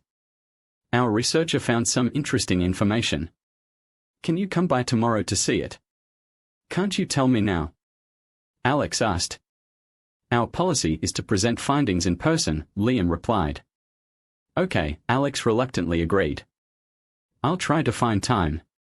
If you don't hear from me, I'll come by first thing in the morning. Miss Williams was as unfriendly as he feared. Mr. Thompson, you can't just take off work whenever you want. If you insist on taking tomorrow off, it must count against your vacation. Yes, he replied sullenly, unconcerned about losing a vacation day. The next morning, Alex walked into the office and Liam was in high spirits. We are in luck. Come in and I'll show you. Liam showed him a fisheye image of Alex's house. A silver BMW i8 appeared, entered the garage, and the door closed. That was yesterday at 8:51 p.m. Liam pointed out. That's not your wife's car, is it? No, she drives a Honda, Alex realized. She had a guest, exactly someone with a new garage code. Another video showed the same car leaving the garage at 1:32 p.m. the following afternoon. Acid churned in Alex's stomach. It didn't take her long to find a new friend, Liam said. How often? Alex asked fearfully. We have documents from the last 6 months. She met this visitor 2 or 3 times a week, Liam replied. Alex felt sick. How did you get this? Your neighbors have motion-activated cameras. Everything goes into a cloud database, sometimes they catch porch pirates or cheating spouses, Liam explained. Alex gritted his teeth.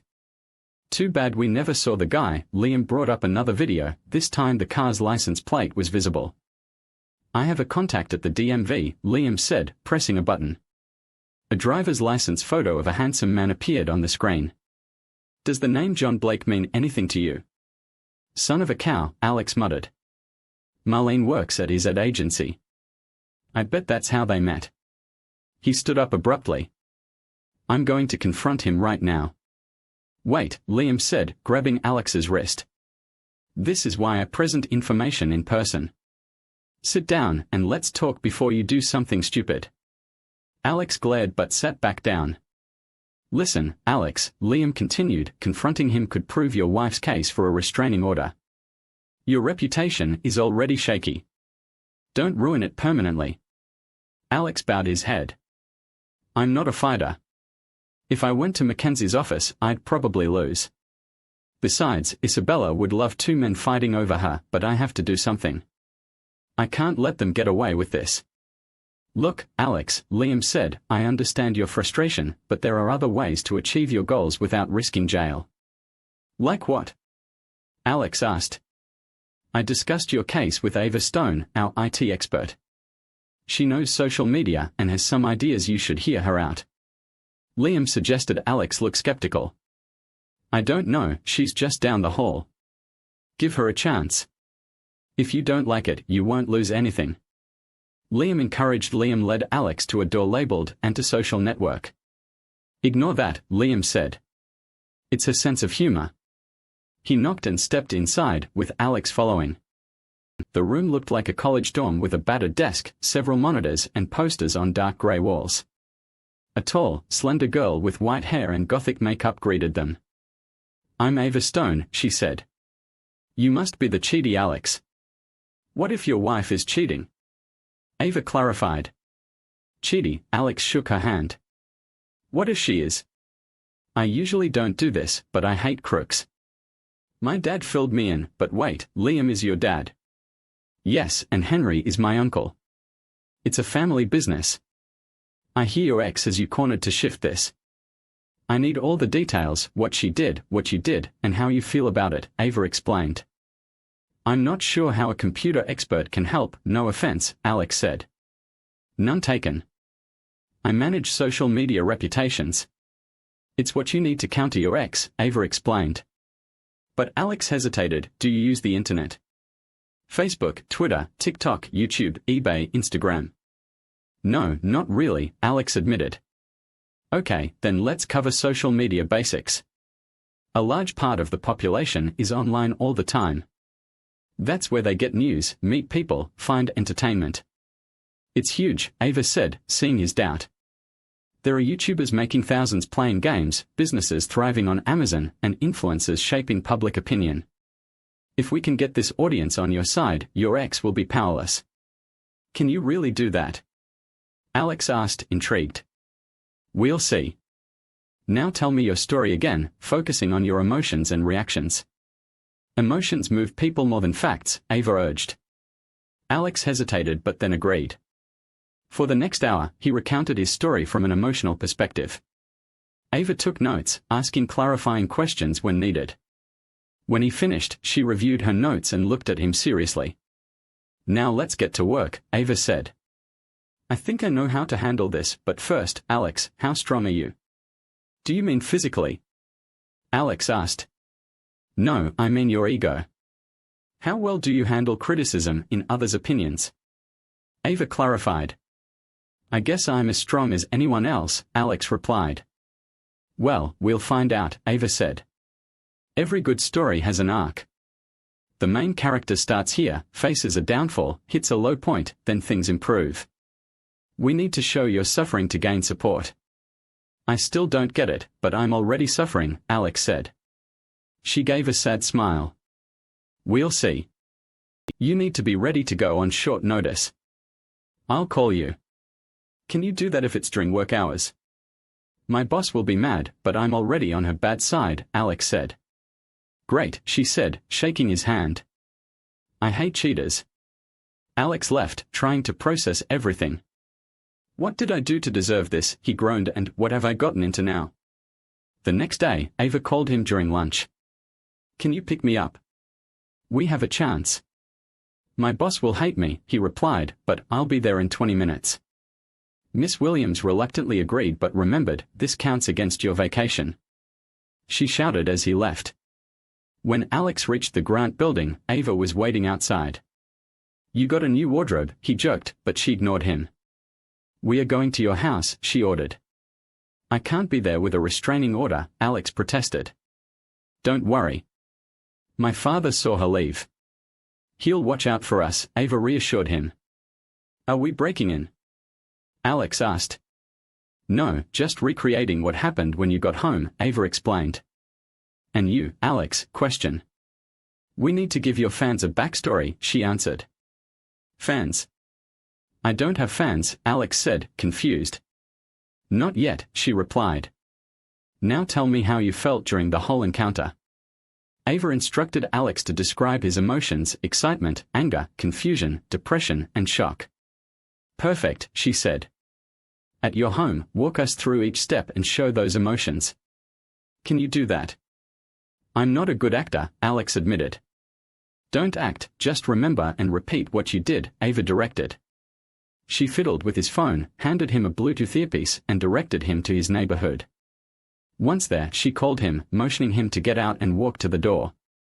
As Alex attempted to open the house, memories and emotions from that day flooded back, souring his mood. Ring the doorbell, Ava instructed through the earpiece. He pressed the button, remembering his frustration. Knock on the door, she continued, and he knocked hard, feeling the growing irritation. Isabella yells that she changed the locks and wants a divorce, Ava narrated. Alex staggered back, recalling the shock and venom in her voice. He tried to argue, but she didn't relent. There's a bath behind you, Ava prompted, and Alex saw Liam Grant approaching with papers. Liam handed him one and read from another. The text was incomprehensible, but Alex stared at it like it was a death sentence. He turned back to the door and started pounding on it with his palm. The policeman is telling you to leave, Ava continued. He turned around, imagining the policeman's words as a judge is ruling. Without further prompting, he dropped his hands, sighed, and walked away. His legs felt heavy, and his world seemed shattered. Go to the car, Ava reminded him, and he slowly walked to the car, got in, and sat down. You were great, Alex, Ava enthused, getting into the passenger seat. I got some really good shots. He started the engine and drove back downtown, but there wasn't a cop. We don't need him, Ava began. No one but you and Isabella knows about him, she explained. She squeezed his shoulder.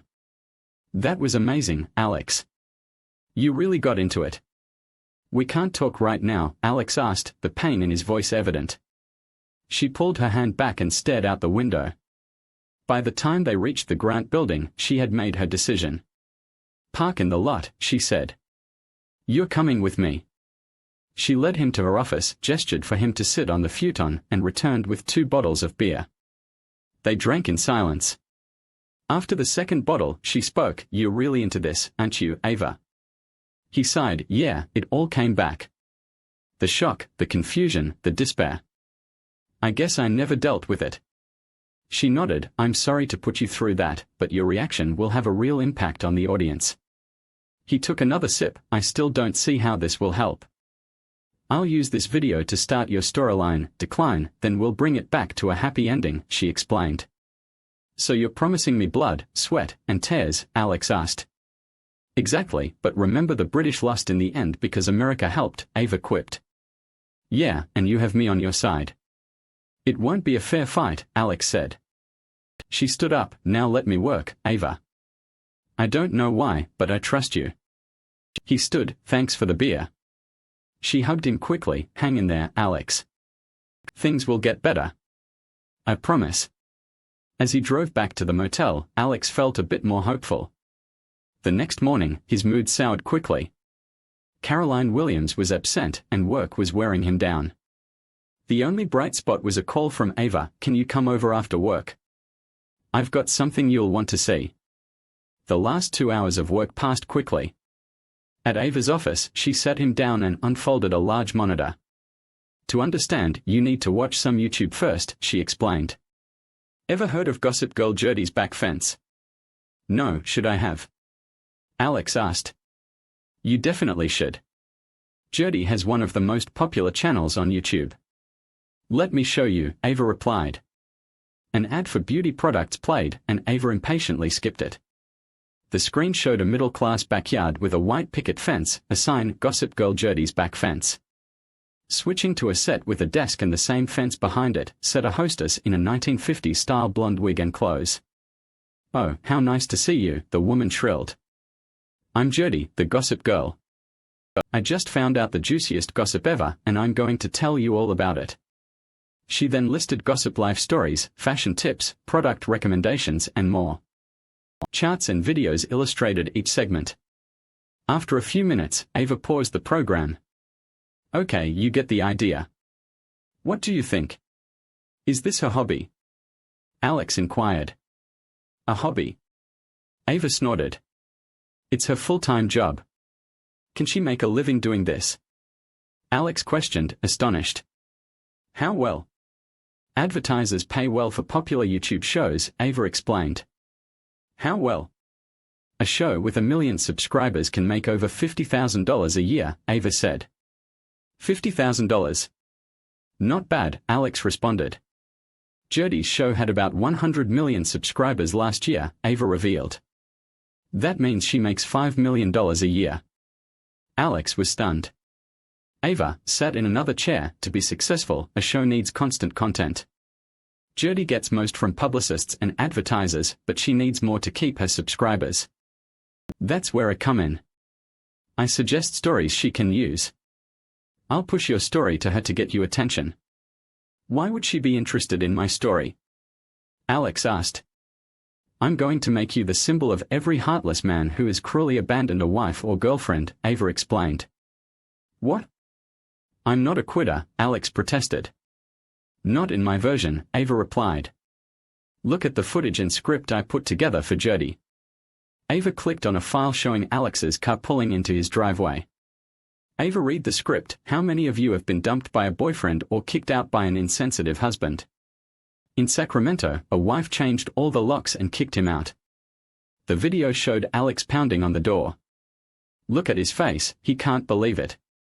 Watch him deflate when she hands him the divorce papers." She continued, and for the grand finale, the humiliated hubby takes the long, shameful walk to his car. Alex watched the screen in pain. That was humiliating. Do we have to do it like that? "I'm sorry, Alex, but it's the only way," Ava replied. "Okay, if you say so," Alex agreed. "At least you didn't use names. I hope no one recognizes me." Ava turned away without a word. The next day at work, Alex received a message from Ava: "You are live on Jeopardy. Fasten your seatbelt for the last hour of work." Alex watched his coworkers but noticed nothing unusual. Caroline Williams glanced at him as he left at 5:30 p.m., but that wasn't unusual. He decided to stop by Ava's office. "Jeopardy loved it," Ava said cheerfully. "She used it just like you saw, but she did the voicing herself. She's already getting a great response. A lot of women love seeing an insensitive man suffer." "But I'm not like that," Alex protested. "They don't know that," Ava replied. "It's spreading online. Someone on Twitter shared your face and now it's going viral. My Facebook accounts are getting posts about it too." "Humiliated husband," she added. "Great nickname." He muttered sarcastically, "So what's next?" "We let this develop for another day, then move to phase 2, Ava explained. "What's phase 2? Alex asked. "We turn you into a real villain," Ava replied. "Does it have to be?" Alex questioned, uneasy. "Absolutely. You can't rise unless you fall first," Ava insisted. "I don't think Newton said that," Alex remarked. "Yes, but so Isaac didn't know about the internet," Ava countered.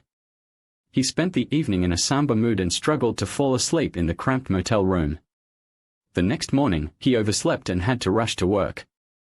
Entering the lobby, he noticed the receptionist staring at him intently and making a phone call as he headed to his cubicle. What was that about, he wondered. Settling at his desk, throughout the morning, an unusual number of employees passed by his cubicle with snide comments and muffled laughter. Just before lunch, a supervisor burst in, "Alex, this internet nonsense is affecting your work. It's not professional to air your personal problems." I'm just working on the Wilson case." "I'll have the file ready by 2 p.m., Alex replied. "Email it to me." "Judging by the way you move, it'll take an hour," she said, walking away and leaving Alex anxious. "If even Caroline saw it, this story must be everywhere," he groaned. Trying to stay inconspicuous didn't help. During a restroom break, a group of co-workers gathered in the hallway and a nervous intern approached him. "Mr. Thompson, some people want to know if your initials are HH." Alex stared in shock as the group erupted in laughter. He hurried to the restroom for refuge. At 5 p.m., he avoided out of the office and drove to the Samuels building, confronting Ava. "What did you do to me? Everyone knows it's me, even my boss. They fired me." "Why?" Ava asked, concerned. "Hatchet Face Williams fired me. They are sending me severance pay," Alex explained, frustration evident in his voice. "That's great," Ava exclaimed. "Don't go anywhere, Alex. I'll be right back." She ran out, leaving Alex puzzled and exhausted. He laid down on the futon, half asleep. He woke when Ava returned and sat beside him. "I'm so sorry, Alex," Ava said, taking his hands. "I knew phase 2 would be tough, but I didn't think your firm would act so fast." "It was the worst part, Alex. Tomorrow we'll let things settle, then launch phase 3, she said." "Oh God, now what?" Alex asked, groaning. "Now your arc will climb. You've hit bottom, it's up from here. Uncle Henry says, don't cash checks from your firm." "Uncle Henry says, don't sign anything without his approval," Ava replied. "But I'm running out of money, paying for the motel, eating out, buying clothes."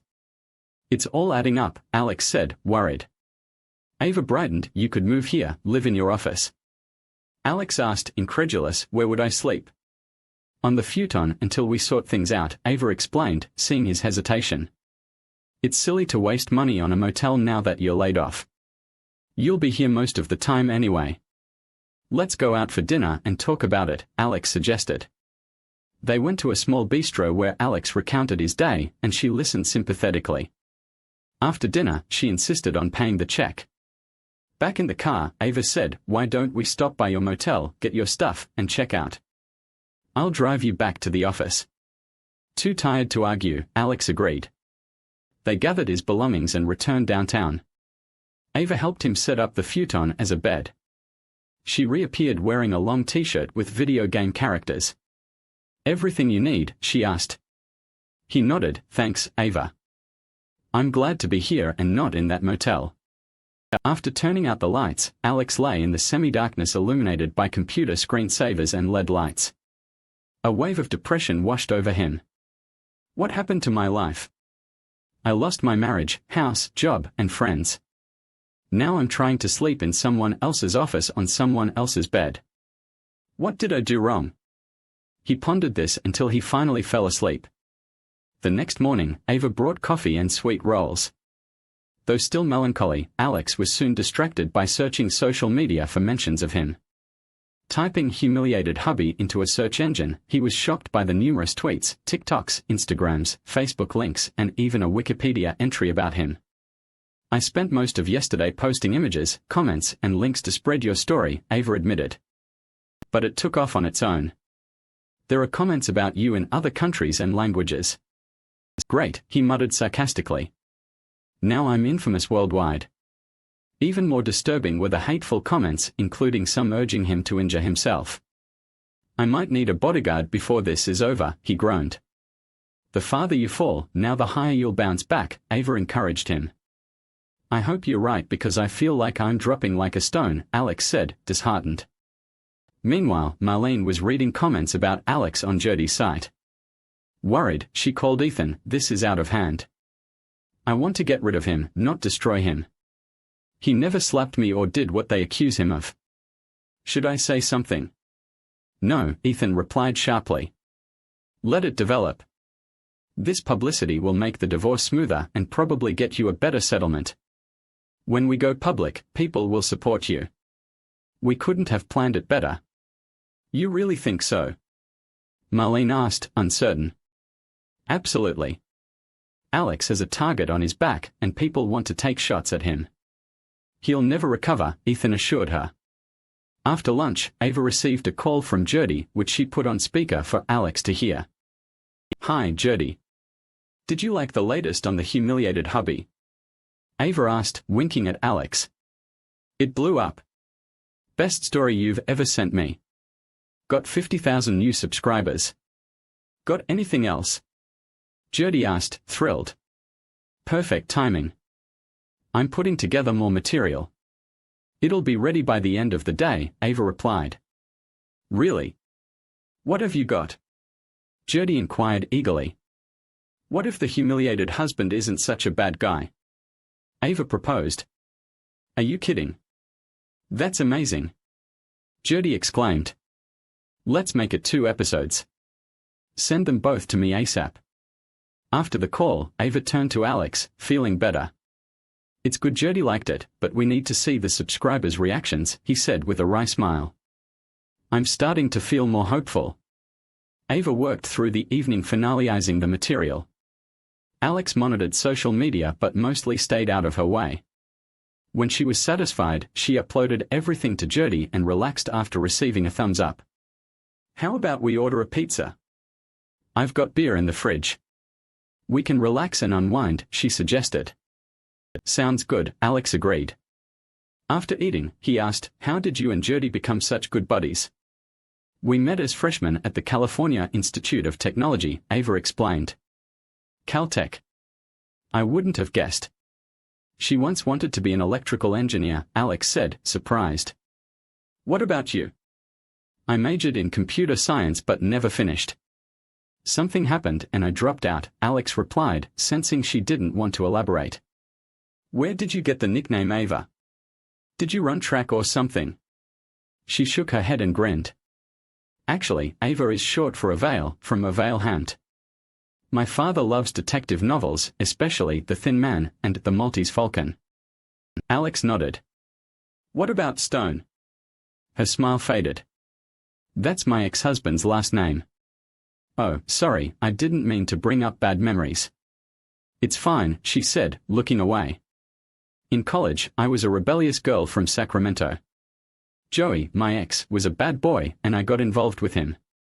We ran away together and my father helped us with an apartment in Pasadena. I didn't know Joey was wasting the money on pills and another woman. It all came crashing down when he left with her." Alex noticed her pained expression. "That must have been tough." "It was. I ended up on the streets until my dad found me and brought me home. It took a while, but I rebuilt my life. That's why I kept his last name as a reminder of what he did. If I had to do it over, I'd go back to Grant, but I'm used to a stone now, Ava explained. It must have been so painful, Alex said sympathetically. Yeah, but I understand what you're going through, she said impulsively. Alex hugged her, and she reciprocated. Well, aren't we a pair, she said with a sad laugh. The next day, they sat in front of Ava's big screen, waiting for Jurdy's new installment. Alex was impatient, but Ava reassured him. Finally, Jurdy appeared, clearly excited. I have big news, gossip lovers. The saga of the humiliated hubby has a new twist, Jurdy announced. An image of Alex's house appeared, showing a silver BMW pulling into the garage. Guess whose car this is? Ethan Blake, head of the Blake agency, visiting Mrs. Hubby 3 months before she filed for divorce. Images showed the sports car arriving multiple times. I'm not judging, Mrs. Hubby, but there's more to this story. Stay tuned for our next revelation. Ava turned off the program and they both jumped up, applauding. Alex hugged her tightly. That was amazing. You're amazing, Alex said, staring at her. Then he leaned in for a kiss. She hesitated but then responded fervently. Their passion was interrupted by a knock on the door. Henry Grant's secretary peeked in. Sorry to interrupt, Mr. Grant wants to see you, Mr. Thompson. Of course, Alex replied and followed her. Casting one last glance at Ava, Henry Grant was waiting and led Alex into his office. Since you chose our firm, I was very interested to hear about your dismissal. My niece told me and recommended you not cash checks or sign anything from your former employer, Henry said. Yes, sir. She passed it on, Alex confirmed. Good. That could imply a settlement and you don't want to accept any offers now, Henry advised. Okay, Alex said hesitantly. You were fired for violating the firm's spousal misuse policy, correct? Henry asked. Yes, sir. My former boss made that clear, Alex replied. Can anyone else confirm that? Henry inquired. I can give you at least half a dozen names, Alex answered. Great. Assuming that's what happened, I've prepared a wrongful termination lawsuit. You didn't misuse your spouse. They had no reason to believe otherwise. Your public firing slandered your name, and they didn't follow company procedure. I believe you have a strong case for $10 million in damages. Does that seem fair? Henry asked. $10 million, yes sir. That sounds fair. Do you think we can get that much? Alex asked, stunned. We have a good chance, but it might take 3 to 5 years in court, Henry warned. Alex's face fell, but Henry continued, they won't want bad publicity, and your popularity is rising. I think we can quickly settle out of court for about half plus legal fees. $5 million will be fine. Alex said quickly. Henry smiled. I hoped you'd think so. Sign this and I'll start the process. Alex signed and asked, will this affect my divorce? I don't want Isabella to benefit. I don't think so. These events occurred after the divorce petition. Her actions led to your dismissal, so she shouldn't benefit, Henry assured him. Alex rejoiced and hurried back to Ava's office. She was busy at her keyboard when he tried to share his news. She interrupted, can it wait, Alex? I've got a deadline. Disappointed, he said, I think I'll go for a walk. Receiving no reply, he left. He walked to the Capitol Mall, stopping at the Tower Bridge, staring at the Sacramento River. I shouldn't have kissed her, she probably thinks I'm a fool, but she did respond. Maybe it was just pity, he thought to himself. Returning to the Grant building, he found Ava still immersed in her work, maintaining the distance between them. Meanwhile, Marlene angrily called Ethan Blake, have you seen that gossip show on YouTube? How did they get video of you in my garage? I thought you were careful. I was. One of those video doorbells must have caught me. They keep footage for months, Ethan replied. Do you think Alex could be behind it? Marlene asked. Alex? Are you crazy? He's the humiliated husband. He wouldn't do that to himself. He didn't know anything, Ethan said. I know, but it must be somebody, Marlene insisted. Yeah, and I'd shoot them if I could find out. It's twisted our plans, Ethan grumbled. I hate it. You know what would make me feel better? Come over and spend some time with me, Marlene said seductively. I don't know if that's a good idea. I don't want to end up in another video, Ethan hesitated. Come after dark. Turn off your headlights before the driveway since Alex is gone. It'll be safe. I'll make sure you won't regret it, she coaxed. The next day, the relationship between Ava and Alex seemed back to normal. Ava grew more animated as the time to watch the latest Gertie's Gossip Girl episode approached.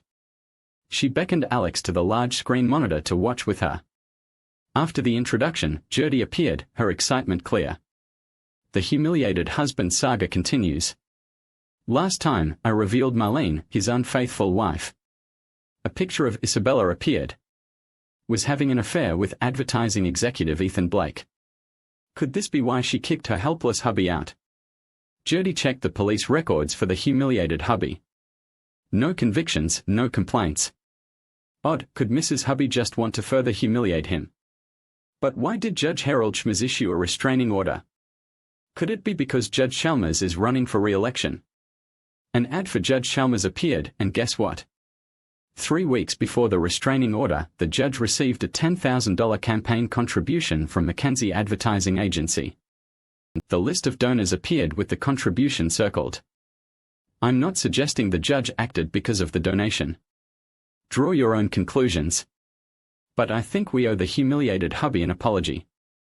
Wow, just wow, Alex said as Ava turned off the video. That should give Isabella and her boyfriend something to worry about. He reached out to hug Ava but held back. Ava, you're a genius. That looked convincing, she said. But the big question is how the internet will react. Why don't you get lunch for us? We'll have plenty of feedback by the time you get back. When Alex returned with a deli bag, Ava beckoned him over. Look at this, she said, pointing to a monitor. She was scrolling through an endless list of comments, many with emoticons and gifts. What are those? He asked. That's the HHH, humiliated hubby Twitter feed. Gertie's episode sparked a flurry of comments. That's just one segment of the reaction. Gertie's show is getting its own reactions on YouTube, Instagram, and more. It looks like a lot of people have watched it, and now they are taking sides. Hubby's team is ahead of Mrs. Hubby's team by about 70% to 30%, Alex froze. Wait, 30% are on Isabella's side. Ava reassured him, don't worry. You'll always have the crazies. What matters is you've gone from zero to hero for most Twitter users. He looked at her, shaking his head appreciatively. You were right. This storyline is really working. You're amazing. He said, stepping toward her, but she pulled away. Listen, Alex, about what happened between us the other day. Oh yeah, I think we need to cool down a little. I know we are kind of living together, but I don't know if I'm ready, Ava began. Alex responded, trying to ease the tension, no, it's okay, Ava. I get it. I got caught up in the moment. She looked uncertain. I mean, no, really, he interrupted, I get it. Before they could continue, Alex's phone rang. It was his former boss, Caroline Williams. Alex, she said pleasantly, I'm glad I caught you. Can you come into the office? I have important information for you. I don't know, Caroline. We didn't part on good terms, Alex replied hesitantly. I know, Alex, and I'm sorry, but something's happened here you'll want to know about. It'll be worth your time. I promise, Caroline insisted. He started to refuse but remembered the awkwardness with Ava. Okay, I'll be there soon, he agreed. When Alex arrived at his old office building, he was greeted warmly by the receptionist, who even asked for an autograph.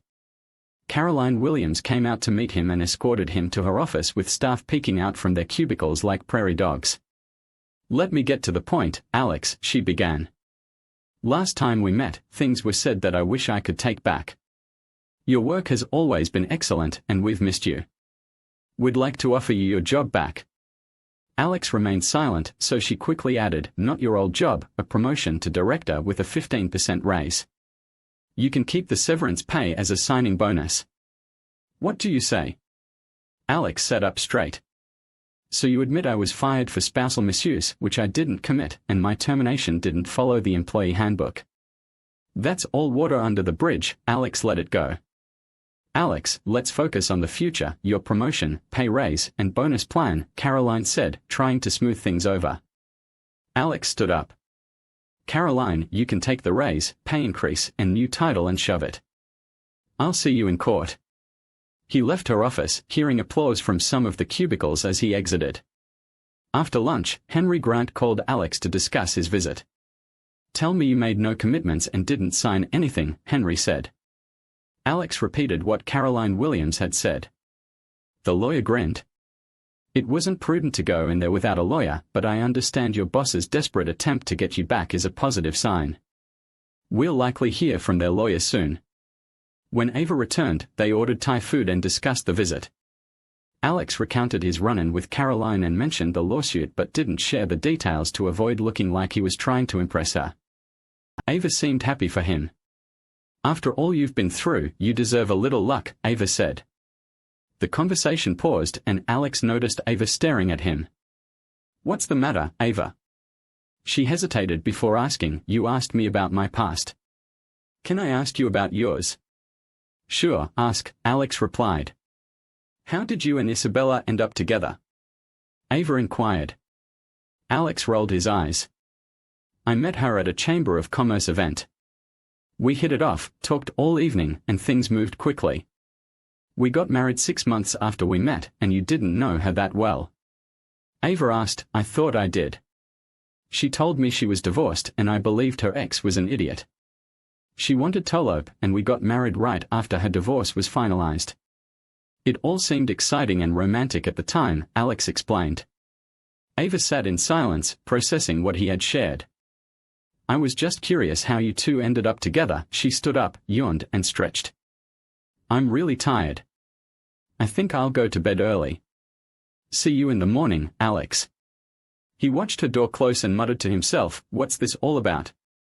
The next morning, Alex's phone rang early. Mr. Thompson, this is Henry Samuel's office. Mr. Grant would like to meet with you this morning. Sure, I can be there in about an hour, Alex replied. He knocked on Ava's door and found her fully dressed. Good morning, Alex. Who was on the phone? Your uncle's secretary. He wants to see me in an hour. Can I use your shower? I think your uncle would appreciate it. Ava waved him off, and he showered, shaved, and dressed. When he came out, he saw Ava had bought coffee and croissants. You need caffeine and carbs for a good breakfast, she said with a smirk. At the lawyer's office, the receptionist greeted Alex warmly. We weren't expecting you, she said with a smile. Henry Grant looked stern as Alex sat down. I've been negotiating with your former employer. We couldn't agree on the $5 million we discussed. Alex felt disappointed. A hint of a smile appeared on the lawyer's face. However, I secured $6. $5 million. I hope that's satisfactory. $6. $5 million. You're kidding, Alex exclaimed. They'll cover my fees too. The only condition is a non-disclosure agreement and no public comments about the deal. Is that okay? Henry asked. For $6. $5 million, I will gladly stay silent, Alex replied. The lawyer gestured for Alex to stop. Remember, the IRS and the state will take their share. You'll get about half. Alex smiled. $3. $5 million is more than I expected. I'm not complaining, but please don't tell anyone, especially your family. I never discuss a client's business without their consent, the lawyer assured him. Alex then returned to Ava's office. She looked curious. What did Uncle Henry say?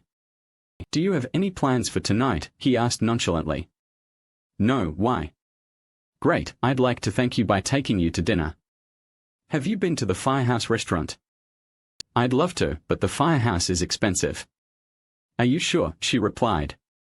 I've already made reservations and it's not too expensive for a man about to get a very good settlement, Alex said. Realization dawned and she jumped with delight. Oh, Alex, congratulations. I'm so happy for you. Then she looked concerned. The Firehouse tonight. I don't have anything to wear and I need to get my hair done. No, you don't need to change anything. It took me a while, but now I think your style suits you, he said. She hesitated but then hurried into her bedroom. A few minutes later, she emerged. I need to shop. Damn you, Alex. I haven't shopped in years. She grabbed her car keys. Stay here if anyone needs anything. Handle it. I'll be back soon. She sprinted out the door. It was dark when she returned with several bags. She quickly disappeared into her bedroom. Alex decided to get dressed too. He put on the only suit he had salvaged from his house. Behind him, he heard her voice. Well, what do you think? He turned to see her in an ankle-length black halter dress. Ava, is that you? He asked, surprised. Her face fell. You don't like it? No, he rushed over. You look amazing, like a model. I've just never seen you in such an elegant dress. Relieved, she smiled. I was afraid it was too much, but it looked so good in the store. He stepped back to take another look at her. The black dress contrasted with her hair, and the silver high-heeled sandals completed the look. You look so tall, and the dress really suits you, he marveled, then glanced at his own clothes. Now I'm wondering if I look good enough to go with you. She laughed, kissed his cheek, and said, I would have told you if you didn't. Now why don't you call us a cab? As they finished dinner on the firehouse's brick-lined terrace, Ava sipped her wine and got serious. Alex, remember how I pulled away the other day? She asked. His smile faded. I remember, but it was my fault. No, it wasn't you, Alex. It was me. She looked down at the table. Remember when I told you about my marriage? It really hurt me, and I haven't dated since then. He looked uncomfortable. I'm sorry, Ava. I didn't mean to pressure you. No, you didn't. I just reacted instinctively when I first met you.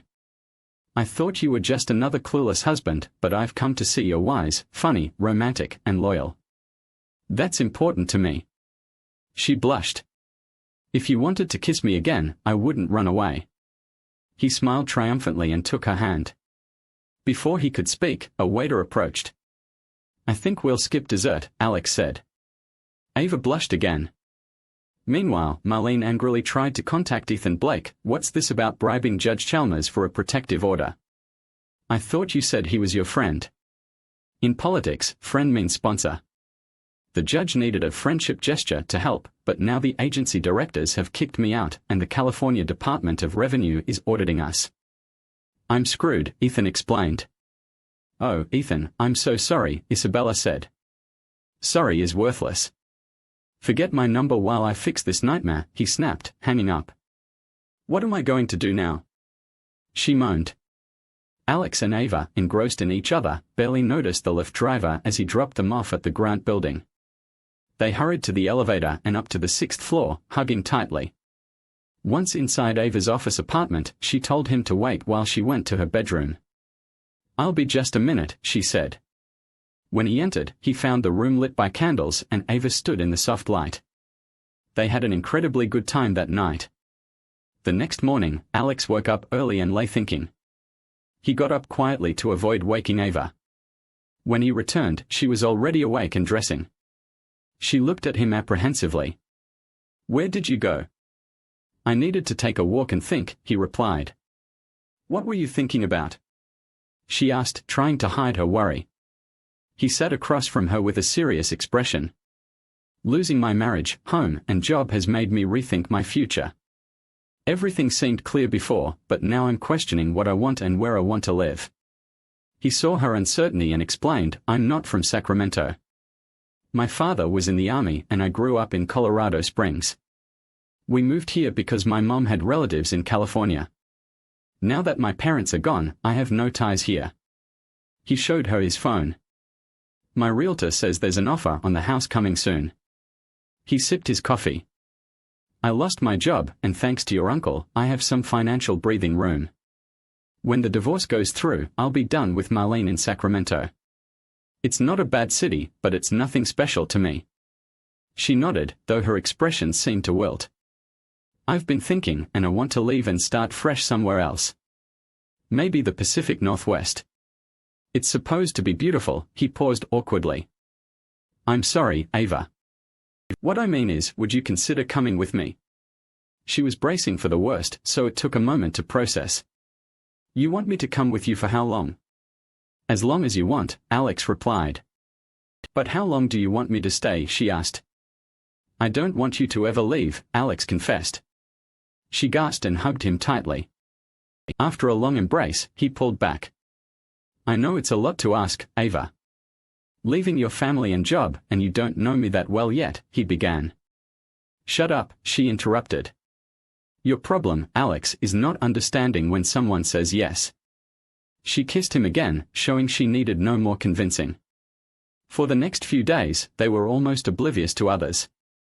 Their relationship change was noticed by everyone, providing amusement for the ladies on the floor and eye-rolling for the brothers. Reality soon intervened. Alex had to consult Henry Grant about the divorce. Marlene became reasonable, and issues were quickly resolved, allowing the divorce to proceed without conflict. Alex arranged for Henry to handle the house sale closing and the settlement with his accounting firm, keeping the outcome from Ava for now. Ava had worked for several clients, primarily her father. She cautiously informed him of her plans to leave with Alex. Ava, are you sure? Her father said. I remember what happened with Joey. I don't want you to get hurt again. She tensed, expecting a confrontation. It's different now, Dad. I'm older and more careful. Alex is nothing like Joey, no impulsiveness, no wandering eye, no drinking problem. I know, he said, surprising her. I've checked. He's tough, reliable, intelligent, and hard-working. He was a faithful husband, just naive about Marlene. You've chosen well. I'd hate to see you go, but if you want to, you have my blessing, he said. Oh, Papa, she exclaimed, hugging him tightly. When she returned to her chair, he said, I'm glad you won't have financial problems. I'd hate to see you close your business, though. You're really good at it, and I rely on you more than you know. She laughed. Going with Alex doesn't mean I'll stop working. I can run my business from anywhere with a laptop and high-speed internet. You're not getting rid of me that easily. I'm very glad to hear that, her father said. Then his expression turned serious. There's something else you both need to hear. Alex should join us. Puzzled, she found Alex, and when they returned, Henry sat on the edge of his desk. I've learned some news that may affect you both, he said. Ethan Blake, her ex-wife's lover, had been ousted from his agency and was under investigation for tax fraud. Alex, Henry continued, he and Isabella are no longer dating and don't talk anymore. Alex and Ava exchanged glances. Okay, Alex said firmly. Ava looked at her father, why make such a big fuss about this? The detective looked at the couple. It's not what happened, but what might happen next. Alex, your ex's scheme failed. She has no prospects of a new lover or selling her work. I think she'll try to make up with you. Ava side-eyed him skeptically. Good luck with that, Alex waved dismissively. I wouldn't touch her with a 10-foot pole. Liam nodded, I understand, but don't underestimate her. She can delay the divorce, object to the house sale, or petition for family counseling. Ava mentioned their plans to leave town. Marlene could drag this out for a long time, Liam explained. But why would she do that? Alex asked sharply. She gets to keep living in the house and has more time to try to reconcile with you. If she learns about your financial settlement, she might demand money in exchange for the divorce, Liam elaborated. What a nightmare, Alex exclaimed. You don't know the half of it, Henry added. Let me tell you what else I found out. After hearing the new information, Alex and Ava were stunned. Alex's face was white with anger, and Ava was worried, seeing him so upset. What are you going to do, Alex? She asked fearfully. I'd like to strangle her, he replied firmly. Seeing Ava's reaction, he quickly reassured her, don't worry, babe, I'd never do that. But I want to repay her somehow. She looked thoughtful, I know someone who can help us. They both laughed. Let me message her about another installment of the humiliated hubby saga. Within seconds, the phone buzzed. She grinned and showed Alex the reply, I want it, I want it, I want it. They quickly worked on the information Liam had found, preparing it for Jody. After a couple of hours, Alex's phone rang. Ava saw the name on the display and the anger on Alex's face. She went to the bedroom to give him privacy but could still hear the anger in his voice when the call ended. It was Marlene, he told her. She wants to meet tomorrow at our house to settle some details. She hinted at wanting to reconcile. You told her you'd get back to her, Ava asked. The question was how quickly they could get this information to Jody and when she could air it. If we can send it today, she might work on it right away. It could mean a late night for us, but it'll be worth it, Alex said. Let's do it, Ava agreed. The next afternoon, Isabella was nervously checking herself in the mirror when Alex arrived. In a lift, she was surprised but realized this could work in her favor. Worst case, I'll drive him back to his apartment. Best case, he stays the night, she thought. When he reached the porch, she was already holding the door open. She tried to kiss him, but he pulled away. Don't rush, she scolded herself. She gestured for him to sit in the living room. Do you have the papers we need to sign? He asked. I do, she replied, spreading them on the coffee table. But before we get into that, I need to apologize. I've made big mistakes and treated you terribly. This whole divorce is like waking up from a bad dream. I don't know what I was thinking. I was selfish and cruel, and I don't even know why. All I know is that I wish I could make it up to you. He started to speak, but she continued, the prospect of selling the house made me realize what happened. She smiled slightly. We had so many happy times here, full of hope and love. Now I can't bear to lose that. She leaned forward, a tear glistening in her eye. Is there any way we can get that feeling back? Can't we start over? We don't have to sell the house if you're willing to try. I'd spend the rest of my days making you as happy as you deserve. He looked at her coldly. Let me get this straight, Marlene. You want me to forgive you for cheating, forget the restraining order, and forget locking me out of my own home? Honey, I know I treated you horribly and did terrible things that hurt you. I can't explain why I did those things. It's like I went temporarily insane, but I've come to my senses. I remember how good we were together. Please, baby, let's not throw the good away with the bad. He looked at her incredulously. Are you out of your mind? He growled, and she flinched. Let me make this clear, I'm an accountant. I deal with assets and liabilities, and you, Isabella, are a huge liability. The sooner I get rid of you, the happier I'll be. Now, if you'll give me the papers to sign, I'll leave and hopefully this will be the last time I see you. Shocked, Marlene handed Alex the papers from the real estate agent. As he signed, she noticed a car idling outside. He signed quickly, got up, and headed to the door. While she desperately searched for a way to salvage their relationship, before she could say anything, he turned and smiled grimly. Have you ever heard of Gossipy Jody? He asked. She shuddered. I think you should watch her latest show. You'll find it very interesting. With that, he walked out to the waiting car. Everything okay? Ava asked. He nodded and smiled. Everything's fine. As they drove away, Isabella rushed to her computer, logged onto YouTube, and found Jody's gossip channel. She watched nervously as Jody began her introduction. A banner appeared on the screen, humiliated hubby, the rest of the story. Hey, gossipers. You all want to know more about the humiliated husband and his not-so-decent wife. Well, now Jody has the latest chapter for you. Turns out Janica wasn't seeking a divorce because of spousal misuse. She wanted out to have an affair with her lover. She even got her lover to bribe a judge for a protective order to make her husband look bad. Chilling, isn't it? But there's more. This wasn't a passionate affair, it was a scam. Mrs. McAfee had done this to 5 husbands. She'd seduce a sucker, marry him, then divorce him for a richer target. Each time she perfected her scheme, but this time Jody's friends, yes, you know who you are, caught wind of it. Mrs. Michelli's latest scheme failed. Her candidate for husband number 6 is dealing with a tax audit, and husband number 5, our hero, is heading off into the sunset with someone special, no longer humiliated. Oh, and some angry ex-husbands in California want to chat with Mrs. Machiavelli. Turns out she skipped divorce houses and just cleaned out their savings and left town. So beware, Sacramento men, Mrs. Marcavelli is on the prowl for her next sucker. No. Isabella screamed, slamming her laptop shut. But her phone rang immediately. Realizing it was a friend, she answered, "Hi, Isabella, or should I say, Mrs. Marcavelli." She threw the phone across the room, screaming, "I've got to get out of this town." As Alex and Ava traveled down the I-5 freeway, Alex glanced at Ava. "How about we take the 101 along the coast? It sounds scenic and romantic." "That sounds perfect," she agreed. He squeezed her hand. "Sure, it'll take longer to get to Seattle, but we are in no hurry."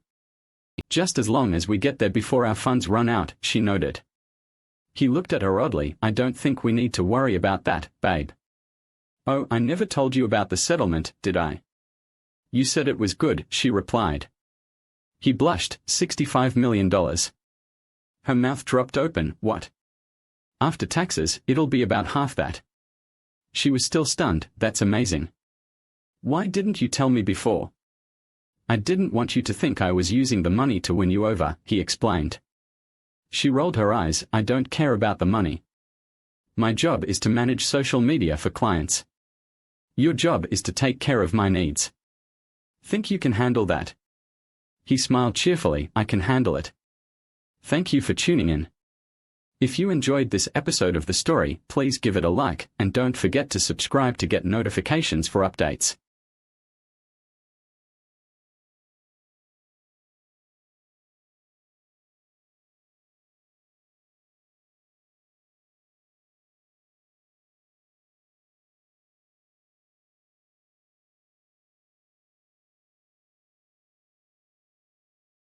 Welcome to the Butterfly Tumblr Radio channel. Are you ready to start today's story?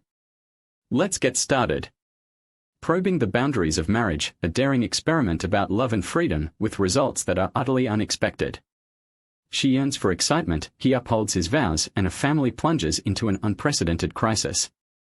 From monotony to indulgence, from betrayal to forgiveness, this is more than just a story, it's a reflection of the true questioning of relationships in everyone's heart. "I'm telling you, Elena," my best friend Sophia said, "HEK, a typical man, he'll hear your proposal and think about what he's going to get." "I don't like the idea of him being with others," I replied. "Sophia, I didn't say he would sleep with anyone." "Elena, he's 40 and past his prime. Do you really think he'll be entertaining 20-year-olds every weekend? He'll stay home with the kids and you can live your best life. Do you think that won't backfire?" She asked, looking at my friends. "I asked for it. You'll just have fun with him without feeling guilty," Marie added. "Your husband will be busy with working kids, just keep him entertained occasionally and he won't suspect a thing." The more we talked, the better it sounded. I'd been happily married to Daniel for 18 years with 2 kids, a house, and annual vacations. We worked hard and were generally happy, but as I approached 40, I felt something was missing. I wanted a thrill. My husband still loved me and was a romantic, but I felt bored. That's when Sophia suggested new possibilities. My friends at work also talked about modern relationships. I wasn't sure if my husband would agree, but my friends kept convincing me. That night, I decided to talk to him. "I'll talk to him tomorrow night after dinner," I told them. "It'll be fine," Sophia assured me. "HEK will be grateful, and if you need help, one of us can keep him entertained." I didn't like the idea of my friends with my husband, but if it meant I could have my own lovers, I'd accept it. The idea of a boyfriend sounded appealing. I'd only had 3 boyfriends before Daniel, and none lasted long. I never had a one-night stand, but young men at work reminded me I was still desirable. This boosted my confidence. Coming home, my husband suspected nothing when he hugged me. He had no idea what was coming. I worried about the outcome and shed a few nervous tears. The next day was Sunday, and we always did something fun as a family. However, our teenagers preferred their friends' company. Dinner was disappointing as the kids were on their phones. "Don't worry, honey, the only thing distracting me is you," my husband said. I felt guilty knowing what I was going to ask him later. Dinner went as usual. Daniel enforced a no-phones rule, which the kids eventually appreciated. After dinner, I told the kids, "I need to talk to your father. It's not for little ears." "Are you having another child?" our daughter asked excitedly. No, nothing like that, I said, seeing curiosity on my husband's face. It's important. He didn't know what to expect, but poured us both a glass of wine and sat across from me, silent but attentive.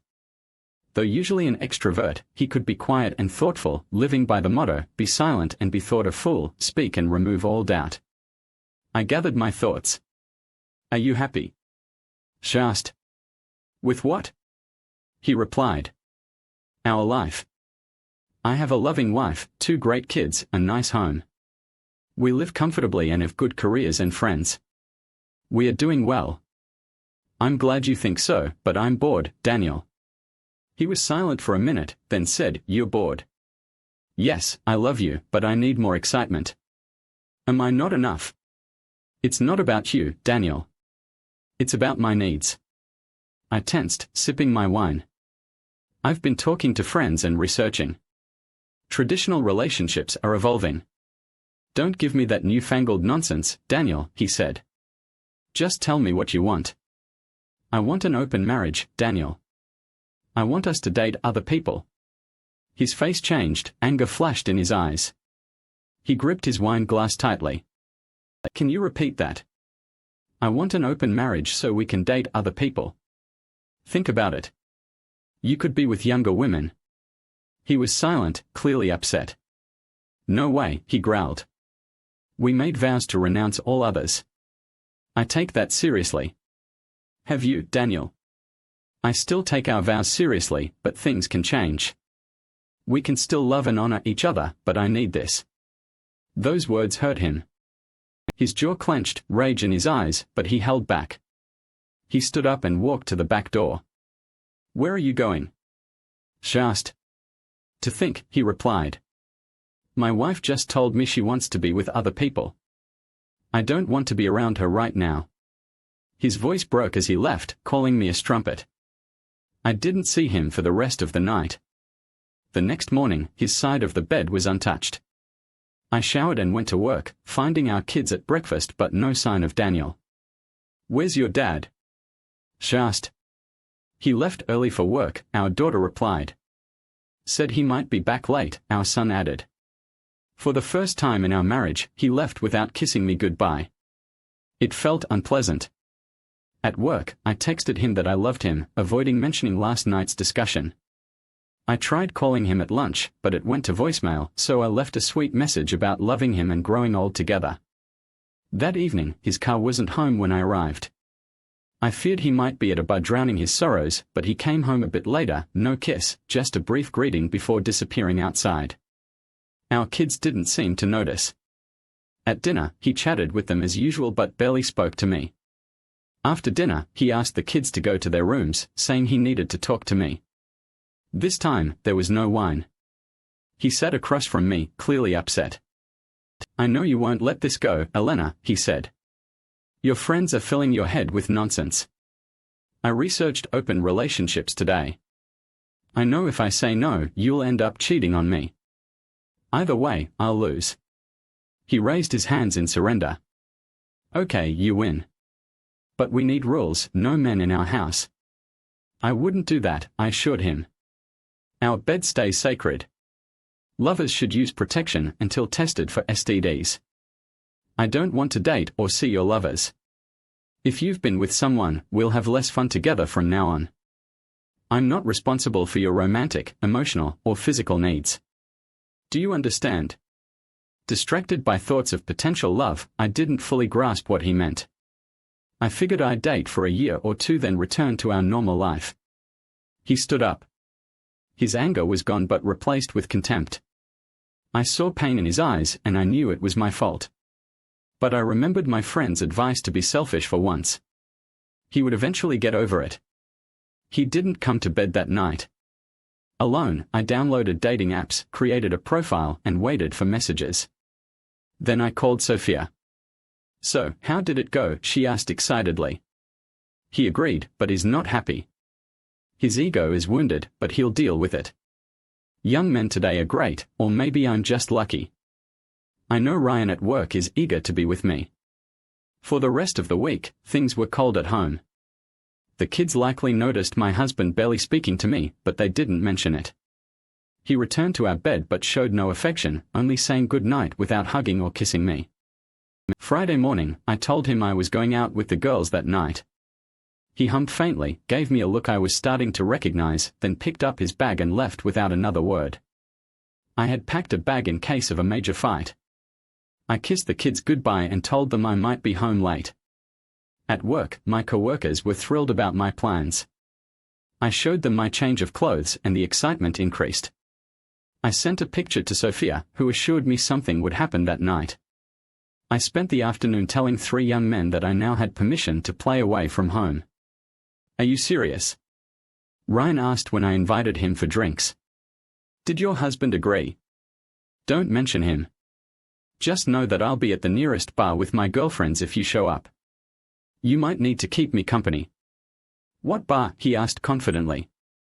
I told him and he smiled, saying he would meet me there. A coworker whispered, "Are you really going to entertain Ryan so soon?" Why not? My husband agreed, so I'm not wasting time. You're on Tinder. I laughed. I've had so much interest in a day. Young men love older women. My husband can't compete with that. And how does he deal with it? We don't talk about it. He stays home with the kids. Does that seem fair? She smiled. Who says it's fair? They agreed to it. If they can't find other women, that's their problem. I wasn't sure my husband would even look for another woman. He was monogamous, so his agreement was odd. I tried to focus on work but kept texting Sophia. At 5 p.m. I changed, applied more makeup, and met Sophia and the girls.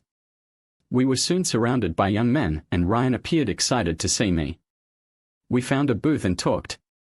When I suggested we go to my booked hotel room, he practically dragged me out to cheers for my friends. We pounced on each other in the hotel room later. I showered, dressed, and checked out, ignoring the receptionist's judgmental look. At home, I found the bedroom empty and Daniel in the study, shaking him gently. He woke and met my gaze with cold, emotionless eyes. Go back to sleep, Elena, he said, rolling over and ignoring me. Are you coming to bed? I'm in bed, I told you the rules, Elena. You think I'm going to share a bed with you after tonight? Fine, he scoffed. Then he went back in the bedroom, changed, and got into bed, missing his presence beside me. If he wanted to sulk and sleep alone, that was his problem. If this continued, I wouldn't come home for the first couple of months. I limited my date nights to Fridays and Saturdays, trying to maintain our relationship, but he rarely shared a bed with me now, and the kids were noticing. When I asked Daniel about it, he gave me a scathing look and offered to explain to them what I had asked him to do. You agreed to it, I objected under duress. You were going to have fun either way, but I wasn't giving you a divorce. You weren't taking the kids away. I would never have taken them, Elena. Your behavior is injuring them. They know what's happening. I wouldn't touch you now. I don't know what STDs you're carrying. His words took my breath away. I knew he was upset, but his anger and hatred were intense. I considered slapping him but knew he'd punch back harder. Things grew colder between us. We were a marriage in name only. We hadn't had lovemaking since I asked for an open marriage. Did I miss him? Yes, I missed being in love with my husband and the way he held me, but I wasn't ready to give up my new lifestyle. Almost every weekend, I had a new date from Tinder. Sophia and the girls suggested meeting regularly after work, so my outings increased to weeknights and weekends. Sometimes I didn't make it home, staying at Sophia's or a friend's house when too drunk to return safely. I started storing clothes at work to save time. After 6 months, there were weeks I barely went home. I was living my best life but didn't realize the damage I was doing to my marriage and family. I'll be honest from the start, the night my wife asked for an open marriage, my love for her died. Some may wonder how I could fall out of love after 20 years, but betrayal and disrespect can do that with a few words. She trampled our vows, it felt like an excuse to cheat guilt-free. As I cooled off outside, I knew I had to handle this calmly. It was clear her friends had coached her. I needed to talk to someone. I called Emily. Hi, Daniel. Hi, Emily. Okay, what's wrong? We've been friends for 35 years, you can't fool me. Everything came out, all anger and hatred. I hated my wife because she ripped my heart out. I don't remember my exact words, but it wasn't pleasant. Are you sitting down, Daniel? No, sit down. I'll tell you what to do. This won't be like my situation with Adam. You have to play it differently. Rely on me. What should I do? Part of me wants to walk away, but I can't leave the kids, and custody battles rarely favor men. I'm not going to be a part-time dad. Stay married out of convenience. Turn off your emotions. Don't be her shoulder to cry on.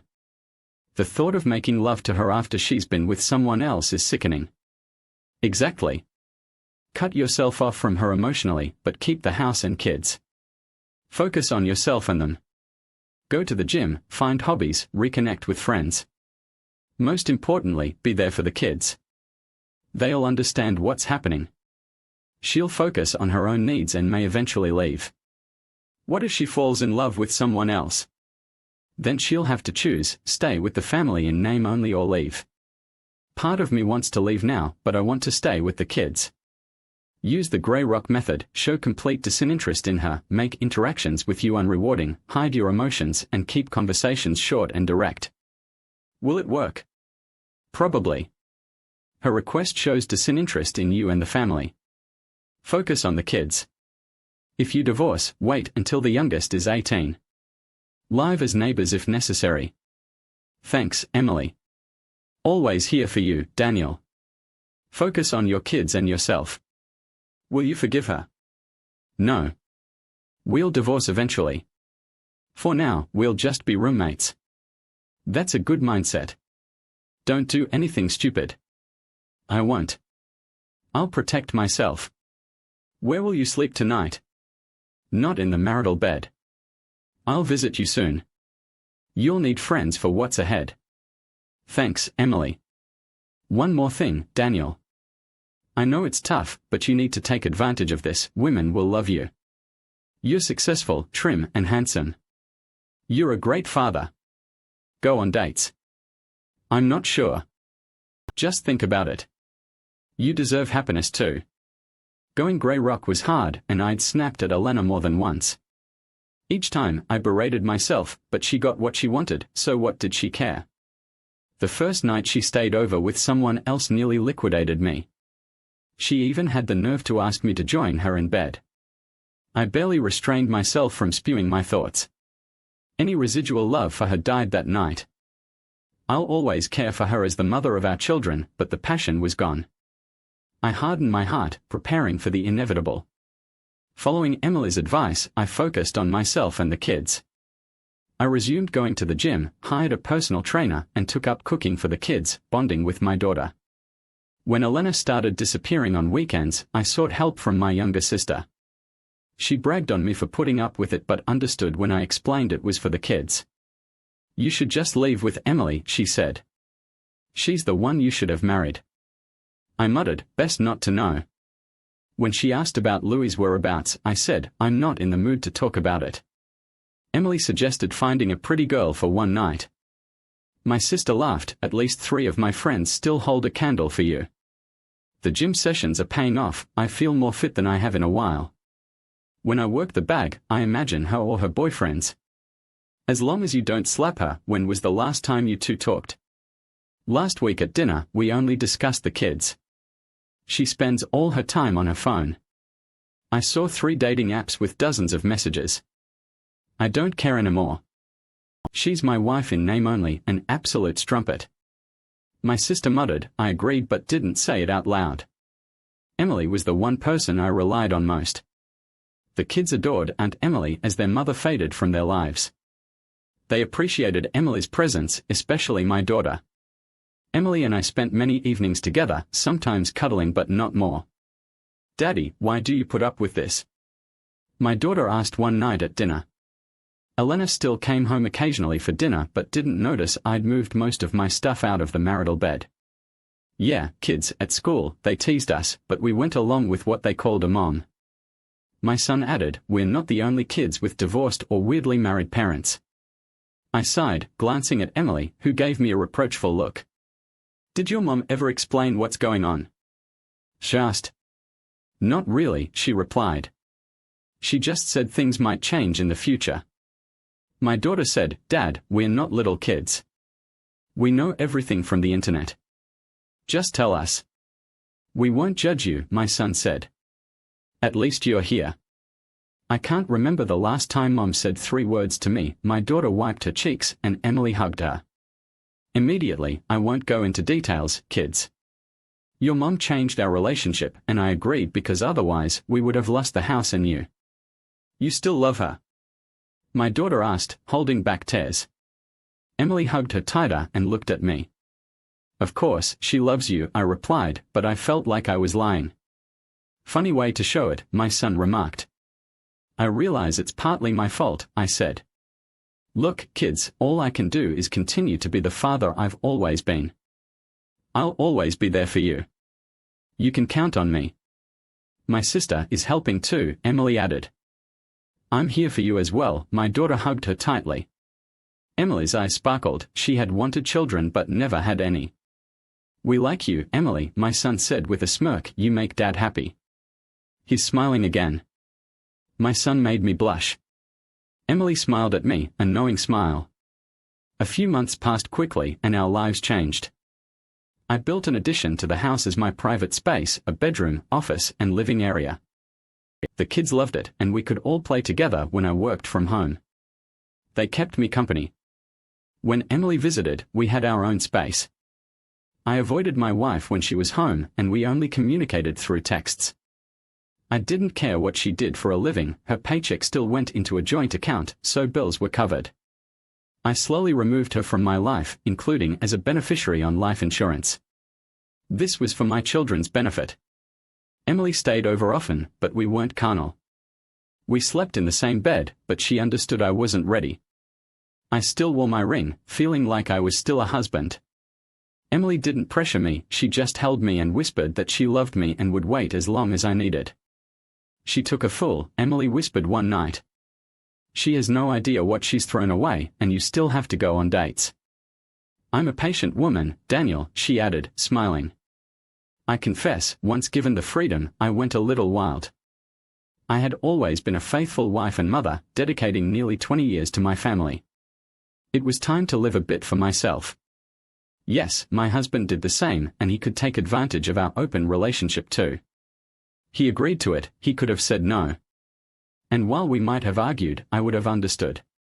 Deep down, I knew I would never have cheated on him, but I did go a little crazy with Tinder dates.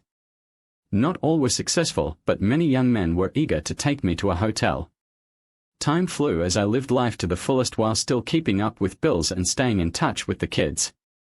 My husband avoided me at home, and we barely spoke, realizing how much I missed out on my family. It hit me when I tried to spend a weekend at home. Conversations with my husband were like talking to a brick wall, only discussing the kids. I missed him and the kids, but I was also having too much fun to stop. Hi, I exclaimed as I walked through the front door. I'm home. The lights were on, but no one responded. In the kitchen, my husband and 2 kids were having dinner with Emily there too. I knew she had been friends with my husband since childhood. Approaching them, I stopped, meeting my husband's gaze, realizing he still looked at me with disdain. What are you doing here? Our daughter asked, her tone harsh. I am here to spend time with my family, she scoffed, meeting my eyes and smirking. Our son grinned and turned to Emily, is there room for me? I asked my husband, did you tell the kids about our arrangement? They've been asking where you've been. I told them. I won't lie to our kids for you. It was your decision. You've hardly been home for months, our son added. Why are you here? Our daughter asked. Aren't you supposed to be on a date with one of your boyfriends? I turned to my husband. Do they know? Did you tell the kids? They know what's happening. I won't lie to our kids for you. It was your decision. You've hardly been home for months, our son added. I'm surprised you're even here. Why are you here? Our daughter repeated. We were having a nice dinner until you made it awkward. I looked at my husband. Are you going to fix our kids' attitudes? Daniel replied, no, he said, not looking at me but at Emily. Our kids are teenagers and entitled to their opinions. Do you even know how old they are? Our daughter declared. You missed my birthday. Our son added, you missed my team winning the grand final. They finished eating, and Emily, without a word, motioned for them to go to the other room so I could talk to my husband. I'm pretty sure I stood there opening and closing my mouth as Daniel got up, pulled a beer from the fridge, and leaned against the counter, sipping for a minute or two before asking, why are you here, Elena? I wanted to spend time with my family this weekend. He looked away then nodded. Good luck with that. I'm busy tonight and this weekend. As for the kids, you can always ask them, but don't hold your breath. After 5 minutes of talking to them, I realized neither wanted anything to do with me. Sighing, I went back to the bedroom, feeling alone in my own house. Okay, I muttered, if that's the way it is, I'll just leave. See you later. Probably not, our daughter replied sarcastically. I grabbed my bag, hurried out, and slammed the car door, hitting the steering wheel in frustration. Tears flowed as I blamed everything on my husband until I remembered his look when I first made the request and the night I came back from my first date. That look of indifference chilled me. I wondered if I had ruined everything. Had he been right? Had my friends led me astray? Maybe their husbands would have tolerated it, but Daniel was always proud. Realizing the truth of our agreement, I cried harder. He had completely disconnected from me. We were married only out of convenience, and I doubted we'd ever go back to the way things were. I couldn't turn to my friends, they'd be to blame for my marriage's collapse. Driving aimlessly, I eventually parked at a bar. Inside, I ordered a drink, which soon became 2 and 3. Is this seat taken? A kind voice asked. A man looked at me. No, it's not taken, I replied, sniffling. But I'm not sure I'd be good company. Maybe you need some company, he said. It's not nice to see a woman sitting alone, looking lonely and frustrated. He sat down, bought himself a drink, and offered to buy me one. Need someone to talk to? She asked. I'm not sure you'd want to hear my story, I said. It's that bad, he replied. The more I think about it, the more I wonder if I've ruined everything. He held out his hand. I'm Alex, and you are? I took his hand. I'm Elena. Now we are no longer strangers. Someone or something has broken your heart, he said. Are you sure you want to hear about this? She asked. I'm in no hurry, he replied. I told him the general story, and he listened, nodding and understanding. When I finished, he ordered another drink for us. Do you want to maintain your relationship, Elena? He asked. Honestly, I don't know if my husband will ever get our relationship back on track. He's just angry with me. How can you fix anything if you won't talk to you? He inquired. I just want my husband to love me again, I whispered. These other men don't love me. It's just a distraction. After more drinks, I couldn't drive. Alex suggested I get a hotel or I could go home with him. I live alone and have spare bedrooms, he said. I don't expect anything, Elena. I agreed. Alex called a cab and I grabbed my overnight bag from the car. He lived on the other side of town. Once inside, he showed me the house, including the bedroom I would use. We had a nightcap on the couch, sitting next to each other.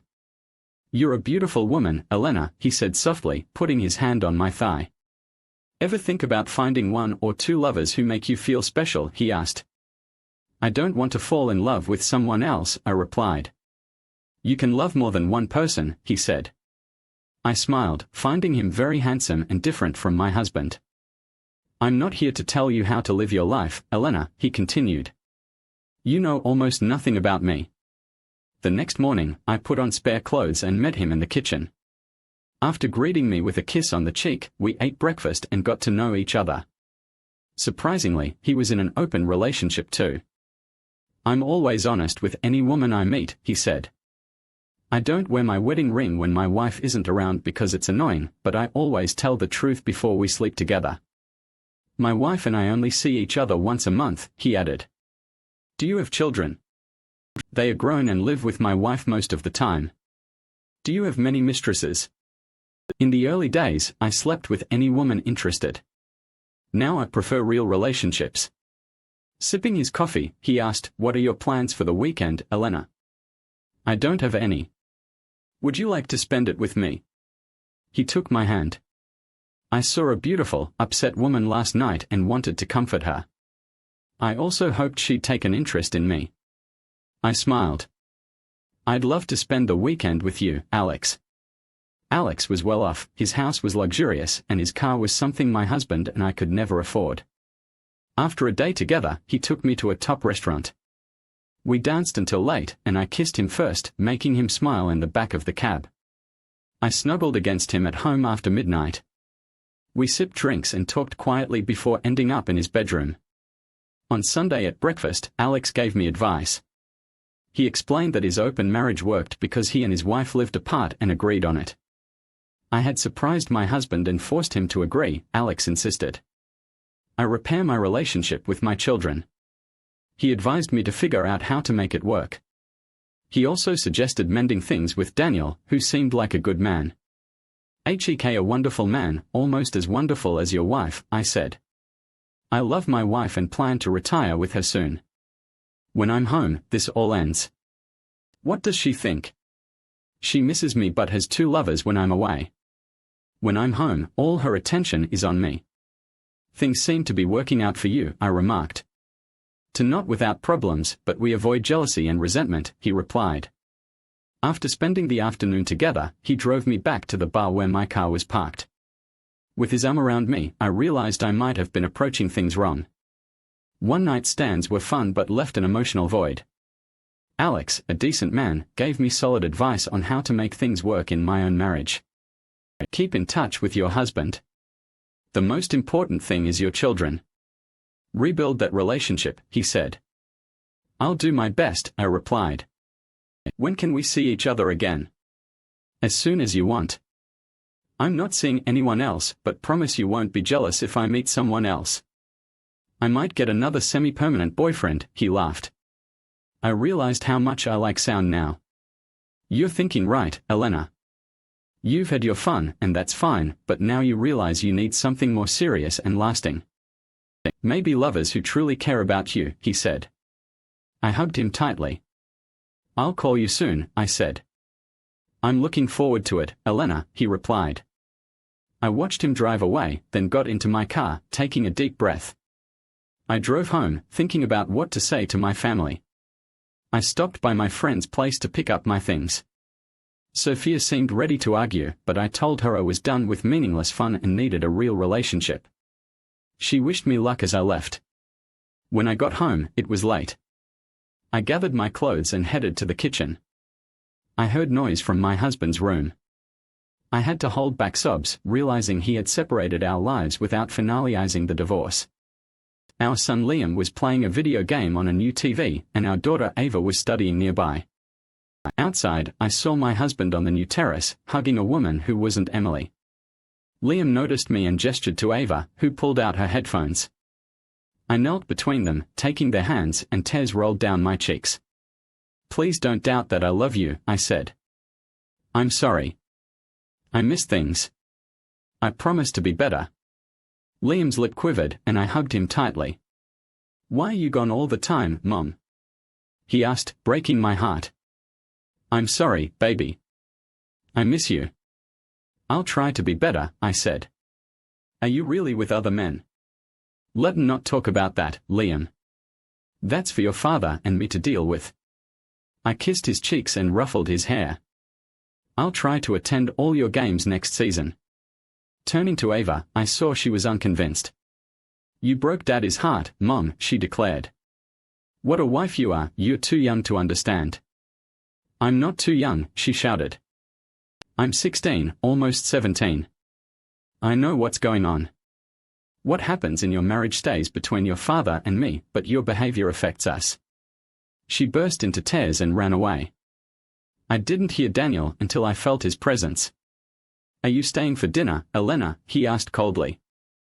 I'll try to be here more often, Daniel. Is this your wife? A young woman asked. She was stunning and no older than 25. I'm Cindy. What about no visitors, Daniel? I asked. She's here to keep me company, not that you have the right to tell me what to do. We have a free relationship, remember? I'm just exercising my rights. I felt annoyed and jealous watching Daniel and Ava prepare dinner. Cindy sipped wine, smiling at Daniel. My daughter had always been close to her father, but they seemed even closer now. Daniel graciously seated me at the table, but I was ignored. He continued his conversation with Cindy and Ava. After dinner, Daniel walked Cindy to her car, waved as she drove away, and then walked back into the house. "Daniel," I said quietly. He stopped and looked at me without anger or coldness. He wasn't smiling, but he seemed happy. "Can we talk, Daniel?" he sighed, looking tired.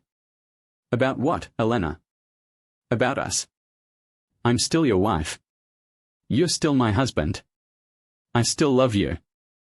I never wanted this to happen."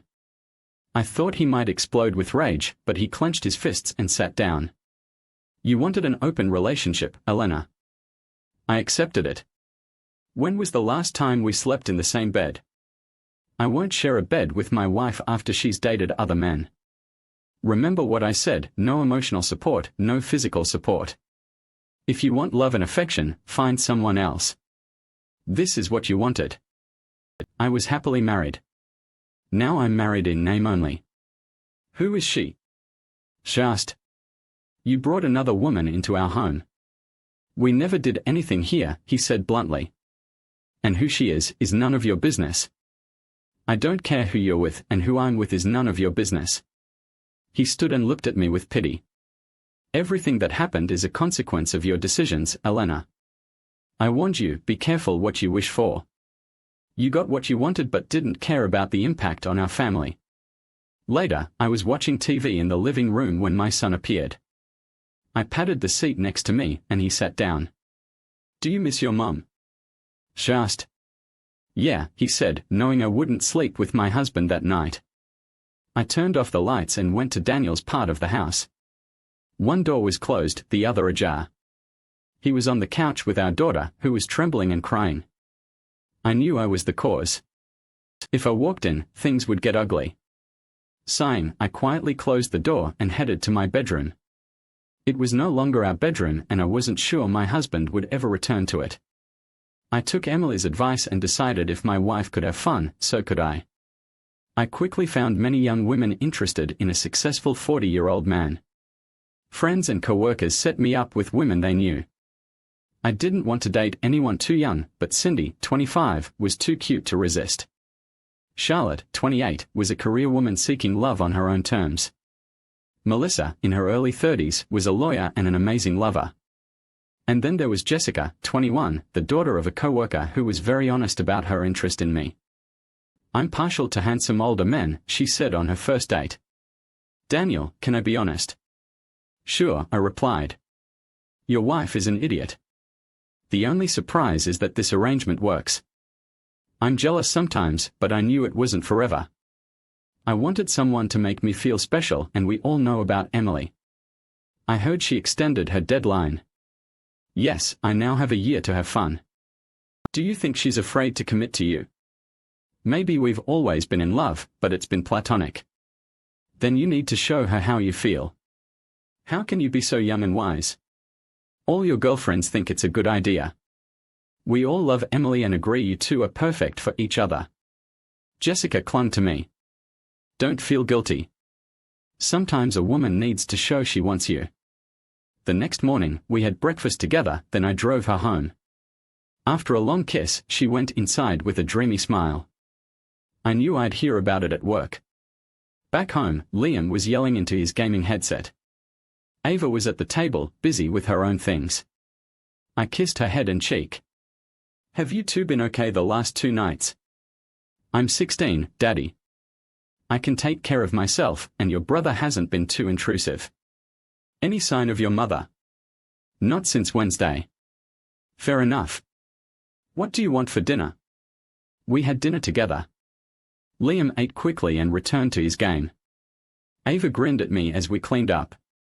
"Daddy, are you happy?" Am I happy with you? Yes. I love my children. Am I happy with my current situation? No. Am I happy with my personal life, besides your mother? Yes. Quite content. I think Mom has a boyfriend now. Good for her. You really don't care, do you? No, honey. We live separate lives. The only things we share are you two, some finances, this house, and a piece of paper. You two were never meant to be involved. I assumed your mom's disappearances would be noticed, but I wouldn't lie for her. I tried not to do the same, but she flaunted it. Almost like I couldn't do the same. You've met some beautiful women, Dad. Yes, I have. 4 beautiful women who know I'm married. They know it's not forever. They know I'm not leaving my marriage because of Emily. Daddy, are you in love with her? Ava, Emily is my best friend. She's been by my side longer than anyone. I've helped her through breakups and even fought guys who mistreated her. Sounds like love, Daddy. Your mother took my love for granted. Emily never did that. We've never been in a relationship, but I can rely on her more than anyone. Your mother knew that. Emily warned her that if she broke my heart, she might end up wanting to be with me. But are you having fun in the meantime? Emily knows everything I do and even encourages me. That's what friends are for. Dad, but I'll be thrilled when you marry her. What did she say? Something. You deserve to be happy, and Mom hasn't made you happy since she made that request. Are you going to divorce her soon? No, she lives her life and I live mine. When you and your brother leave home, we'll divorce. Emily arrived Tuesday night, and my daughter seemed to play matchmaker the whole time. My son was oblivious, but I cast reproachful glances at my daughter. After they went to bed, Emily snuggled up to me, wrapping her arm around my waist. Your daughter wasn't subtle today, Daniel, she whispered. No, she's been talking about us getting married.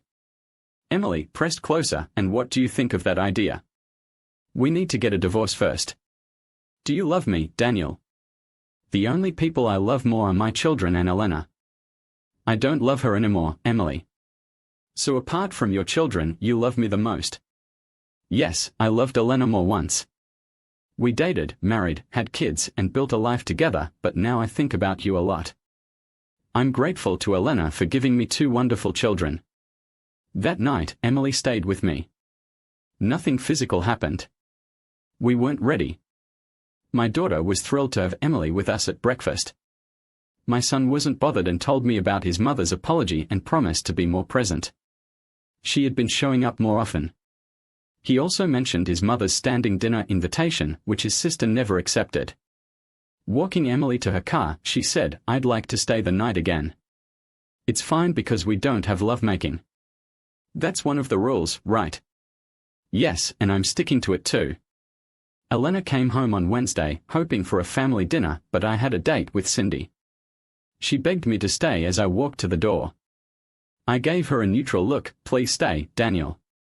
It's not my fault, Elena, but we can. I have plans. Our children knew I wouldn't be here tonight. I'll see them tomorrow. Can't you stay, please, for me? I glared at her, then walked out the door. Cindy was waiting for me at the pub. Elena didn't need to know about it. It was none of her business. She hates me, I muttered, snuggling up to Alex. I slept at home alone but enjoyed these moments with Alex, usually 3 times a week. I hadn't found a second steady lover yet and wasn't sleeping around as much. I think it's over, Alex. Do you know what he's doing? I chuckled. My daughter loves telling me about all the women he dates. She hopes he divorces me and marries Emily, his best friend. And these other women, they visit the house. Daniel cooks for them. He used to cook for me and your daughter. She's not happy with you. She takes pleasure in our marriage collapsing. She blames me for everything. Daddy's little girl. I took a moment to control my emotions.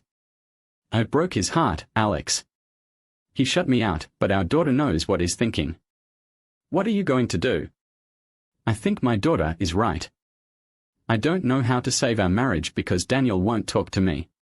We only discuss the kids or finances. I text him about how much I miss him, but he never responds. I don't call because I know he won't answer. Alex made me feel better by making love to me. If I couldn't get my husband back, Alex was someone I enjoyed spending time with.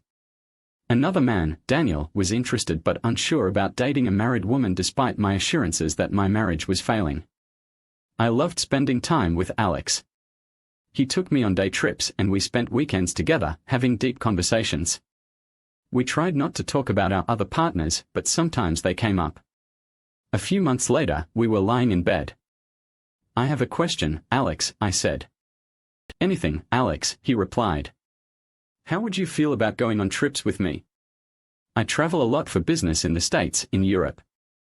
I won't be so lonely with a beautiful woman by my side. What about your wife? She's too busy to join me. I want you to come, Lou. Really, I love spending time with you and want you to keep me company while I'm gone. How long would I be gone? A couple of weeks to a month, depending on my deals. I'll need to tell the kids, of course. I know your daughter is 17 and your son is 15. How was her birthday? Awkward. Both families are aware of the situation. I thought she didn't want me there, but I think Daniel insisted on my presence. Maybe there's still some love left. He knows my relationship with our daughter is broken, but our son still loves me. I hear from him almost every day and try to call him every night. When do you need to know? As soon as possible. I'm leaving for the States on Thursday. On Monday, I came home to no guests. Daniel was preparing dinner with Ava and they both looked at me when I entered. Are you here for dinner, Daniel? She asked. Yes, do you mind? It's still your house, Elena. I almost cried. It was the nicest thing he'd said since I made the request. Liam noticed me, came over, and hugged me. He was still growing taller and would soon be as tall as his father. For the first time in months, the four of us sat down to dinner. We didn't talk much, but I couldn't stop smiling at my husband. I still hoped to save our marriage.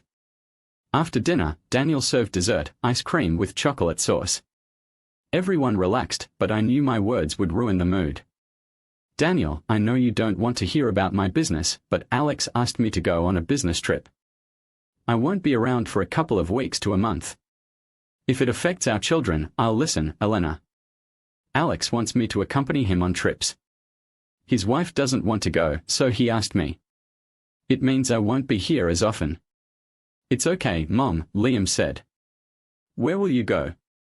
To the United States and Europe. Ava said nothing, her expression impassive. I looked at Daniel, who was looking at me with an unreadable expression until he asked a question I wasn't expecting. Do you love him? I love you, Daniel, I answered quietly. I'm still your wife, and you're still my husband. I didn't ask that, Elena. She asked, do you love him? I don't know. I enjoy his company. I looked away, then back at him. And do you love everyone you're with? He smirked. He started clearing the table and Ava got up to help him. I knew the conversation was over. I retired to the living room, feeling somewhat relieved when Liam joined me later that evening. I was already in bed when the door opened and a warm body hugged me.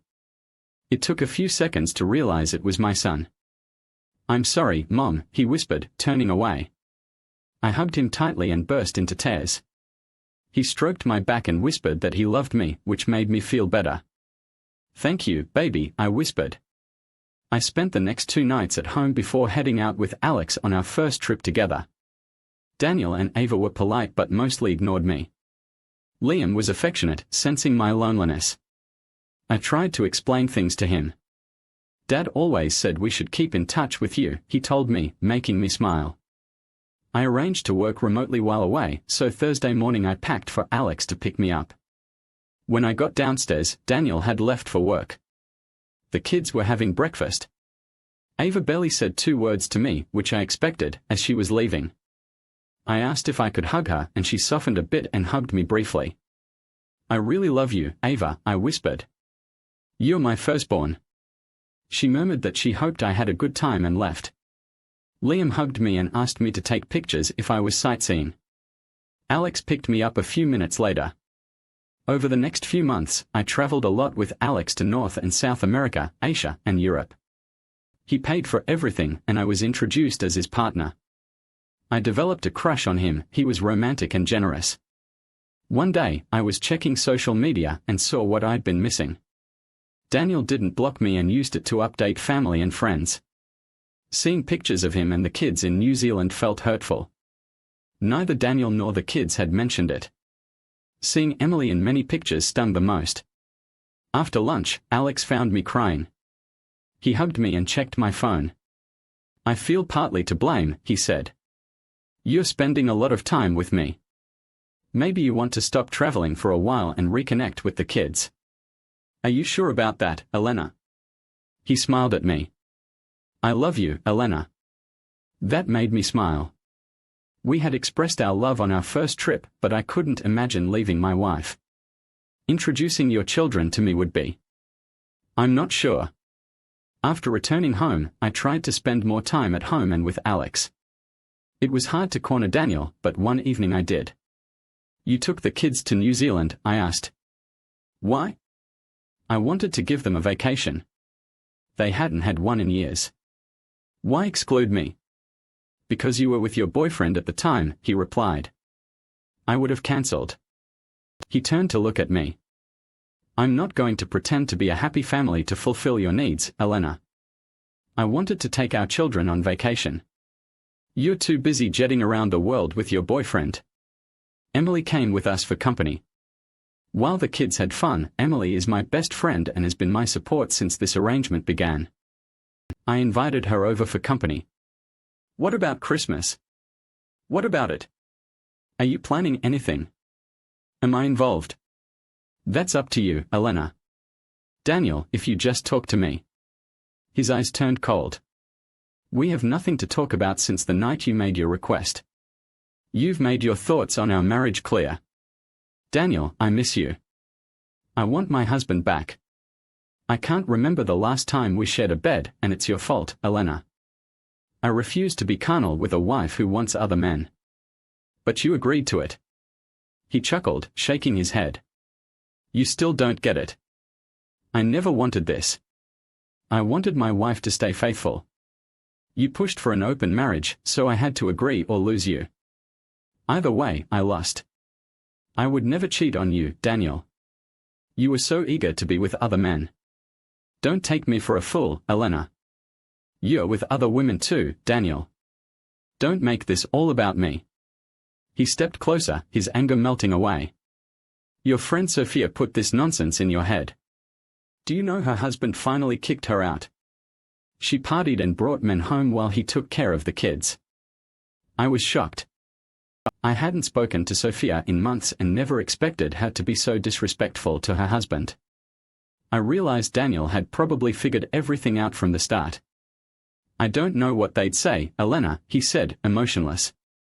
You took advice from people who destroyed our marriage. There's no going back. He stepped forward again. Why did you do it, Elena? Was I a bad husband or lover? Did I make you unhappy? I met his gaze, my eyes filling with tears. I was bored. Not good enough. Boredom isn't a reason to tell your husband you want other men, he said sadly. I met his gaze. My eyes filling with tears, I couldn't explain without further destroying our marriage. I'd realized I'd made a selfish request, forced him into something he hated, and listened to bad advice. My friends made dating seem exciting, and I found that attractive. They filled my head with stories of advantages and opportunities in an open marriage. What did they say about the husband who had to deal with that? I lowered my head. Sophia said it was never fair. I never wanted anyone else, Elena, he said. Until that night, I was a happily married man. Your request showed complete disrespect for me and our marriage. I sighed. We hadn't spoken like this since the night he agreed to the arrangement. I knew this was the end of our marriage. His love for me had faded. At least as far as being my husband, I said. What do we do, Daniel? Keep this arrangement until the kids are 18, then we'll decide. I burst into tears, and to my surprise, he put his arms around me, breaking me completely. I collapsed against him, clinging tightly. I knew he didn't love me, but he probably still didn't want to see me cry. The love was gone, but so was the hate. We'll spend Christmas together, Elena, he said. But I'm living my own life now. Our marriage is practically over. You should realize that by now. You're trying to hold on to something that has withered and died. Even if I stop everything, you're different now, and so am I. I don't want to lose you, Daniel, I whispered. You're my husband, and I still love you. He sighed but didn't let go, gently caressing my back. He remained silent, knowing the truth already. I knew what he was thinking and what he would eventually do. I couldn't hate him for that. Finally, he let go, giving me a chance to wipe my eyes. I met his gaze. There was no warmth, but he understood my emotions. Do you want some dinner? He asked. I almost cried again. It had been too long since we had dinner together. We cooked something simple and filling. The conversation was awkward and some topics were off limits. But after a couple of beers, we started reminiscing. Where are the kids? I finally asked. Ava is out with friends.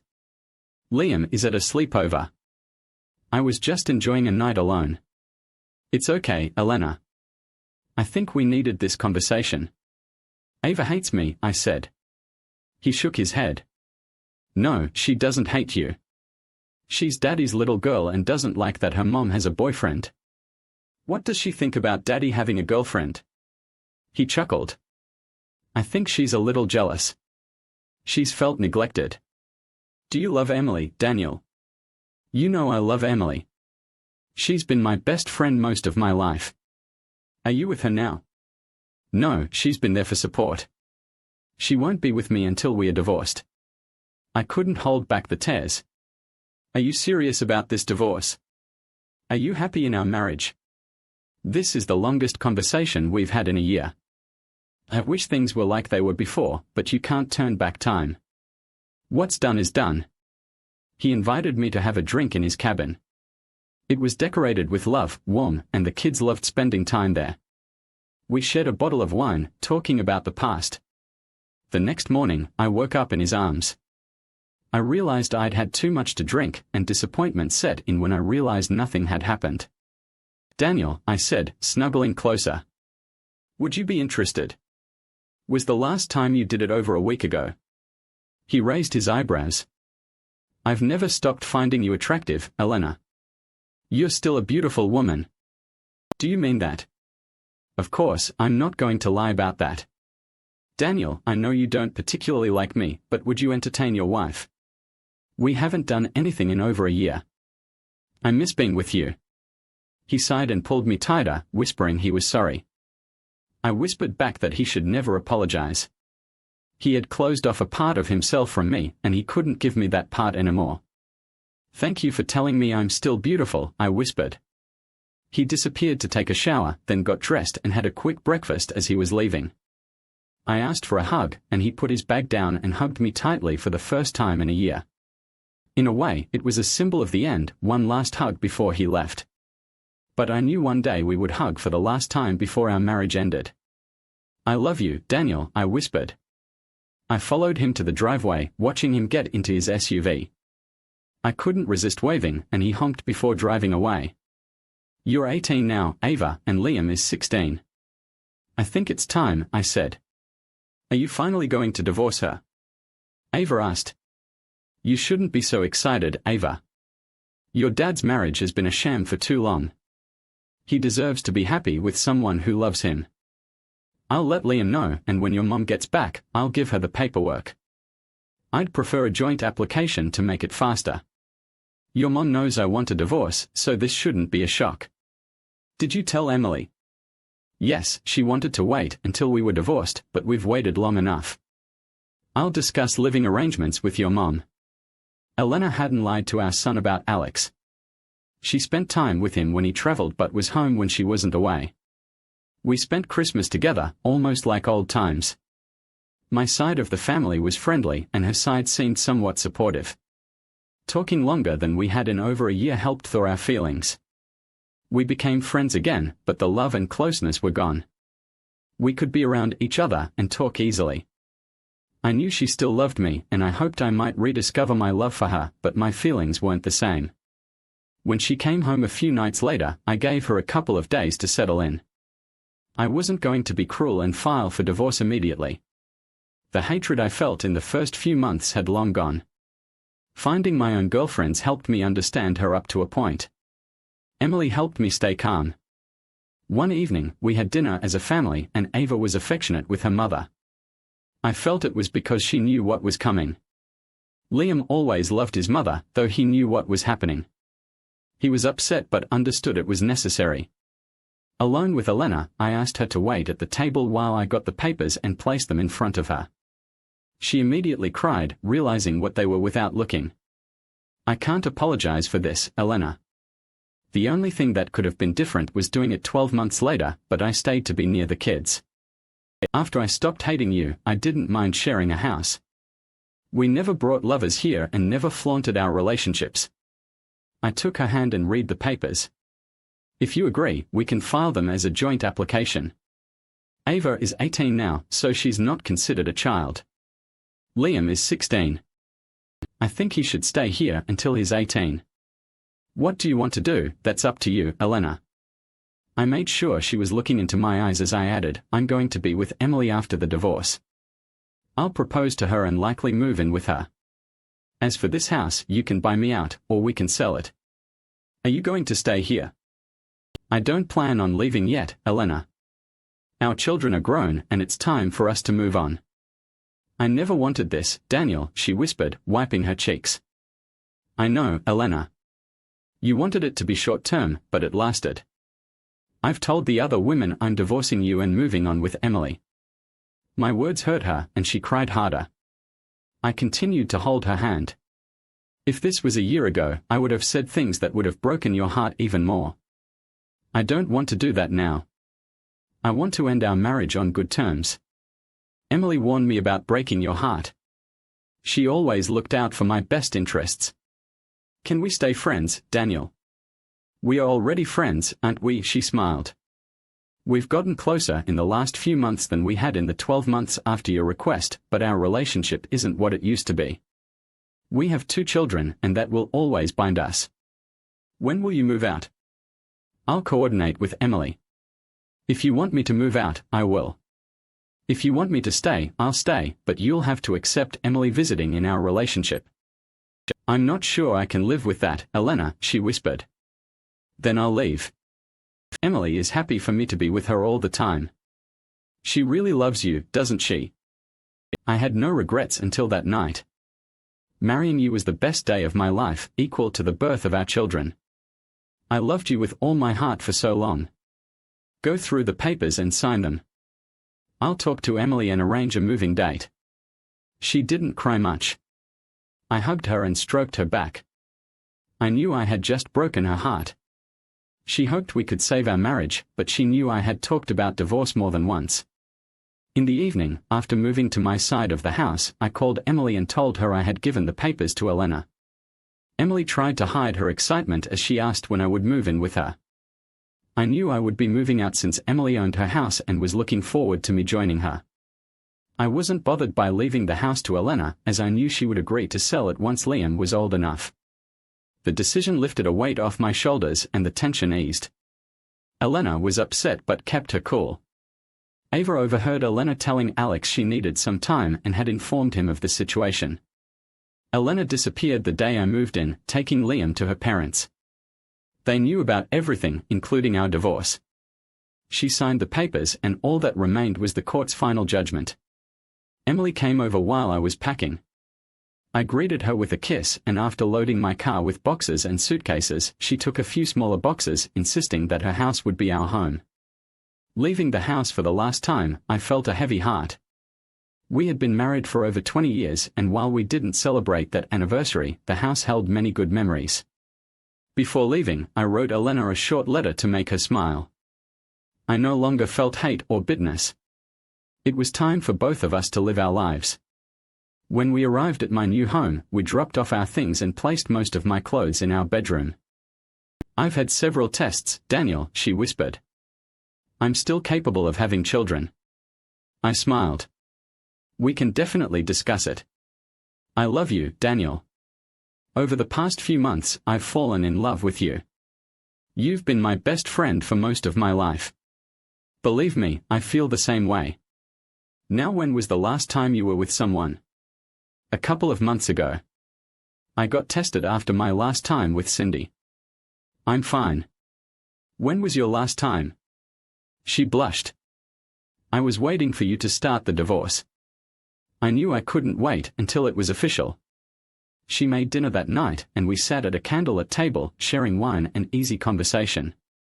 After dinner, we loaded the dishwasher and she led me to her bedroom. Emily was different from Elena, shorter and slimmer. 2 months later, a month after our divorce was finalized, I proposed to Emily after a lovely dinner at the harbor. She rushed to me when I put the ring on her finger at home. She thanked me for making her so happy, and I told the kids about the engagement. Ava was thrilled, as she adored Emily. Liam was happy but had hoped his parents would reconcile. I didn't tell Elena during the divorce proceedings. We kept our distance, settling everything without seeing each other. Emily didn't want a lavish wedding, just an engagement ring, a white dress, and vows to make us husband and wife. Our second wedding was small, with only close family and friends. Both my children attended. Liam was surprised but accepted the invitation, showing loyalty to his mother. I didn't invite Elena, knowing it would hurt her. By then, we were socializing again, and she had visited my house more than once. Emily didn't mind Elena, but she suggested that my ex-wife lived with many regrets. On our wedding day, Emily was 5 months pregnant. She was radiant, looking forward to becoming a mother, and I couldn't wait to be a father again. Daniel found his happiness the day he married Emily. I wasn't invited and probably wouldn't have gone if I had been. Despite everything, I was happy for them. Emily looked beautiful in the pictures. I had hated her for a while after Daniel moved out, but those feelings faded after she invited me over, and we talked about everything. Marrying Daniel had been the best day of my life, matched only by the birth of our children. I regretted asking for an open marriage and acting on it. The next day, that day my husband stopped loving and trusting me, Danielling the beginning of the end. My relationship with Alex slowed down after the divorce. I loved him, but he would never leave his wife. We eventually ended things amicably. Alone in the big house with just my son, as Ava had moved out for university, I felt the weight of my decisions. Ava blamed me for everything but still visited on weekends. It would take time to fully mend our relationship. Finding love again was hard. Men like Daniel and Alex were rare. With Daniel, I ruined a beautiful marriage, and Alex was a good-hearted man who never wanted a full commitment. I dated occasionally but found most men insincere.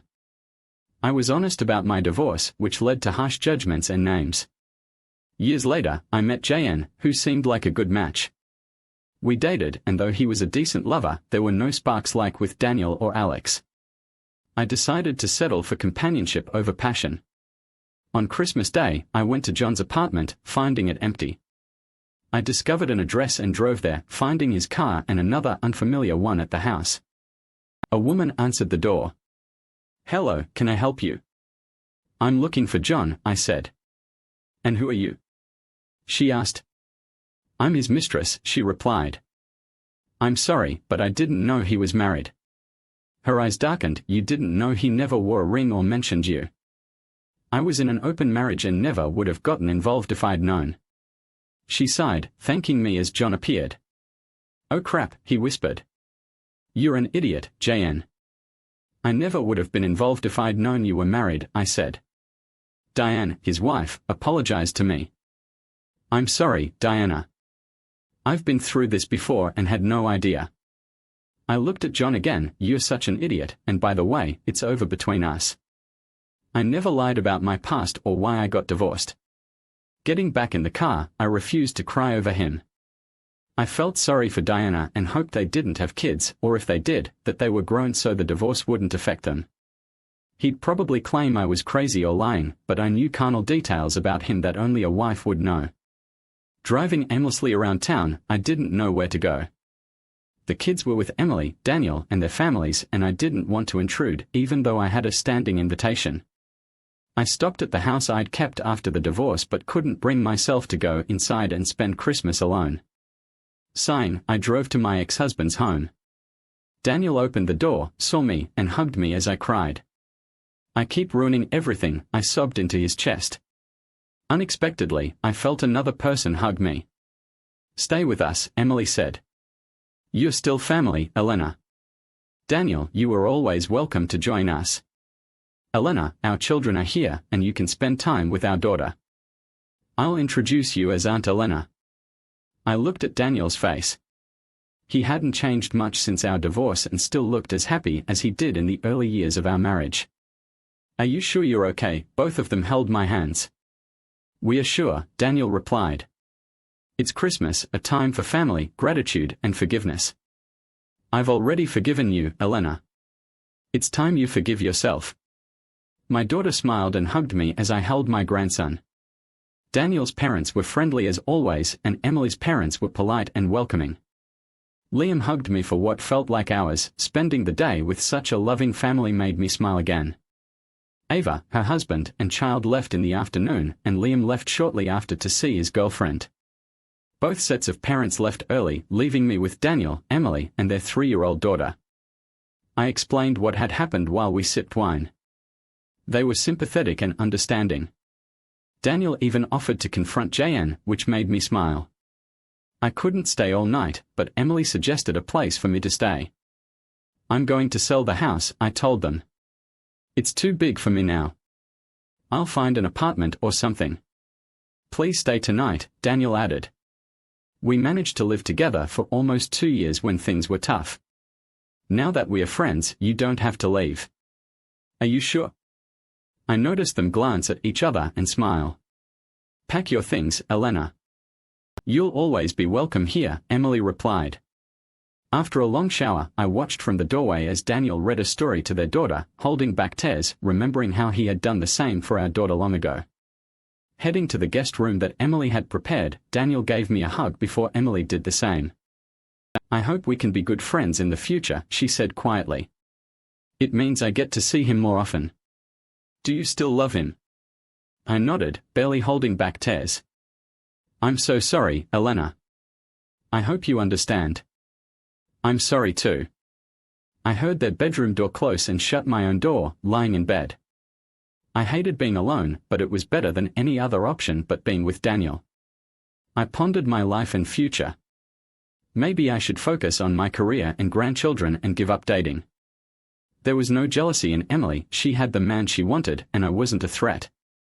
Maybe I could just be her friend. Tomorrow was another day.